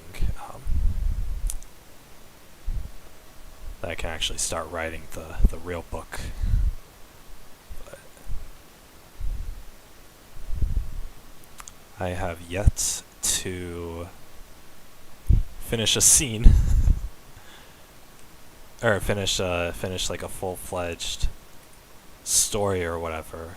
So I'll have like a little short story and I'll write, you know, like I'll have a little short story that happens in the world, and it's like, I don't know, it's like 6 scenes. Like for this one, it's like 6 scenes, and I'll write one of them, and it'll take me all night, and then I'll be like, I'll just be so exhausted, and then I'll just be like, okay, you know, whatever, right? I don't want to do this anymore, and then I'll put it away for like a year.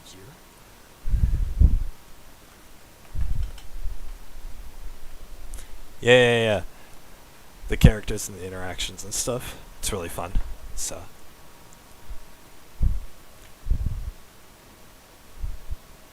I've created like this whole world that these characters are in, and they have to go on an adventure, and they have to face the traumas of their past while being able to move forward and save the world and all that. So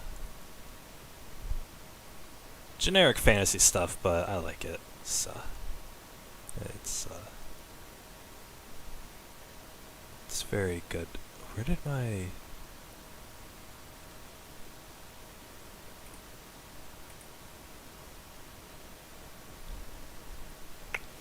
dang it, I thought I had Eurotruck downloaded on here.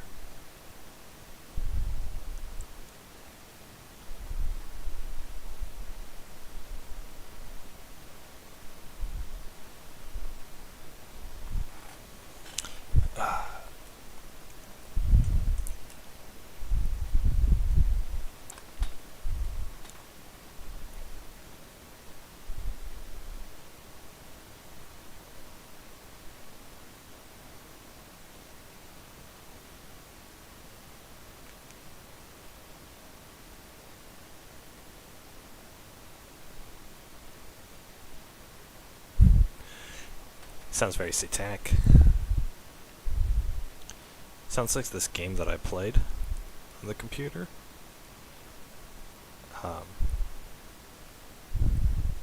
Yeah, I can tell.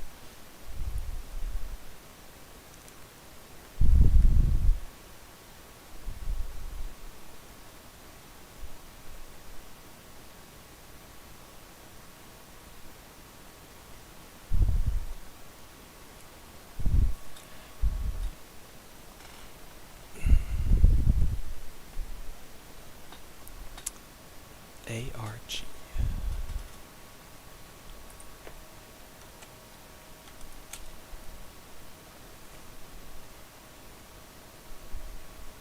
Ah.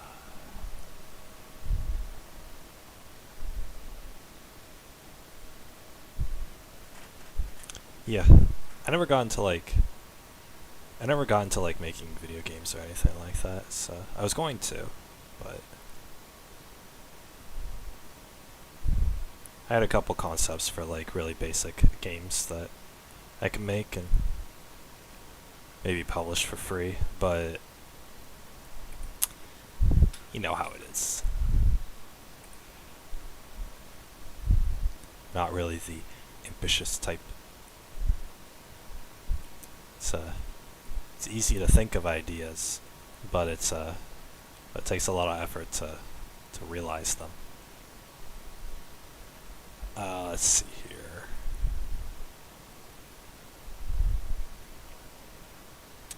What to play? God, I can't believe I don't have Euro Truck on here. Euro Truck Simulator. Yep.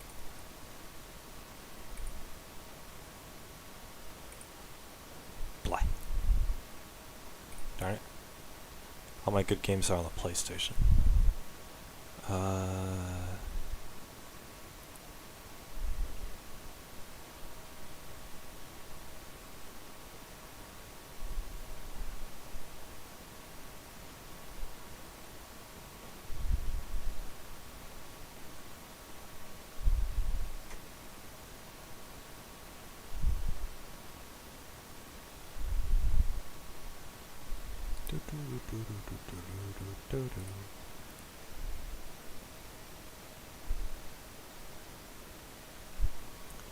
Yeah, you have to have like a really huge commitment to, I guess not commitment, but you gotta have a lot of patience.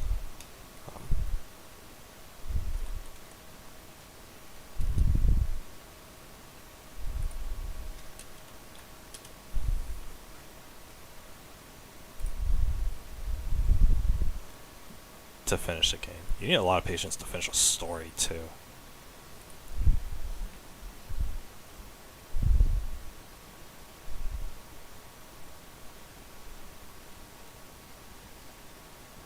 What can I play here?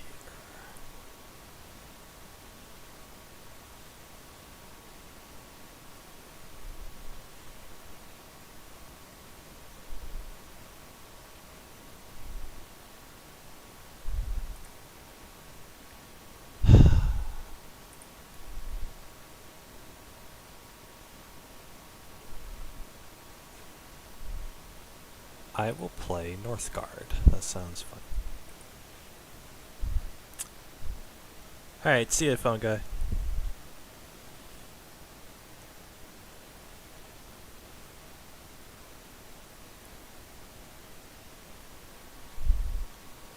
Don't know why it's you like.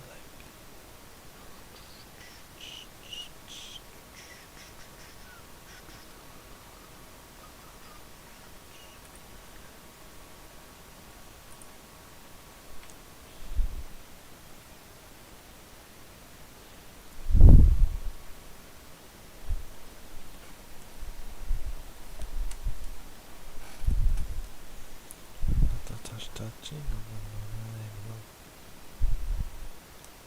every day and this.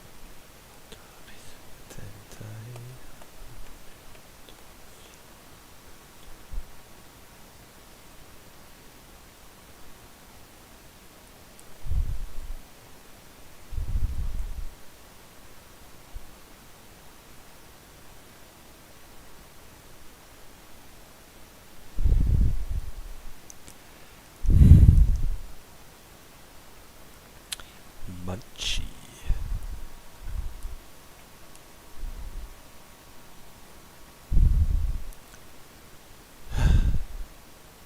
Give a girl a hug. Hug for a very long time. Worried I'm hugging for too long. Do you want me to let go? She squeezes harder.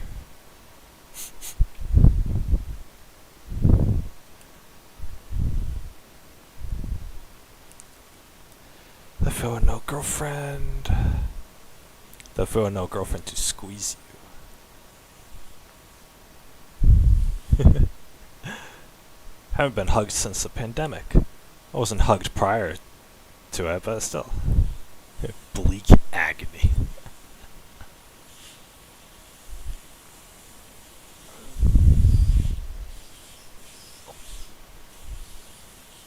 I will never have that. To be honest, I don't even care about sex, I just want a companion. It's true.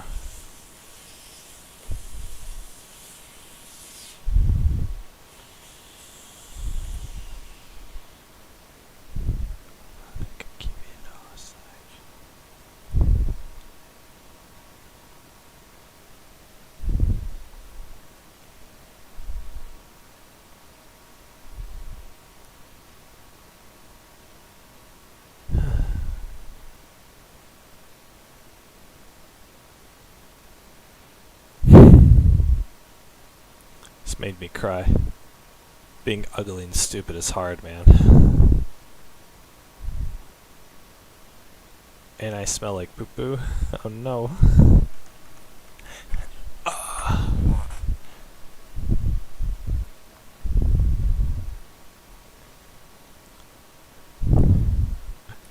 Ryan Gosling and Blade Runner screaming .jpg.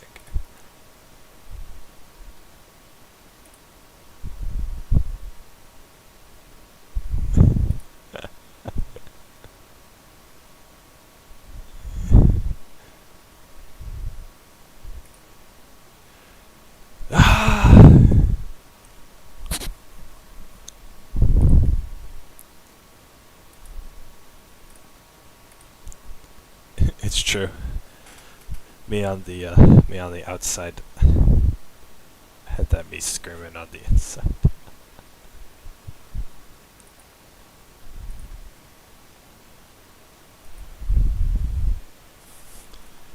I've genuinely reached the stage where my sadness slightly overtakes the feeling of wholesomeness while reading this.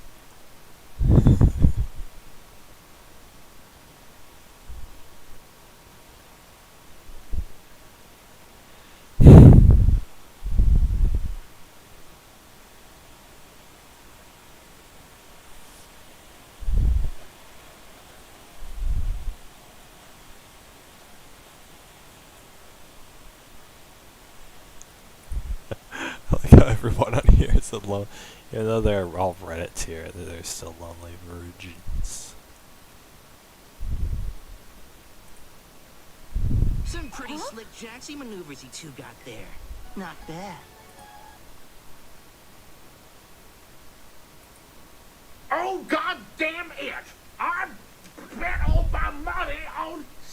69! Why did you bet all your money on 69? Yes, cause that's 69. It's the most beautiful number. Ha ha ha, capitalism.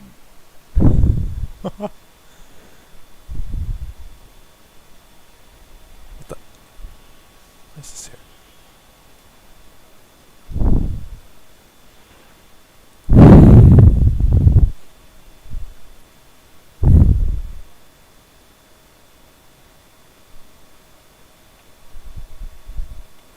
That's 69.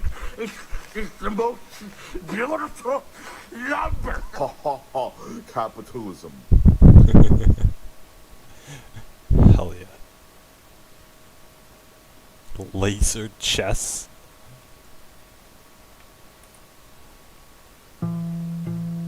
Oh baby, I love your madness.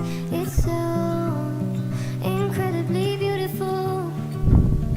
Oh, you shine like gold, so selfless to all, and wild like an animal. Where are the lyrics? Some would say I'm insane in the right and away, but I just love to play and you fun and your games. Always hungry for more, that's just how I was born. Take me somewhere I don't know and give me your freedom. Oh, you left me to pieces, yeah I need it. Worship pandemonium, life is so easy. Whoa, you left me to pieces, Where's our dog? yeah I need it. Worship pandemonium.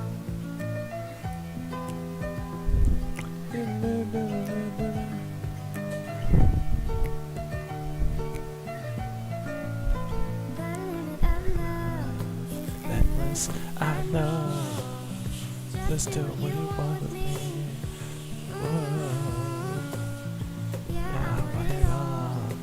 Yes, yes. I'm giving my everything. Some say I'm sing in a way, but I just like to play it again. And the game's still hungry for more than the joy is born. Give me your freedom. Whoa. Let me to pieces. Yeah, I need it for your pandemonium. Life is so easy. Oh, you let me to pieces. Yeah, I need it. Why you pandemonium?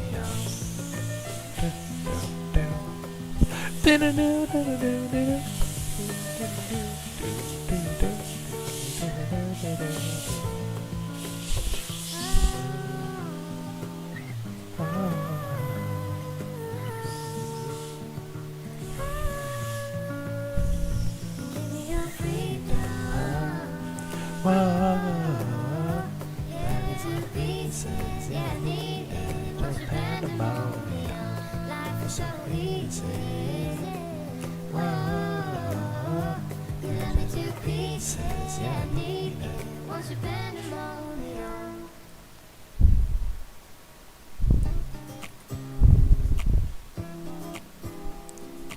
Boo-doo-doo-doo. Yeah, you guys ready for this?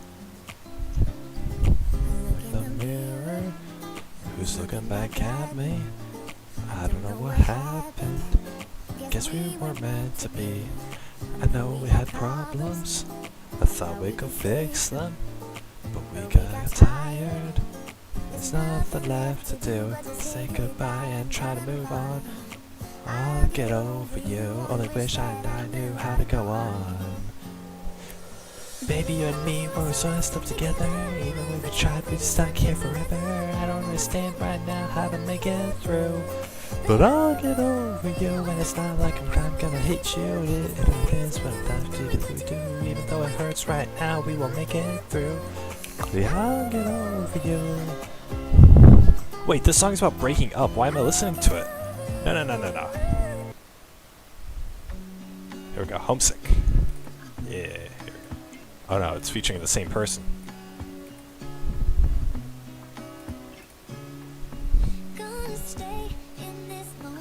No, I don't want this one.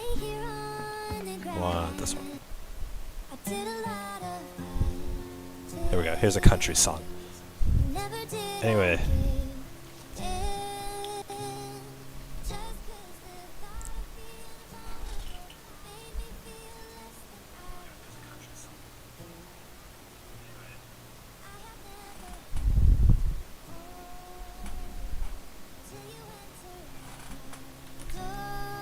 There we go. There we go.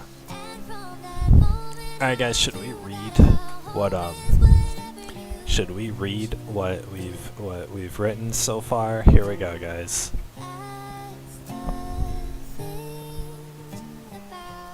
Alright, here we go. I can't. Here we go.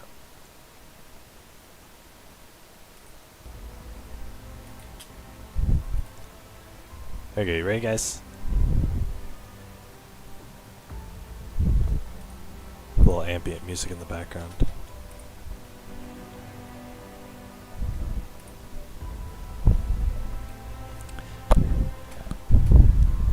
The cloaked man slammed the beast's head on the counter and was greeted with a bag of coins in return. The tavern owner, still holding the bag, tried sneaking a look at the man's face underneath the cloak, but couldn't catch a glimpse. Letting go of the bag, the tavern owner put the beast's head under the counter and crossed off the bounty on the wall behind him. "I'm sure that one didn't cause you much trouble there, lad," he said as the cloaked man was counting his newly received coin. "Never much of a problem. These monsters aren't that much of a challenge." The cloaked man kept his face hidden while putting the last of his coin back into the bag. "Maybe not for you, but there's a reason why these monsters have such a high bounty on them. You're one of the only ones around here who stand much of a chance against these beasts, even among the other earthbenders. I'm sure the soldiers in the area make their rounds and clear out what they can around here." "Hardly. A small town like ours doesn't get much help from them, since we're outside the capital. We're only barely able to hold our own here, thanks to kind folk like you who'll clean up our troubles." Tavern owner grinned. There's a look of concern across his face. "Kind folk, huh? If it wasn't for the hefty reward on those bounties, I doubt anyone would stick their neck out here."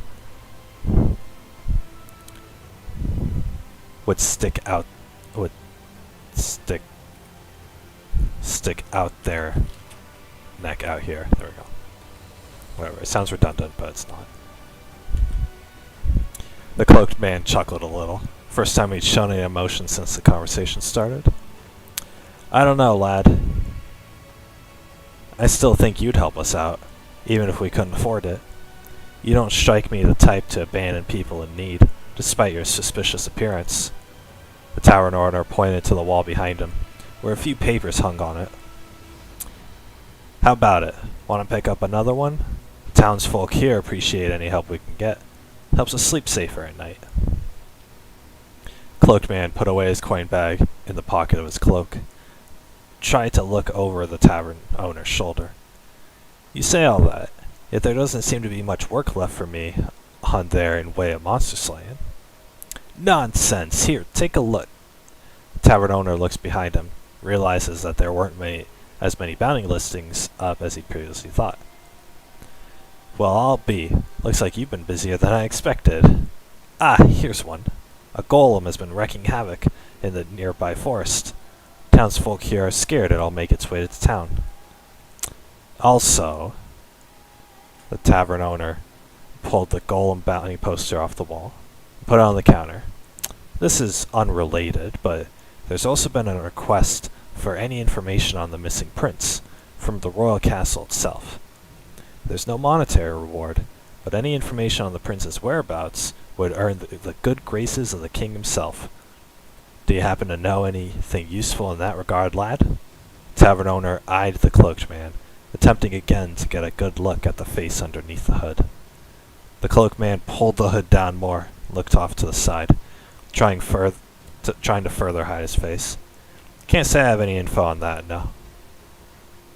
He quickly put his head down, his hand down on the bounty poster of the golem.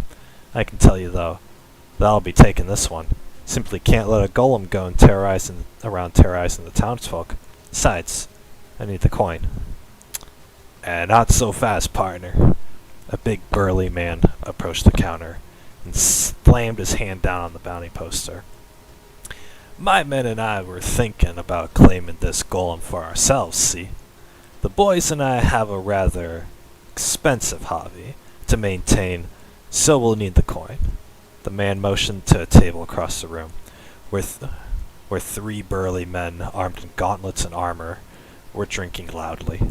The men noticed their leader at the counter, so they stood up and slowly walked over, menacingly approaching the cloaked man. With all of them there, they stared down the cloaked man, but he didn't falter, instead addressed them respectfully. Fellas, I understand the predicament here. Your hobby requires a constant flow of coin. However, I myself need this coin too. So how about a compromise? We work together to slay the golem and split the earnings 50-50. 50-50? The leader of the group snorted loudly, then stood even closer to the cloaked man, staring him down. See now, the only issue being, there's 5 of us and only 1 of you. 50-50 would mean you're implying that you're just as good as the 5 of us combined. Unless you mean to steal all the glory of our hard-earned effort. Face to face now, the leader of the group stared at the cloaked man, his face slowly twisting to that of anger. But even though he was outmatched in size, the cloaked man stood his ground. For beneath his feet, the ground started to shake, and the walls of the tavern began to sway. The tavern owner, along with the 4 men behind their leader, started to lose their balance.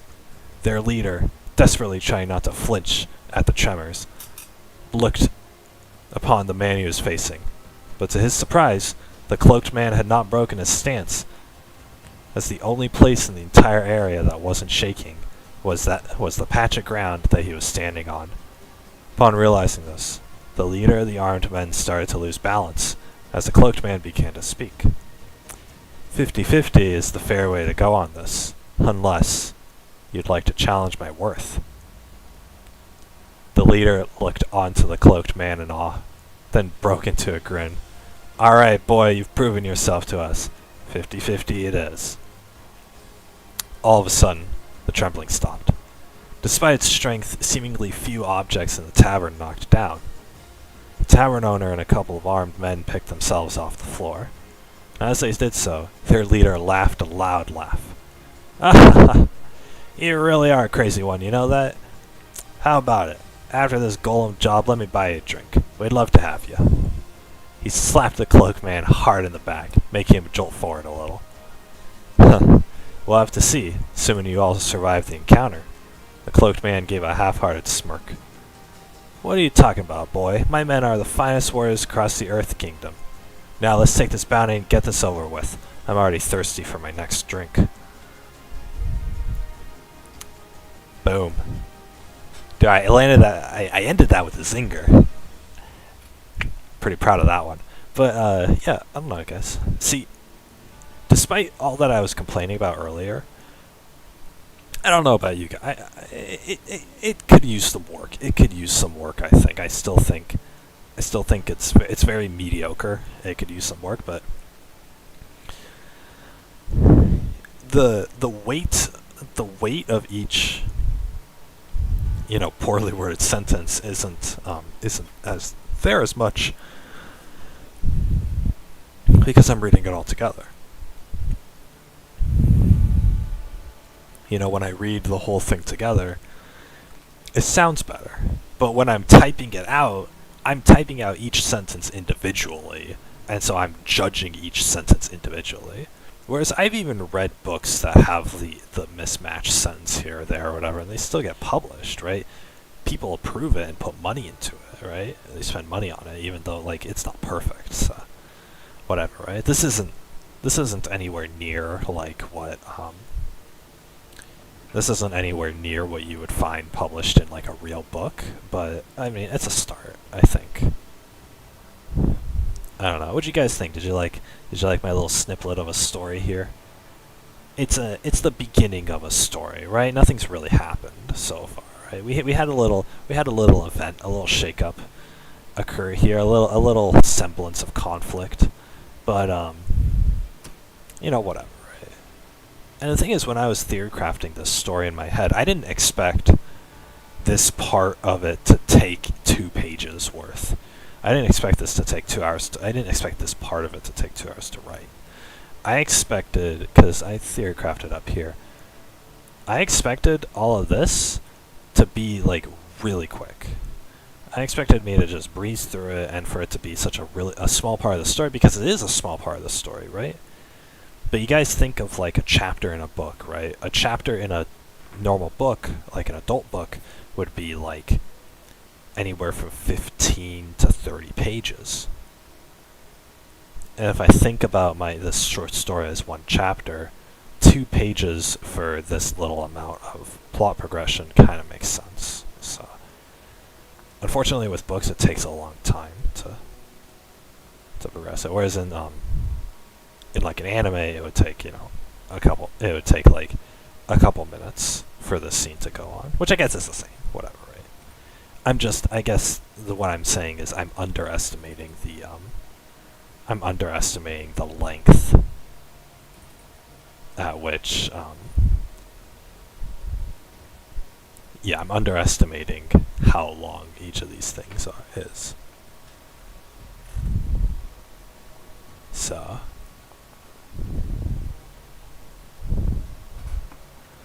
I don't know.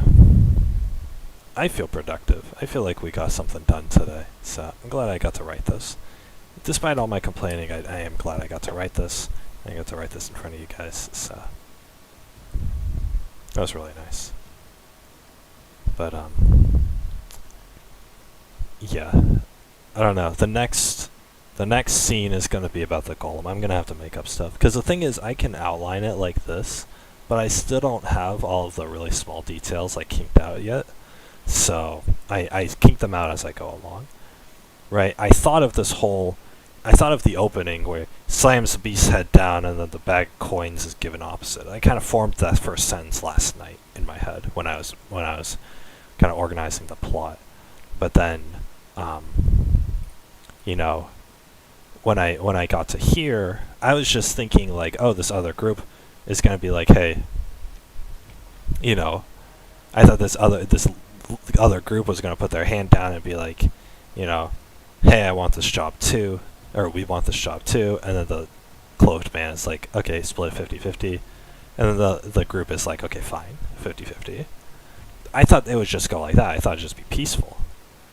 But then when I actually got to writing, I was writing this in, and then the cloaked man proposes 50-50.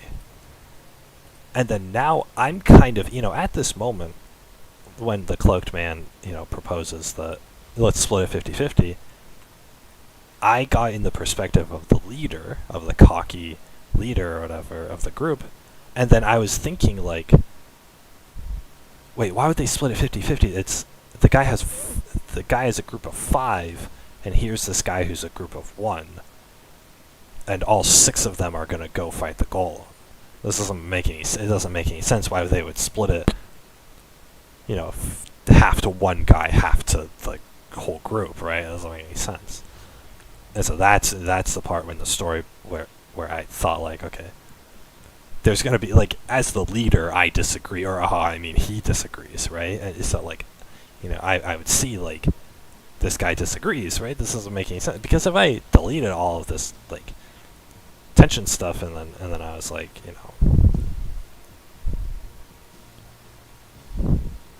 and then I was like, okay, and then I just had the leader be like, 50-50, that sounds like it's fine, right?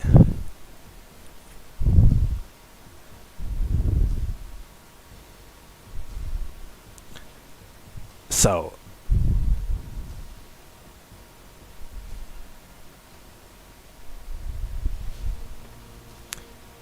yeah, I sort of like the logic of that, because I didn't think here, I didn't think that,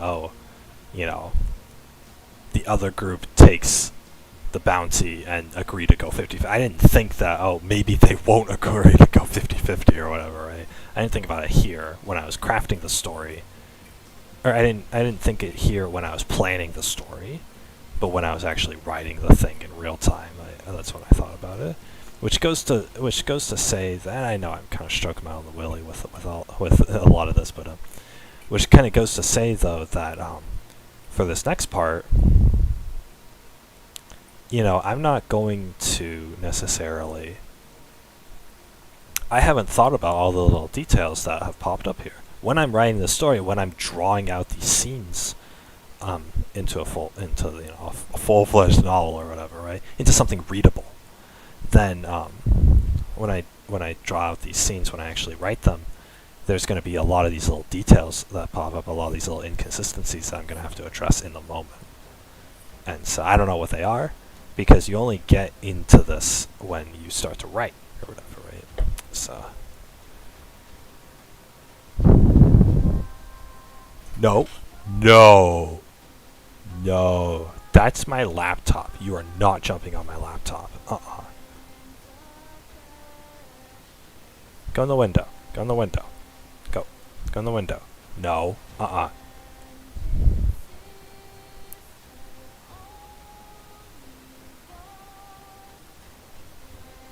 She's trying to find a way around my hand where I'm blocking her. No, you're not doing this, Yoko. Go. Go.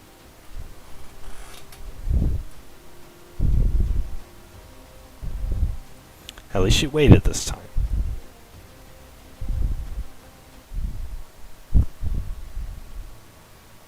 What are you doing? Fine. Come on. Come on. Whatever. I'd rather her be on my lap than on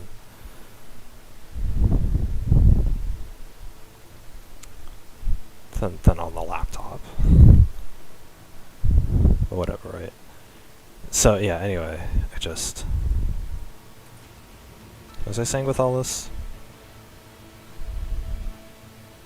Yeah. So anyway, I have this other scene. This other scene is probably going to take me 2 hours to write. So maybe we'll do another stream like that tomorrow. Yeah.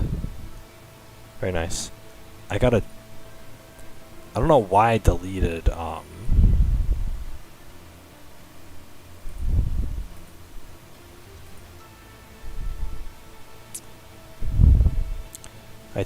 frickin'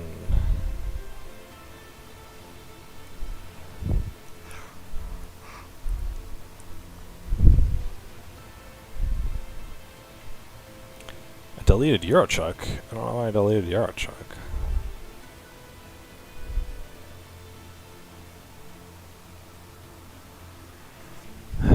Anyway.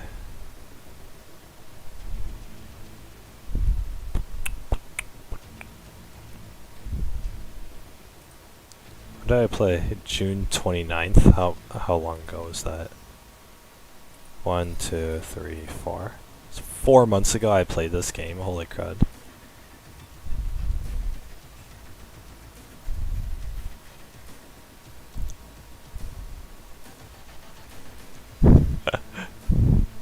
Honestly, screw this game, holy poop, screw you, Benefodly.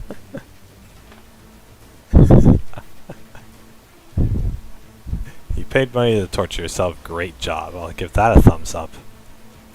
Even though I'm talking to myself. Technically.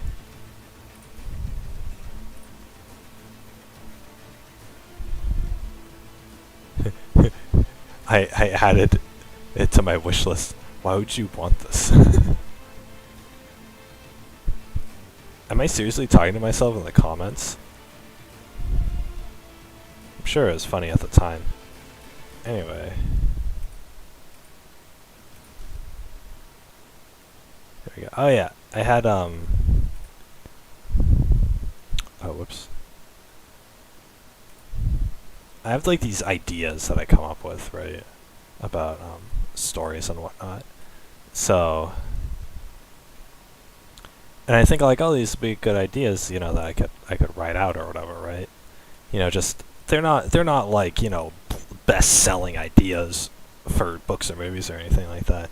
But I think that they're, I could do it or whatever, right?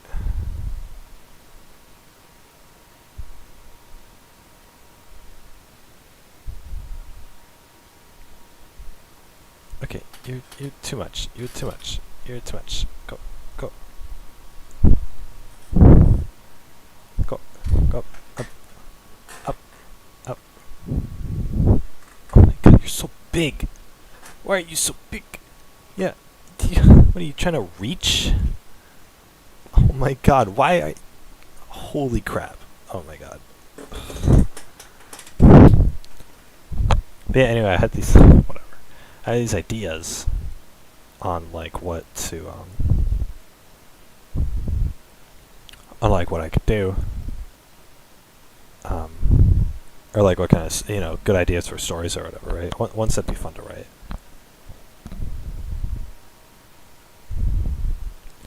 Are any of these ideas good? No. Well, this last idea is good.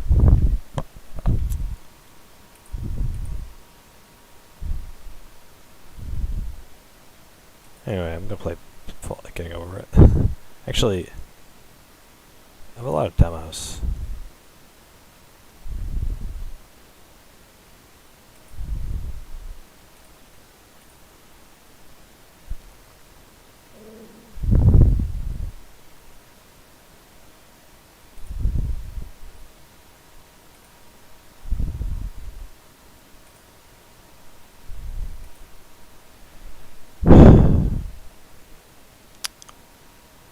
Eastward.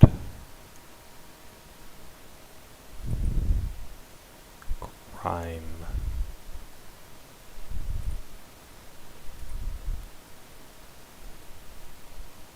Dang, I can't play the Tunchi demo. Nah, whatever. I'm thinking over it.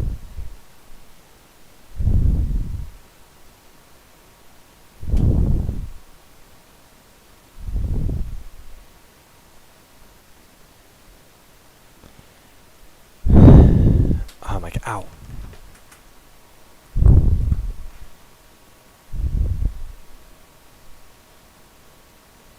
Did my computer freeze?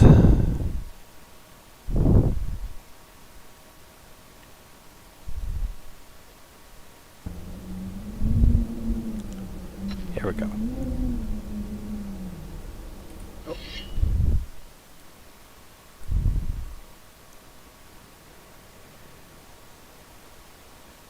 What are we doing? Oh.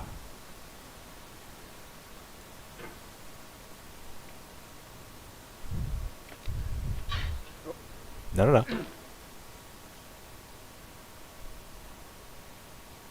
Physics.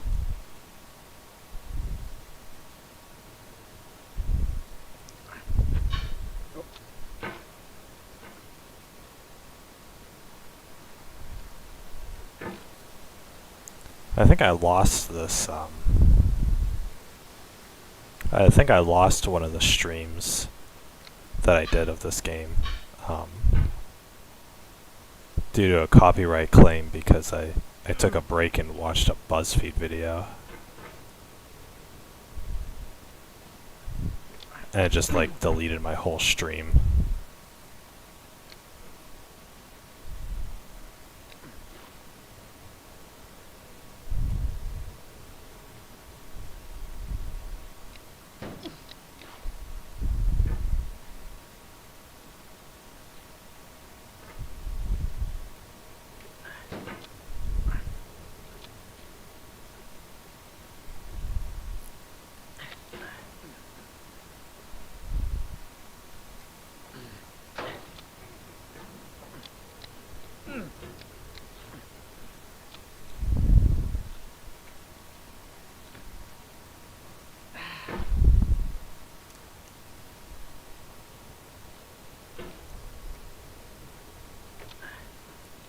Ah, no. Good thing. Come on. This game's so, like, you can't progress with it. No, damn it. Ah, what the fuck. Okay, it is streaming. I didn't even think to check.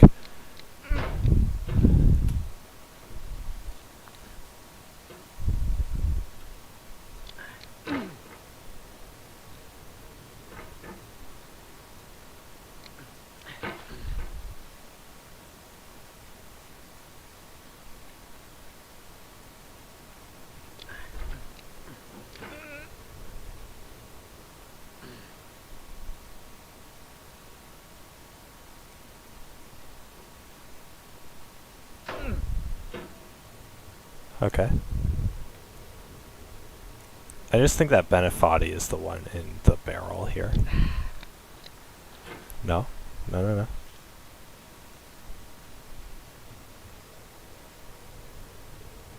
Imprecise.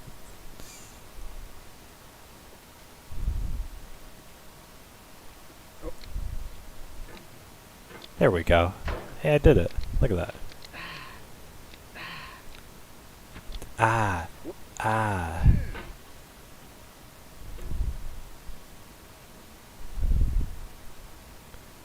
I'm a you-aholic. I thought there'd be music or something in this game. See, this game sucks because, like, you don't feel like you're really accomplishing anything, right? Like, what am I working towards, right? It's like you do a lot of effort, you put in a lot of effort for like a little bit of progress. And as a game, it's not like satisfying at all, right? It's not like, you know, you don't get that feeling of like, you know, oh.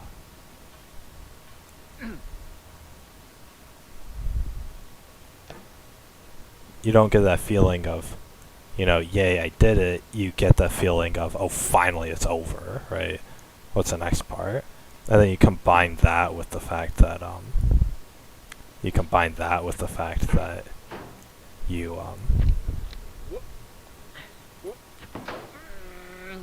excuse me. Oh, nice.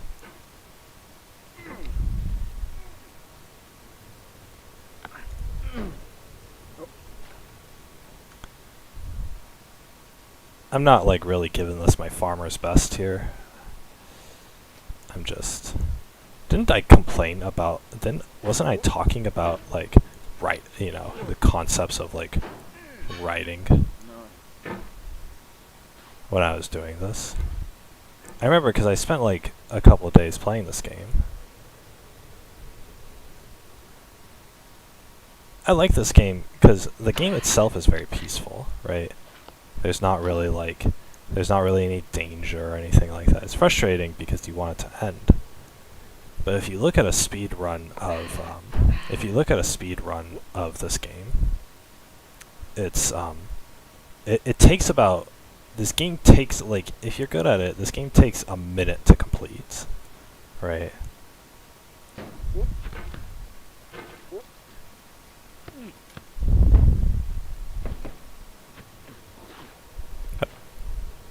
It takes about a minute to complete for, you know, somebody who's able to do it, right? So realistically, this is only a minute-long game, and so the only redeeming factor of this game is that it's hard, because it takes, you know, it takes 1 minute for a pro to beat it, and it takes, you know, 100 hours for an amateur to beat it, right?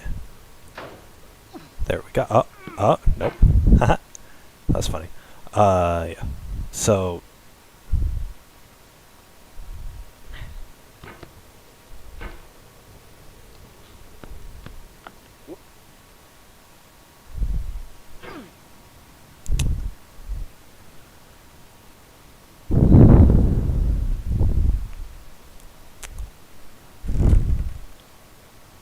So anyway... Just... No, we don't need to go to the title screen. It's okay. It's okay. Yeah, so let's... Yeah. No to resize Steam. Anyway, so I can find comfort in,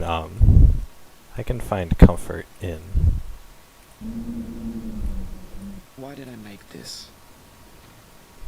This horrible hike up an impossible mountain. I could have made something you would have liked. A game that was empowering, that would save your progress and inch you steadily forward. Since success is delicious, that would have been wise. Instead, I must confess, this isn't nice. It tastes of bitterness. It's capricious. It sets setbacks for the ambitious. It lacks lenience. It's bracing, inhumane. But not everyone's the same. I created this game for a certain kind of person. To hurt them. He created this game to hurt them. Hilarious.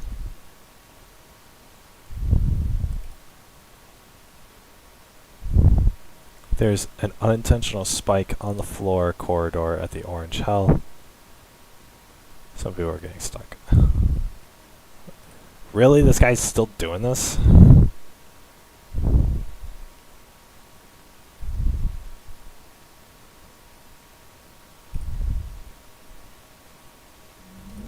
Did this guy make a lot of money off? I mean, $8 game and it has 35,000 reviews.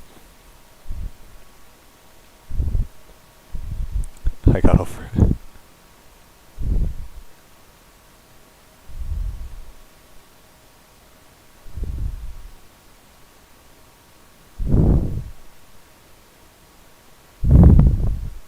Once you beat it, you feel like you've truly conquered something great, and it felt amazing.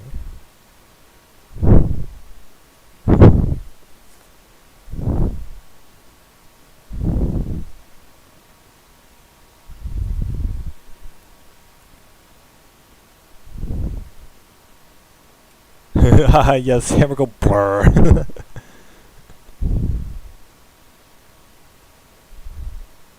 It's a skill issue. Let's look at the Steam store. Actually, let's look at my wish list. Why did I... Let's listen to some fancy music.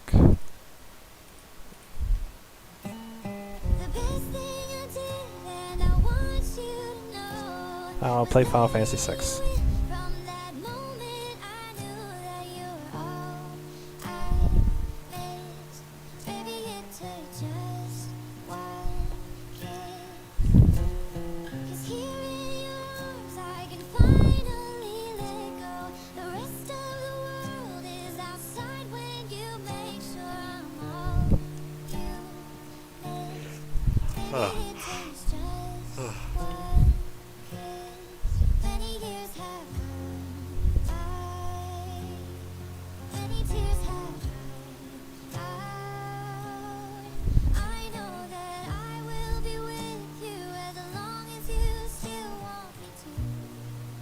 Oh yeah, I was gonna play Death's Gambit.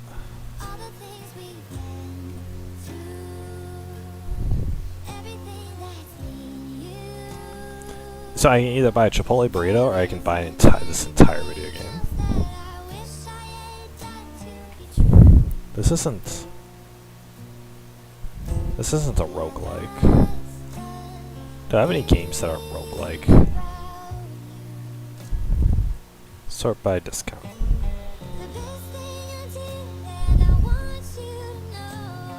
Air memories of old sucked.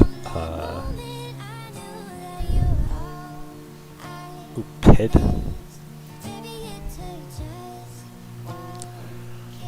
I want a game that doesn't have a story coming out. So I'm still thinking about Tales of Arise. Oh my god, the ending. The fact that you got to kiss. Guys, Alphen got to kiss Shion. That was the best. These games, like, never get to do that.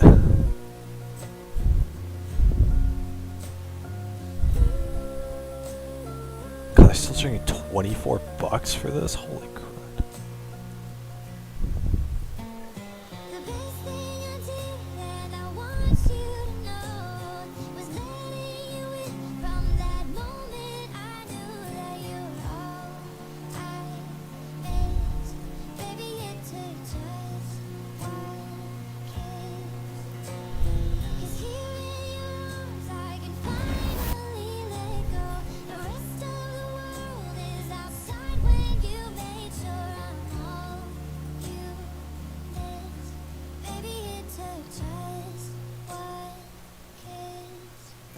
Name a character.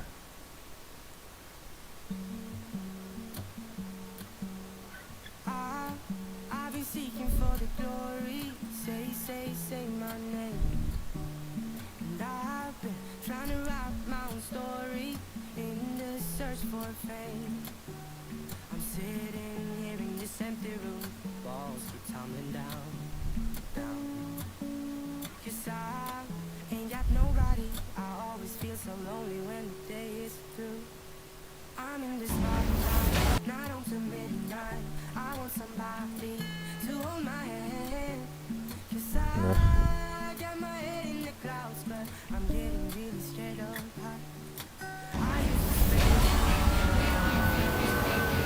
Back away! Okay, there we go. Halo free weekend. Don't wanna play. I try to get everyone to see me. I play my games. But I just end up looking like a showcase. I haven't myself to blame. I'm sitting here in this empty room. Walls become Okay, what's best selling right now? Back for Blood? Yep, I knew it. so lonely when the day is through. Everyone wants to play this game. It's so bad. I want somebody to hold my hand. 'Cause I got my head in the clouds. 'Cause I'm getting I like an easy game to play. I used to spend time with all my friends, but Easy who's gonna like me if I'm not there? 'Cause I got my head in the clouds, but I'm getting really scared of high. Ooh, ooh, I'm getting really scared of high. Ooh, ooh, I'm getting really scared of high. What do you call this game? Isometric?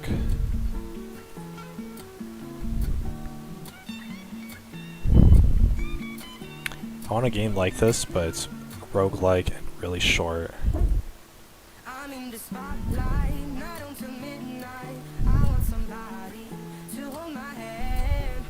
'Cause I got my head in the clouds, but I'm getting really scared of heights. I used to spend time with all my friends, but who's gonna like me if I'm not there? I have these games on my wish list that are free to play. You guys might think like, oh, if it's free to play, you can play it right now. You don't need to. It's not on your wish list. You can just get it. Like, yeah, but I'm not gonna play it right now.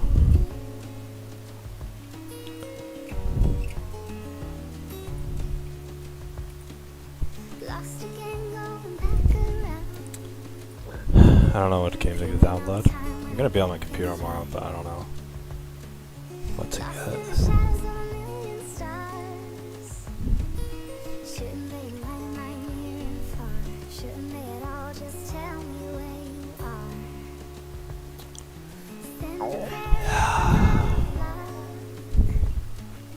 Send a little love and I'll make it back.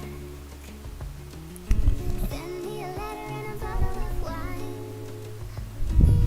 telling me I will be fine. I play Doki Doki for the 4th time. With a halfway heart, slip away if I come too far.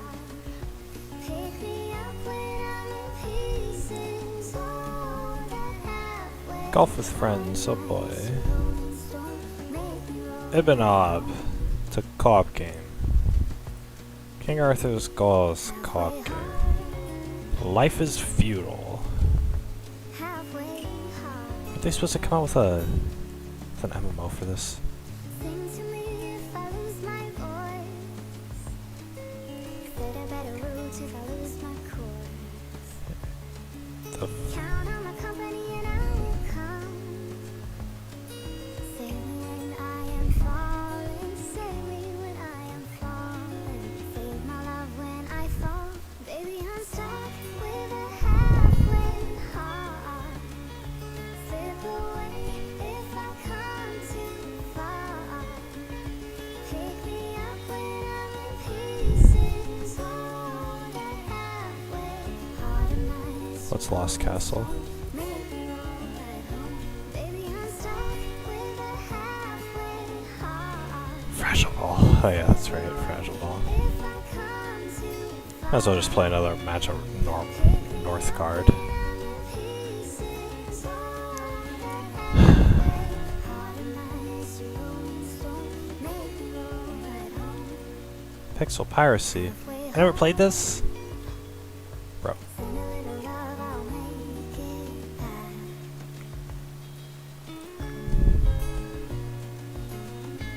I just play custom levels and freaking.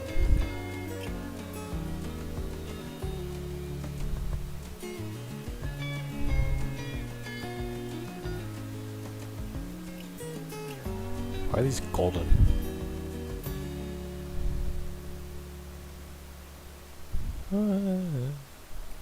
Rivals Aether. I remember Rivals Aether. 2018, really? Dang.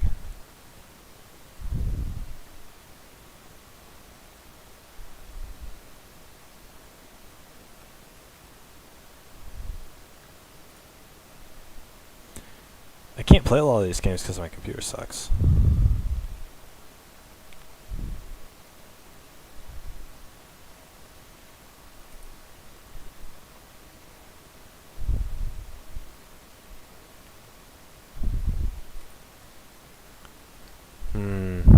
I just played Talisman. It's only a gig.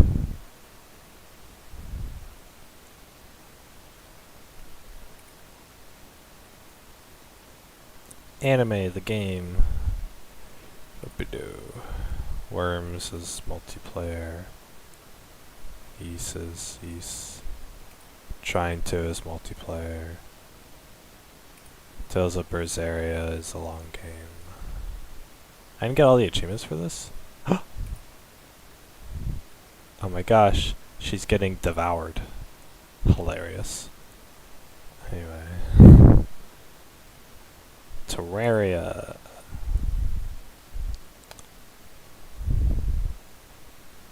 I have Terraria on the Switch. Not a blast. I came out with a freaking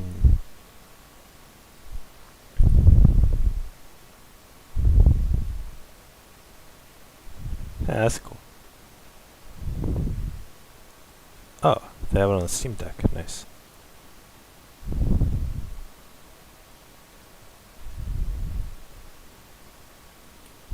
They released Journey's End on,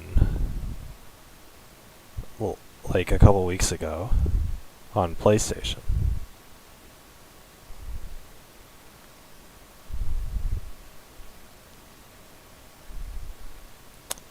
They haven't done it on Switch yet. Well, that's fine. Can't believe it took them all this time. Journey's End was 2019, I think, so it took them 2 years to port it to consoles. Whatever. Anyway.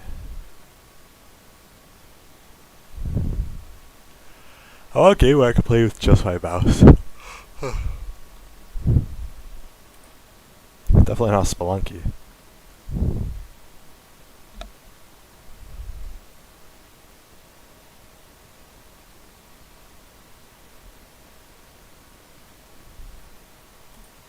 Anodyne, Anomaly Korea.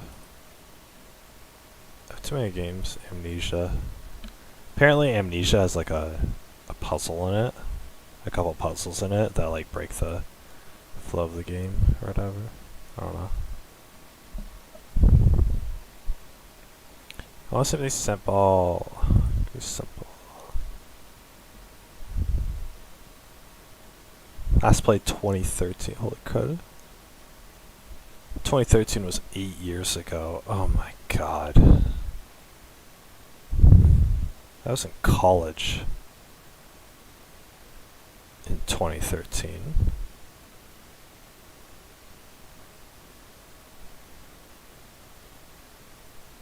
God, I'm old. What the hell? Why am I so old? Disgusting. A lot of these games I bought like in 2013. I bought them like 8 or 9 years ago.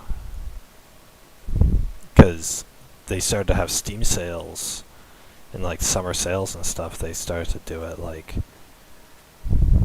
when I was in high school. The thing is, I would get like, you know, a $50 Steam card for my birthday or something. And then they'd have the Christmas sale. And so I'd save up the money and I'd have the Christmas sale and I'd be like, cool, I can get Fallen Enchantress for $3.50. I can get Fallout New Vegas for $5, right? You know, because I'm thinking like I paid $60 for this on the Xbox, but I'm paying $5 for it on the PC. PC's so great. I can get Fortune Summoners with Guramine. I can get that 2-pack for like $7.50. Like, oh my god, I can get Dungeon Souls for free as part of a Humble Bundle. Oh my god. And then I never played any of them. That's the thing. I bought all these games that looked cool and were cool at the time, and I never played them. So what did I? I bought all these Steam games because of the sale. I'm like, oh, I gotta grab up these deals. And then I played like one. So I'd go on the summer sale or the winter sale or whatever, and I'd buy, like 10 different games. And then I would play one of them with my friends, and then we'd all go back to playing Halo and League of Legends. That's how it was. In fact, I got my friends in the frickin' Maple Story, and we played Maple Story more than we played any of these games. The Last Remnant. This game's so old that they remastered it. And I was thinking like, oh, Last Remnant, $5, what a deal, or whatever, right? Didn't even play it. I don't even know where I got this game. It doesn't say the day that I bought it. Saints Row 2.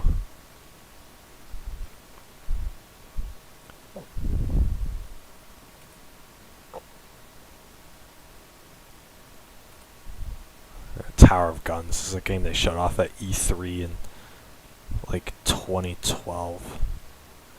It's supposed to be the next big thing, and it wasn't. On Epic. Now here's a game that's good. It's on Epic. On Epic is really fun.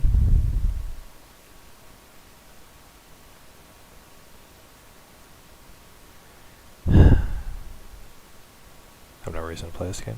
2016. That's right, I was going through my depressive phase back then. It's an anime game.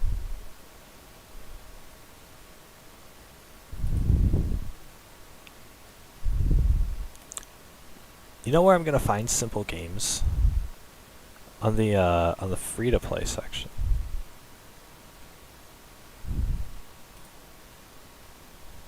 Squishy the Suicidal Pig. Oh my god.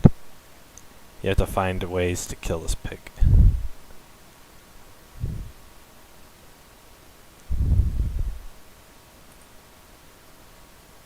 Oh, not Starbound. One of my friends gifted me Starbound. Because I like started talking to him again. And then he's like, oh, here, I got you this gift, maybe we can play together. And I was like, oh, cool. But then I was like, I had other things going on, and I was like, hey man, thanks for the gift. And so I didn't talk to him for like a long time. And then I apologized to him, making him waste his money on me. And then I never talked to him. See, it's grim here. He loved this game. I don't. So, whatever, right? So I feel bad about that, but yeah, obviously that was like 7 years ago, so it's not like it matters anymore. But that's like his last memory with me.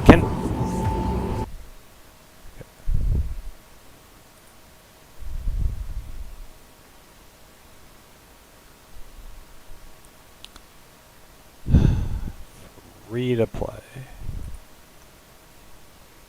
Here it is. Tanks, aim labs, play game, doesn't it? It's all games you'd have to like get into.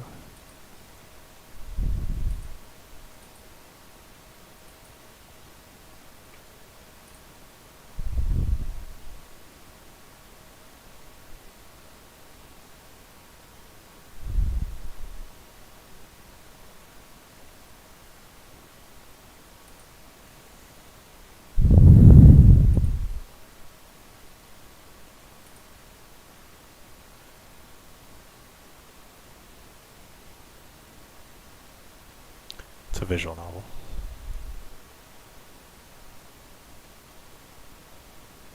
It's a visual novel. Red button.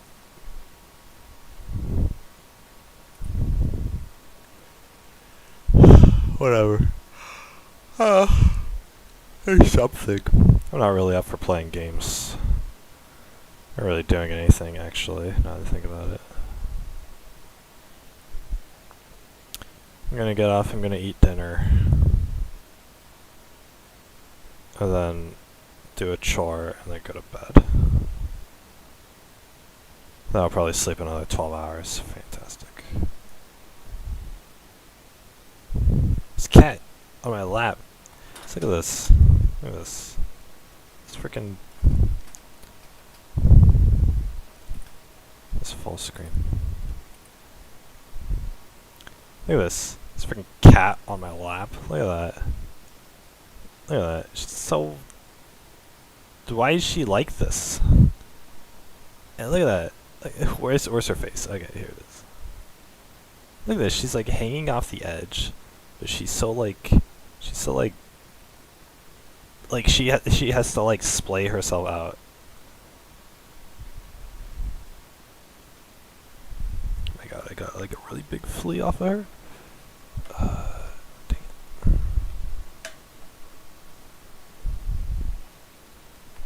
it. Seems giant. Where's my flea trap?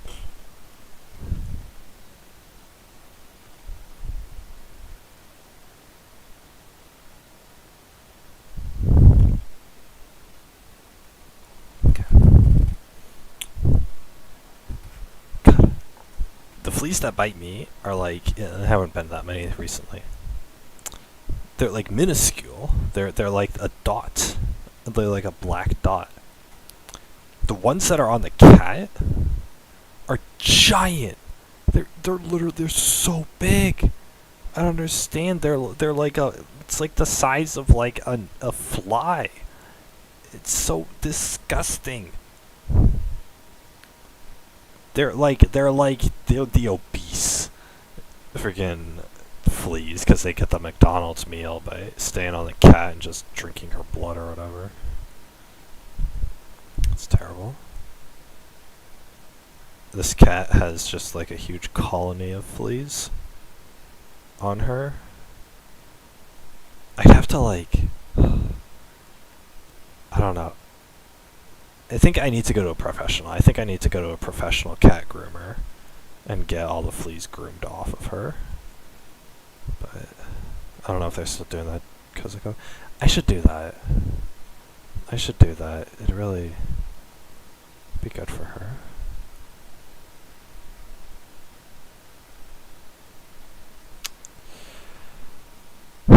Anyway, guys, I'm gonna go off here. It's 7:30. I'm gonna get off. I'm starving. I need some food. But yeah, guys, I hope you enjoyed the stream. It's writing. I feel like we got a little bit done with writing that silly little scene. Maybe we'll keep going tomorrow. We'll see. I hope you guys enjoyed. Try to make it as like entertaining as possible. I don't know. Just not. It's kind of hard. You know, what can you do? You know.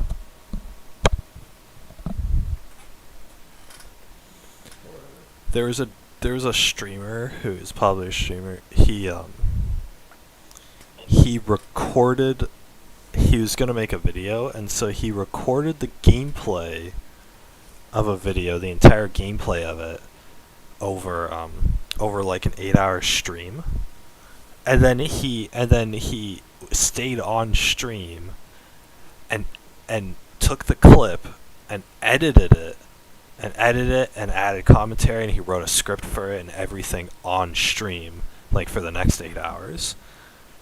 So, you know, all stream he had recorded gameplay, and then he recorded gameplay, and then he wrote a script for the video, and then he edited the video, and then he posted it to YouTube, all within like a 16-hour time span. Which is great, it's impressive, but he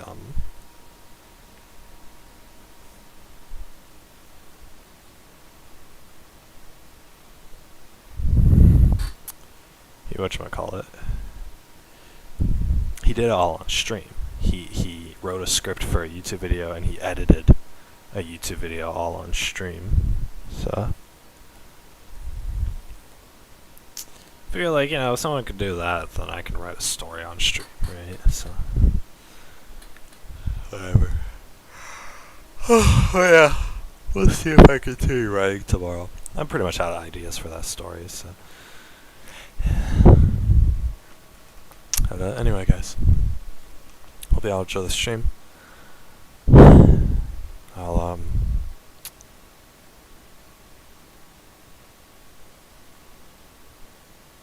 I gotta find a good game to play on the computer, because it's not really much. I can play a Switch game, I guess. I don't really have any good Switch games. I don't want to start Fire Emblem or anything big like that, so.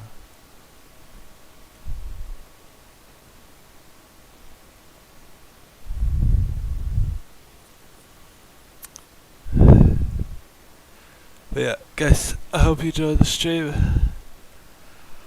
Oh my god. Guys, thanks so much for watching. I love you guys. I love you guys. I love you. Anyway, guys, this has been Big Pasta Gaming. You guys have been Little Pasta watching. And I will see you all tomorrow. Bye-bye, everybody. Sayonara. Take care, everyone. Hope you all get your sleep tonight. Good night, everybody. Hope you sleep well. I'm gonna try to. I'm already tired. I had like a whole thing of tea and sugar yesterday, and I didn't have it today, so I'm really like, you know. Yeah, whatever. Apparently this bagel place has churro bagels, so I could tomorrow I could go get a churro bagel with like whipped cream in the middle, and I get a free iced coffee with it as well. So for like $2.50 I could get like just this all the sugar or whatever. I could do that, or I could save my money, whatever. Anyway, guys, good night. Good night, everybody. I'm hungry. I gotta eat. Good night. Oyasumi. Oyasumi, minasan. Bye bye. Take care, everyone.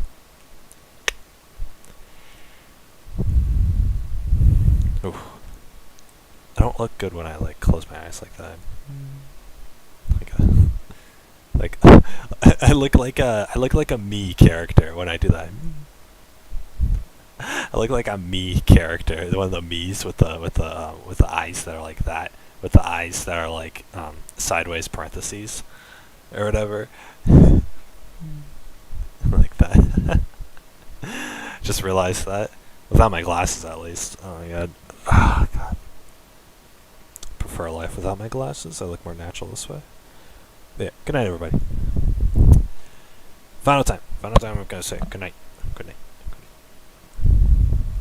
Ow. This cat caustic's gotta get off me. Bye, everyone.